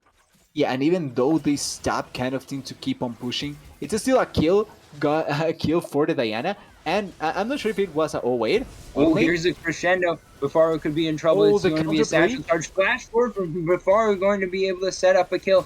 Now the It's the teleport coming in from Wukong. Slice and going to try to finish Ouch. off kills on the back end of the Befaro going to go down. For Toga as well, a double kill coming through from Slice and paid off for his teleport. Ouch. That amount of hate from the Wukong just flashing in to get the kill. And oh wait, Darwin? That's a lot of Darwin damage Theory could from the be in Galio. trouble. Has the gold card, able to stun him off. Not so fast the gamer. Just I taking a don't think big you should trade. keep on Uh, running this. Yeah, back end of the trade pretty good from Darwin Theory, but still works out pretty well for Not So Fat the Gamer. Does that satchel charge finish off the tower? Not It before did. the top tower goes down. So first tower going in favor of Legend Spartans just by a moment. Yeah, the Diana was there since the start. So even before the Wukong teleported, the Diana was there railing at the turret. So it makes sense that she take it down. But it's still a nice answer on the bottom lane. You still get those 5 plates of gold. So at least you're not that far behind. One of the things that I want to note is that the Ashe on that last play on the bottom lane had the Witsen completed. So that made it so that the amount of damage that the Six and the Sona had couldn't destroy her so quickly and made it so that she could just trade the kill really well. If the Wukong doesn't teleport her, it's probably a 2 for nothing because of the Wit's End. Yeah. So good teleport from Slice and good build from Bufaro. Aggressive flash too, so that was able to help secure the one kill in that fight. But right now, the gold lead staying pretty consistent at around 1,000 in favor Protoga. of Legend Spark. Now it's Enchanted Crystal Arrow to stop Nerubius from getting in. Protoga sidestepping the Mega Inferno Bomb. Now Can of Tin looking for trades in the 1v1. It's moved to the bot lane, but is still the top laners going at it in the side lanes. Yeah, and Ooh, it's here comes wait, Rouge Ronin, maybe looking for a Crescent Strike into Moonfall, but it's going to be the dash. The Moonfall lands under Baratheon. For Toga, though, going to get picked off with the collateral damage. Nerubius is looking for more in the backline. Before trying to burn him down, but it's the flash taunt coming through. Not so fast the gamer with the dive. Going to be able to pick up one, looking for two, but teleport's coming in. Darwin Theory, flash, gold card, going to try to finish up the kills with the wild cards. And here comes Can of Tin. He's going to be set up for one kill, making it two. It's going to be a trade of kills, 2 for 2 in the mid lane after everyone shows up. Yeah, and luckily, one of the members that gets one of the kills is Can of Tin. That was really well played from the side of bots. I feel like they forced really well. Also, Protoga kind of interesting flash to say the least to not hook anyone, but Roach Ronin trying to get into the angle, really nice stop by Baratheon. I feel like the idea from the side of bots to try and push the turret so that they can take it down with the 6 satchel charge makes sense, but the quick answer from the side of Legend Spartans was good. And they also knew that Liasen didn't have any teleport, so if they were going to fight, they could probably go for a 5v4. And if it turns out better, or maybe the Ashe doesn't die as quickly, they can probably get an even better trade. But overall, it's an equal trade. They are still close in gold, and this trade seems to be totally for the side of Legend Spartans. No one Yep, from we'll Pots see close if they're by. going to start it up here. Looks like Rouge Ronin is going to begin the Drake. All 5 come down, so I think that this should be firmly in Legend Spartan's control. We'll see if anyone else is going to make an attempt on it, but that's the first 2 Drakes going over to Legend Spartans. 2 more, and they'll have Soul. It will be a Cloud Soul this game, in The honor first of of the series. Akuma Blade winning for Cloud House. They're going to be in a situation where I think that Cloud House is the winners of this season because of Akuma Blade's winning today. But anyways, it's Cloud Rift.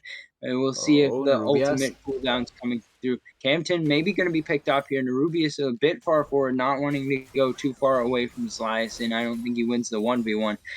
Pratoga on the flank, maybe looking for a hook. Here Oh, comes the arrow Enchanted goes wide. Crystal Arrow, goes Oh, wide, but Varathon going to be picked off. That's going to be all the damage they need. And Bifaru picks up the solo on Varathon, going to be the pick. I don't mean a solo kill, I mean a pick. But yeah. whatever the case, it evens the kill score up at 8. And that means that right now the objective lead and the gold advantage mean that Oh, Legend Nerubias. Spartan's going to be in the lead by 2,000 gold. Yeah, Nerubias walking blindly. Protoga could have tried to threaten with the hook, but because the rest of the members were doing the Herald, he probably didn't want to try and force anything out of the ordinary. The Sona getting picked up, and I think it's the first time we've actually seen the potential of the threat of the Blitzcrank, because he was stuck a lot on the bottom lane, and yes, you can get hooked sometimes and like that, but I feel like this is the first actual time that the Blitzcrank has shown its potential and what he can accomplish with those hooks, especially against Sona that we were complimenting the Six for having the cleanse, but Sona cannot cleanse. So it's going to be much more easy to get the kill there. Yeah, and the mid turret going to go down. I think that with PDX Twins on the Ziggs, that makes sense that the few Yeah. towers going to fall down in favor of Puds. That's their advantage in the map state right now, is that they've taken tier 1s in mid and bot. So we'll see if they can use that to push for more vision and set themselves up to take some more objectives. Maybe fight over the 3rd Drake coming up in 2.5 minutes. Yeah, although that Drake, one of the funny things is because it is a Cloud Drake or a Cloud Soul, it means that the priority and value of the Drake falls way down. If it was something else, it certainly means that you do have to commit. But giving away a Cloud Dragon or a Cloud Soul is not that sad in comparison to giving away an Infernal or a Mountain or an Ocean. So at least in that regard, for the side of bots, it's not the end of the world. I think it's much worse if they can if an Elder Soul comes quickly and they have to fight over that Elder with a huge gold deficit. Yeah, and I still think that Cloud Soul Oh, is worth going after, but we'll see if before we can find the pick. The Enchanted Crystal Arrow lands onto Baratheon, and Rouge Ronin going to Darwin be able Theory. to confirm the kill. That means it's 5v4 on the map. Into the mid lane goes the side of Legend Spartans. They're going to try to finish off this tower before the wave can be cleared. Wave is finished being cleared, and the tower is not down yet. It's going to be aggroed up, but now it does go down. Hampton able to step back with the counter strike, and that means it's 1 and a tower for Legend Spartan. Yeah, one on a tower. It's a good trade, and they are opening them up. I think that's the most important part. They saw the ping ward with the lens, and they are still sitting in there like they think nobody saw them. Funny enough, but it's not going to work. It's not going to be that bad. Onto just a quick thing on the cloud. So I don't think it's about solo. I just feel like it feels less awful to give away than the other drakes. So at least in that regard, I feel like pots can feel without worry. Oh no, kind of thing. Hampton going into a 1v3. We'll see if he's got the damage to come out of it, at least with the kill. Oh, nice. Flash and ward hop away. Rubias. Nerubius going to try to follow, but will he be turned on? Can of 10 with the moves is able to escape the 1v4. Yeah, and what a pair. He has a really good pair of dancing shoes because he evaded that gang so effectively and even blew the flash from Nerubias, which means that overall it was a 1-for-1 in flashes, and Kind of Thing doesn't lose much. He just goes back. It's going to go back into the top lane, receive that wave that is going to crash, and he will still get the value that he's going to be giving. And even more so because of the amount of members that were prioritizing on top lane. If you see now, Darwin Theory has a push on the bottom lane and can try and threaten a little bit the turret, even though I don't think he cannot push this. Oh, teleport from the Wukong. Ooh, Baratheon going to be Oh, picked off Sona. here. Silence knocked up, finished off. Rouge Ronin going to claim the kill. And at the beginning of the Drake area setup, the Drake spawns now, and it's a 5v4 on the map, 4v4 in the pit area. But that means Can of Tin is pushing the top lane in the meanwhile. We'll see if he's going to be forced to teleport in or if he's going to just be allowed to continue Oh, the pushing. hook. Mega Inferno Bomb goes in. Now it's a hook from Toga onto Nerubius into the Moonfall. The CC chain confirms the Drake goes down, and so does the jungler. It's everything going Legend Spartan's way, and Can of Tin still push top lane. Yeah, so it's a push on the turret, a dragon, and a kill on the jungler, without counting the kill that happened previously on Baratheon. So, like you're saying, it's everything going for the side of Legend Spartans, and I really like the setup that they've been doing, because they have complete control over the mid lane, and they have the vision control over the jungle. They can set up so well. Oh, wait. Ooh. Slicing with the Slicing. flash Gets a stop. cyclone. Darn Theory going to be able to flash Oh, away. We'll no. see if Slicing can go back in, but it's not going to be able to happen. It's enough of a disengage. So flash for flash, and the disengage coming through from Legend Spartan.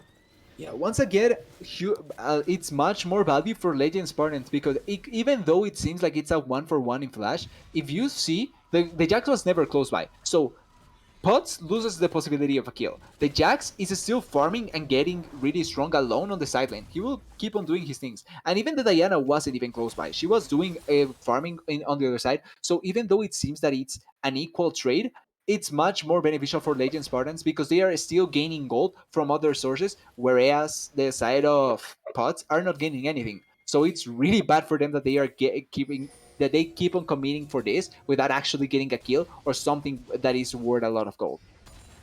Yeah, and Can of Tin just going back to the bot lane. He's whacking more towers. The Baron is going to be started up as Baron? well. So once again, it's Can of Tin on one side of the map. Everyone else on the other side starting up an objective. Staying around here in the Portoga 4v Baron. Well, we'll see if the engage comes through. Four members Portoga? here for the side of the Puds. It's a 4v4 starting up. Mega Inferno Bomb going to the get the health bars low. No one going down just yet. The ticking of the Leandries not going to be quite enough, but the Baron going to be on the side now of Legend Spartan. So that is the disengage. No kills coming through in the Baron fight.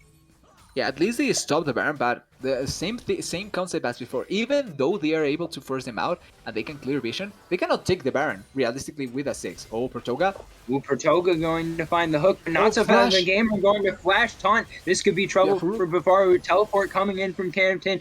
Will he be able to find Darwin Theory teleporting in as well? Can of Tin's was Oh, Six is canceled, dead but as it's a well. double kill for Rouge Ronin immediately. PDX Twins going to be in trouble here as well. Now it's going to be 3 for Oh, 0. Nerubius. Nerubius may be the next to fall, and it's And that can be Legend Baron. Spartans taking a 4 for 0, and straight to Baron they go. Yeah, and in the 4v4, they are just much more well positioned. And this is also why I didn't like the Galio. Because in reality, without the Wukong, you don't get much value out of the Galio ultimate. Like, you have nobody that wants to go in. If you had someone else that just kept on running or playing around the 6 and the Sona, it would be much more comfortable. But because the Galio wants to try and play around his ultimates and going in, his value just falls way too hard. And even though he commits the flash to try and get on top of Biafuru, it's not worth it. Biabru has a fully stacked weight send that will just deny so much damage. So it's not like you can instantaneously burst him out. And the rest of the team is so far behind that they cannot correctly answer the play. So it's just an easy answer by the side of Legend Spartans. They capitalize on the overcommitment. They get 4 kills. Kind of team doesn't have to do anything, and they get a Baron buff. So now you have a fed Jax that can split push alone, and the rest of the team can also try and play around Portoga on the Blitzcrank and Rouge Ronin on the Diana. Yeah, and I think that we've been pretty excited about what we've been seeing from Can of Tin. But quietly, Rouge Yeah. Ronin is 6-0-4 on this Diana. 25 stacked Medjais. He's writing everyone's name down in the death note. And right now you've got two solid carries for the side of Legend Spartans. It's going to be so hard to be able to answer the split push and be able to take the 4v4 because it's so well set up. The gold leads too much, and Can of Tin able to escape these situations. Now going to be going Oh, in on Nerubius Nerubias. flash burn. Oh no, Darwin Theory's here with the Nerubias. Destiny Gate, and Can of Tin going to finish off the kill. Teleport coming in from Slicing, going to I try don't and make it even a think they 2v2. win this. Not so fast, the gamer trying to find an engagement, but here comes Can of Tin. Mega Inferno Bomb and Oh. Enchanted Crystal Arrow arrive. The stun comes through from Okay, Baratheon, they and the got the kill at shutdown least. will go over. Can of Tin falls. It's a 1-for-1, I believe. Yeah. And now Darwin Theory going to be able to get out. But meanwhile, the Baron buff is pushing the mid wave. Yeah, even though they had to commit so many people there to be able to kill Can of Tin, they still lose the Graves, and they lost, I think, 2 turrets on the mid lane because I'm not sure if the secondary turret was already down or not. But if not, then they got 2 turrets. Oh, it's Liazen, no ultimate. Slyson's in trouble. He's going to be knocked up. He's going to be hooked. And now Rouge Rowan Oh, trying to go into the back line. Going to Rocket Bell out, though, just to stay alive. So good choice there. But with the health bars down, it's Cloud Soul on the map. And that looks like it's going to be the call for the side of Legend Spartans. And immediately going towards that. Nerubius is in the area. We'll see if he can come away he with a wants to steal miracle it. steal. This is what they need to stay alive. The 5 members in the area for the side of Puds. We'll see if they can get Nerubius with the steal. Now it's going to be the re-engage, though. Rouge Ronin setting up the kill. Bafaru going to take one down, and that means it's a 1-for-0. And we'll see if that means it's right back to the Baron push for the side of Legend Spartans. At least the Cloud Drake taken down by Nerubius before he fell, meaning that the Cloud Soul has not gone over just yet. Yeah, going for a last-ditch effort to steal the soul, and he ends up getting it. Nerubias at least pulling off the play to be able to steal it. This turret, I think if you just send a blue card to the turret, you take it down and you're able to keep on the push. But Baron buff is already down. They lost the opportunity to be able to push much more, but at this point they are still so far ahead. They are really strong, and if they do want to force a fight as a 4v4, they probably. And kind of thing on the other side, like you were saying, he was really quiet this game compared to what we've seen in the previous games. But it's not like he's not doing his job of speed pushing. He's still keeping the Asin there for the longest time. And as long as the Asin is not a part of fights, the 4v4 from the side of Legend Spartans is much better. Yeah. And I think that right now what we're seeing is a situation where for Puds, they just need to get picks to get back into the game. But what we've been seeing is Legend Spartans getting all the picks. They getting Yeah. hooks from Pratoga, Rouge Ronin diving back lines, Darwin Theory just showing up in your backyard because he's got Destiny, and all of a sudden people just disappear off the map, and it's like question mark thing. Where'd you go? Disappeared, Yeah. died. Going to be hard to find people when they're just getting picked off left and right.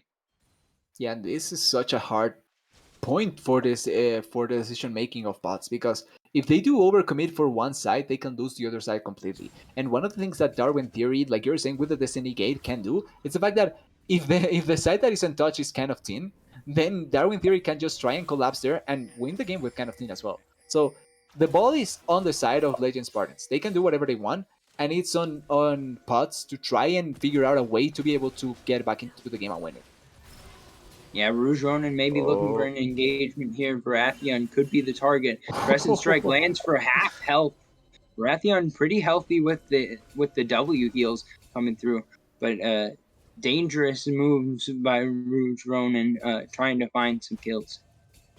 Yeah, they have complete control. And as soon as they saw them trying to do anything, Can of Tin. Can of Tin could be looking for the solo kill slice and going to be able to survive, chunked out to about 40% He has the whole health breaker. remaining. Can of Tin could dive this. I think we might see a dive. Counter-Strike going to be used just so they can take the tower instead. But that means that the tower's gone. Just like that. Yeah, the problem is that now with whole breaker, he's just banking on being able to do that as many times. Oh, he's dead. Stun combo comes through. Yeah, Pratoga lands the hook, and Nerubius is down. Now it's going to be a crescendo onto two. The CC chains are landing. Oh, Rouge Ronin Roach. could be in trouble. The Zonia set him up for the kill. Another hook lands though from Toga. Now Bafaru trying Oh to no, burn the down the red kill. buff. Meanwhile, Can of Tin is pushing the bot lane. He could be looking for the end. Destiny Gate forward. Darwin Theory going to try to finish off the kill on the PDX twins, but he may be in trouble here. Taking down to the Leandries. Oh Not no, going the to die Rook. just yet, but can't go near Baratheon because he would. Now it's Pratoga looking for another hook, and that's what he's going to get. Bafaru picking up a rampage. Can of Tin pushing the wave into the Nexus Tower is not going to quite finish it off just yet, but that is Legend Spartans gaining and gaining and gaining on their advantages. Yeah, and it's what we were talking about. Kind of Teen is on one side doing what he wants, split pushing, and if it's a 4v4, the 4v4 from the side of Legend Spartans is much better. The funniest thing is that we saw Roach Ronin dying almost instantaneously. He couldn't even use the ultimate, but because the rest of the members are so strong, it didn't matter. They could win that fight. One of the things that I didn't like a lot from Protoga though, it's that when Darwin Theory got the stun on the 6, he committed the flash to get the hook on the Sona instead of the 6. And I feel like if they get the hook on the Sona on the 6 and they stop him from being able to back, Jax can take even more from the base. So just a small thing, it's not going to matter that much, but it is a small thing to take to just notice. But now with the Drake coming up in 30 seconds, I think now it's the Soul Point and the Baron as well later Yep, or both before. major neutral objectives on the Oh map. Not so fast no! the gamer could be in trouble. Pratoga going to find the hook, going to find the knockup. Not so fast the gamer going to try to justice punch his way out of this one, but Nice it's not Baron. going to happen. Rouge Ronin going to pick up another kill, and that could be translated straight into the Baron. Yeah, it's going to be Baron buff. I think they're sacking the Ocean Soul just to be able to get the buff and then get the final push into the game. I, I do agree with this play because it's not like getting the soul is going to secure them being able to win the game. But with this Baron buff, now they can set up for a 1-3-1 with the Twisted Fate and the Jax and just end the game through that. Yeah, and they've already got Inhib down bot, the Inhib exposed in mid, and there's just one tower standing between them and the Inhib top. Legend Spartans poised to go for the victory march here. Rubias. Gold card going to Oh, he's land. dead. That means that Nerubius is dead. There's no way out of that CC chain. Twisted Fate is a click and confirm. Now it's going to be on to the Nexus Towers. It's the last ditch effort for Puds. How are they going to make it happen? Darwin Theory stepping up, taking turret aggro, but it's going to be Sliasin trying to get into the back line. Hero's entrance going through. It's going to be a Cannot three-man even kill the cyclone, but is Ash. it going to be enough? The silences come through. Bifaru's I think unstoppable. it Not is. the fat. The gamer is into the Zonias, but the miracle run survives. 3-2. Legend Spartans take the losers bracket finals. And you know what, Tiger? It's 100%. 100% win rate for Red Side in this series. Every team that played on Red Side won each of the games. But what a way to win from the side of Legend Spartans. They played really well. They committed to actually using Can of Tin, but even this was a different way of committing to Can of Tin in the sense that they just left him to the split push and try and create pressure on the other side so that Can of Tin could have gotten his the amount of pressure that he got on the Jace, but alone. And one of the things that I did like a lot is that, and I think you pointed it out, Rouge Ronin was so huge in the fact that he just kept creating so much space and killing so many people. And because of that, Can of Tin had a space. And that allowed for the side of Legend Spartans to have multiple pressure points on the map and be able to win the game at the end. Yeah, either way, it's a tough decision from the side Yeah. of Puds about which fight you want to take. Do you want to try to 2v1 Can of Tin, or do you want to try to 5v4 the main group as they go for objectives? Either way, you're giving up something on the other side, and it's a difficult decision to make. But uh, it ended up being Legend Spartans playing the macro out, able to manipulate things in the right way. We even saw Can of Tin going for the Houdini mode, escape in that one situation. Yeah. So even if you make the right choice, you could still get punished for it because you just can't find the kills. But whatever the case, Legend Spartans with the resilience to get through the 5 game series and come out with the win. Yeah, what a way. Really well done. I fully applaud the side of Legend Spartans and certainly feel like maybe they do have a fighting chance against BDC in the grand finals. which would be hyped to see if they are able to pull off the complete lower bracket run and end up winning the tournament. It would be amazing to see. It's the miracle run, man. You got to believe in the miracle run magic. But BBC has been a strong team all season, so we'll have to see what's up going on next week. I think that we're supposed to have an interview. I'm gonna check in about what the situation is. Uh, so we'll see about that.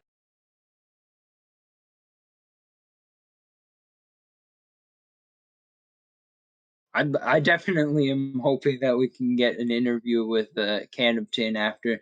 It We're wasn't waiting. just the Yeah, one game that he carried. He was an important member in every game. yeah. So it Don't sounds let the like final game uh, show you otherwise. He was really important overall.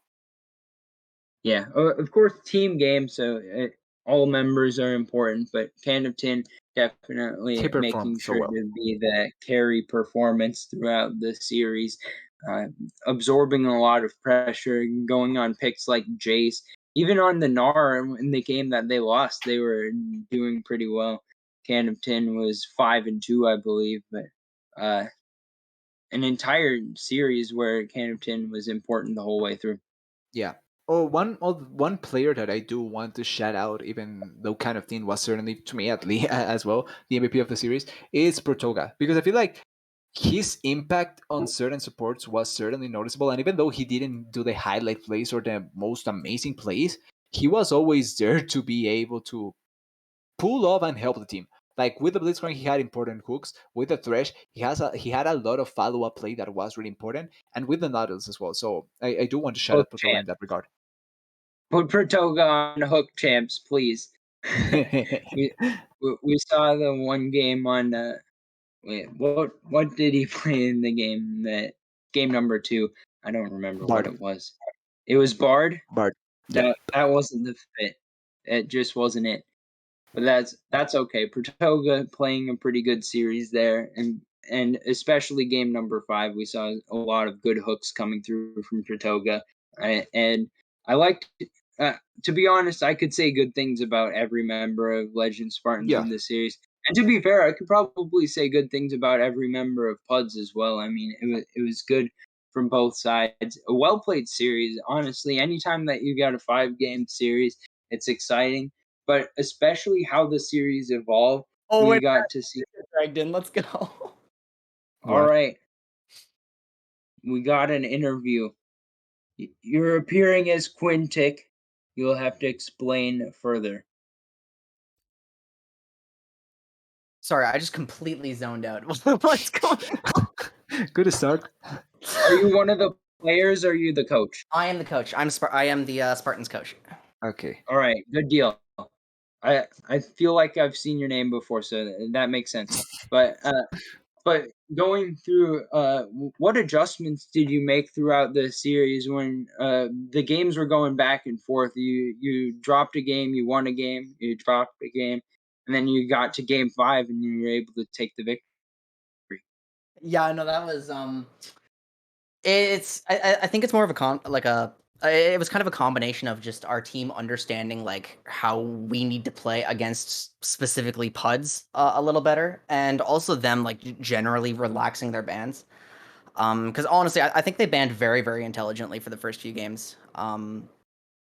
But then like as the series went on and everyone's making adaptations, they they started letting a few things through that we were kind of surprised they let through. Like at first the Syndra, even though it didn't look super good, we were surprised they let that through. I was Um, disappointed. yeah, it was a little unfortunate how that one went. But generally, I think the big thing was just the insane Ash priority we started developing, because we were aware she's an excellent champ. Um, and then once I realized my 80 carry just was absolutely popping off on her, I said, okay, we don't have to like we're not resorting to just comfort right here. You are playing meta and you are going to enjoy it. I think that's probably the correct way to take it, honestly. Yeah. So, On my oh wait, go ahead. yeah, it's mainly well, to start first of all.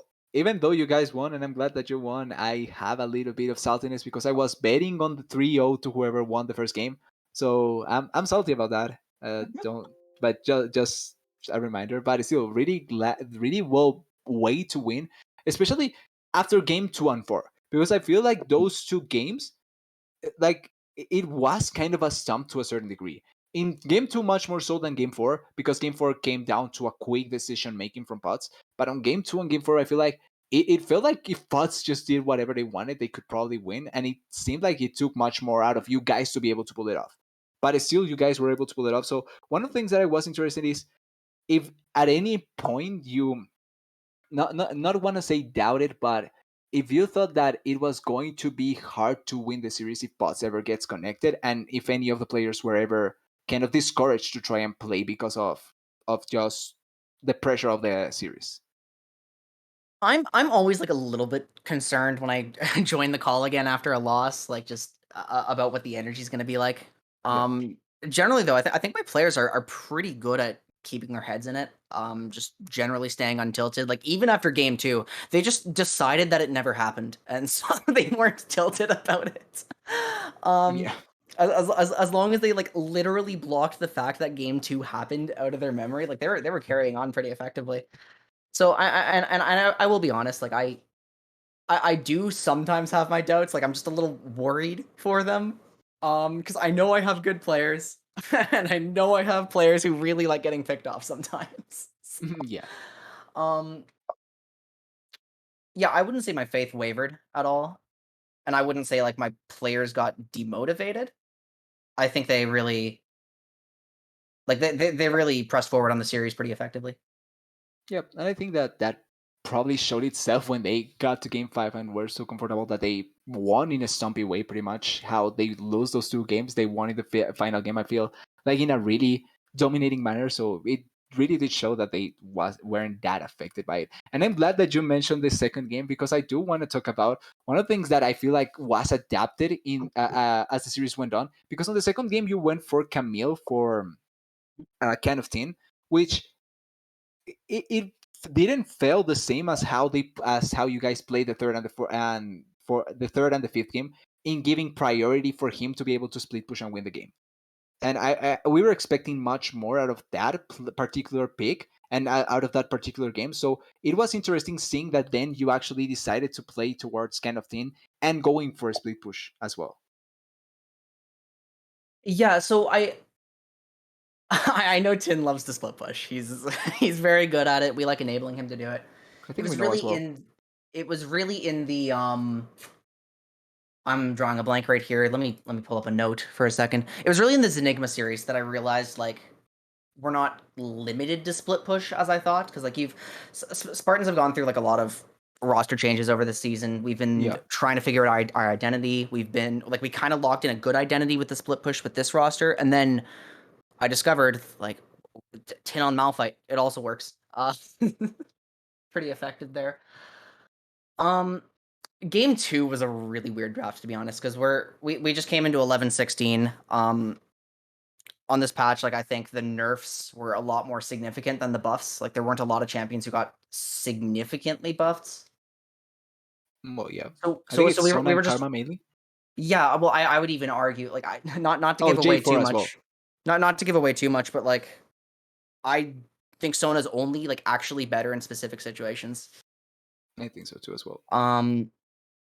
So yeah, the first few drafts were like I could argue they were a little shaky. It was reflected a bit in game 2, where I was pretty confident I had like 2 winning lanes and a lane that hard outscales.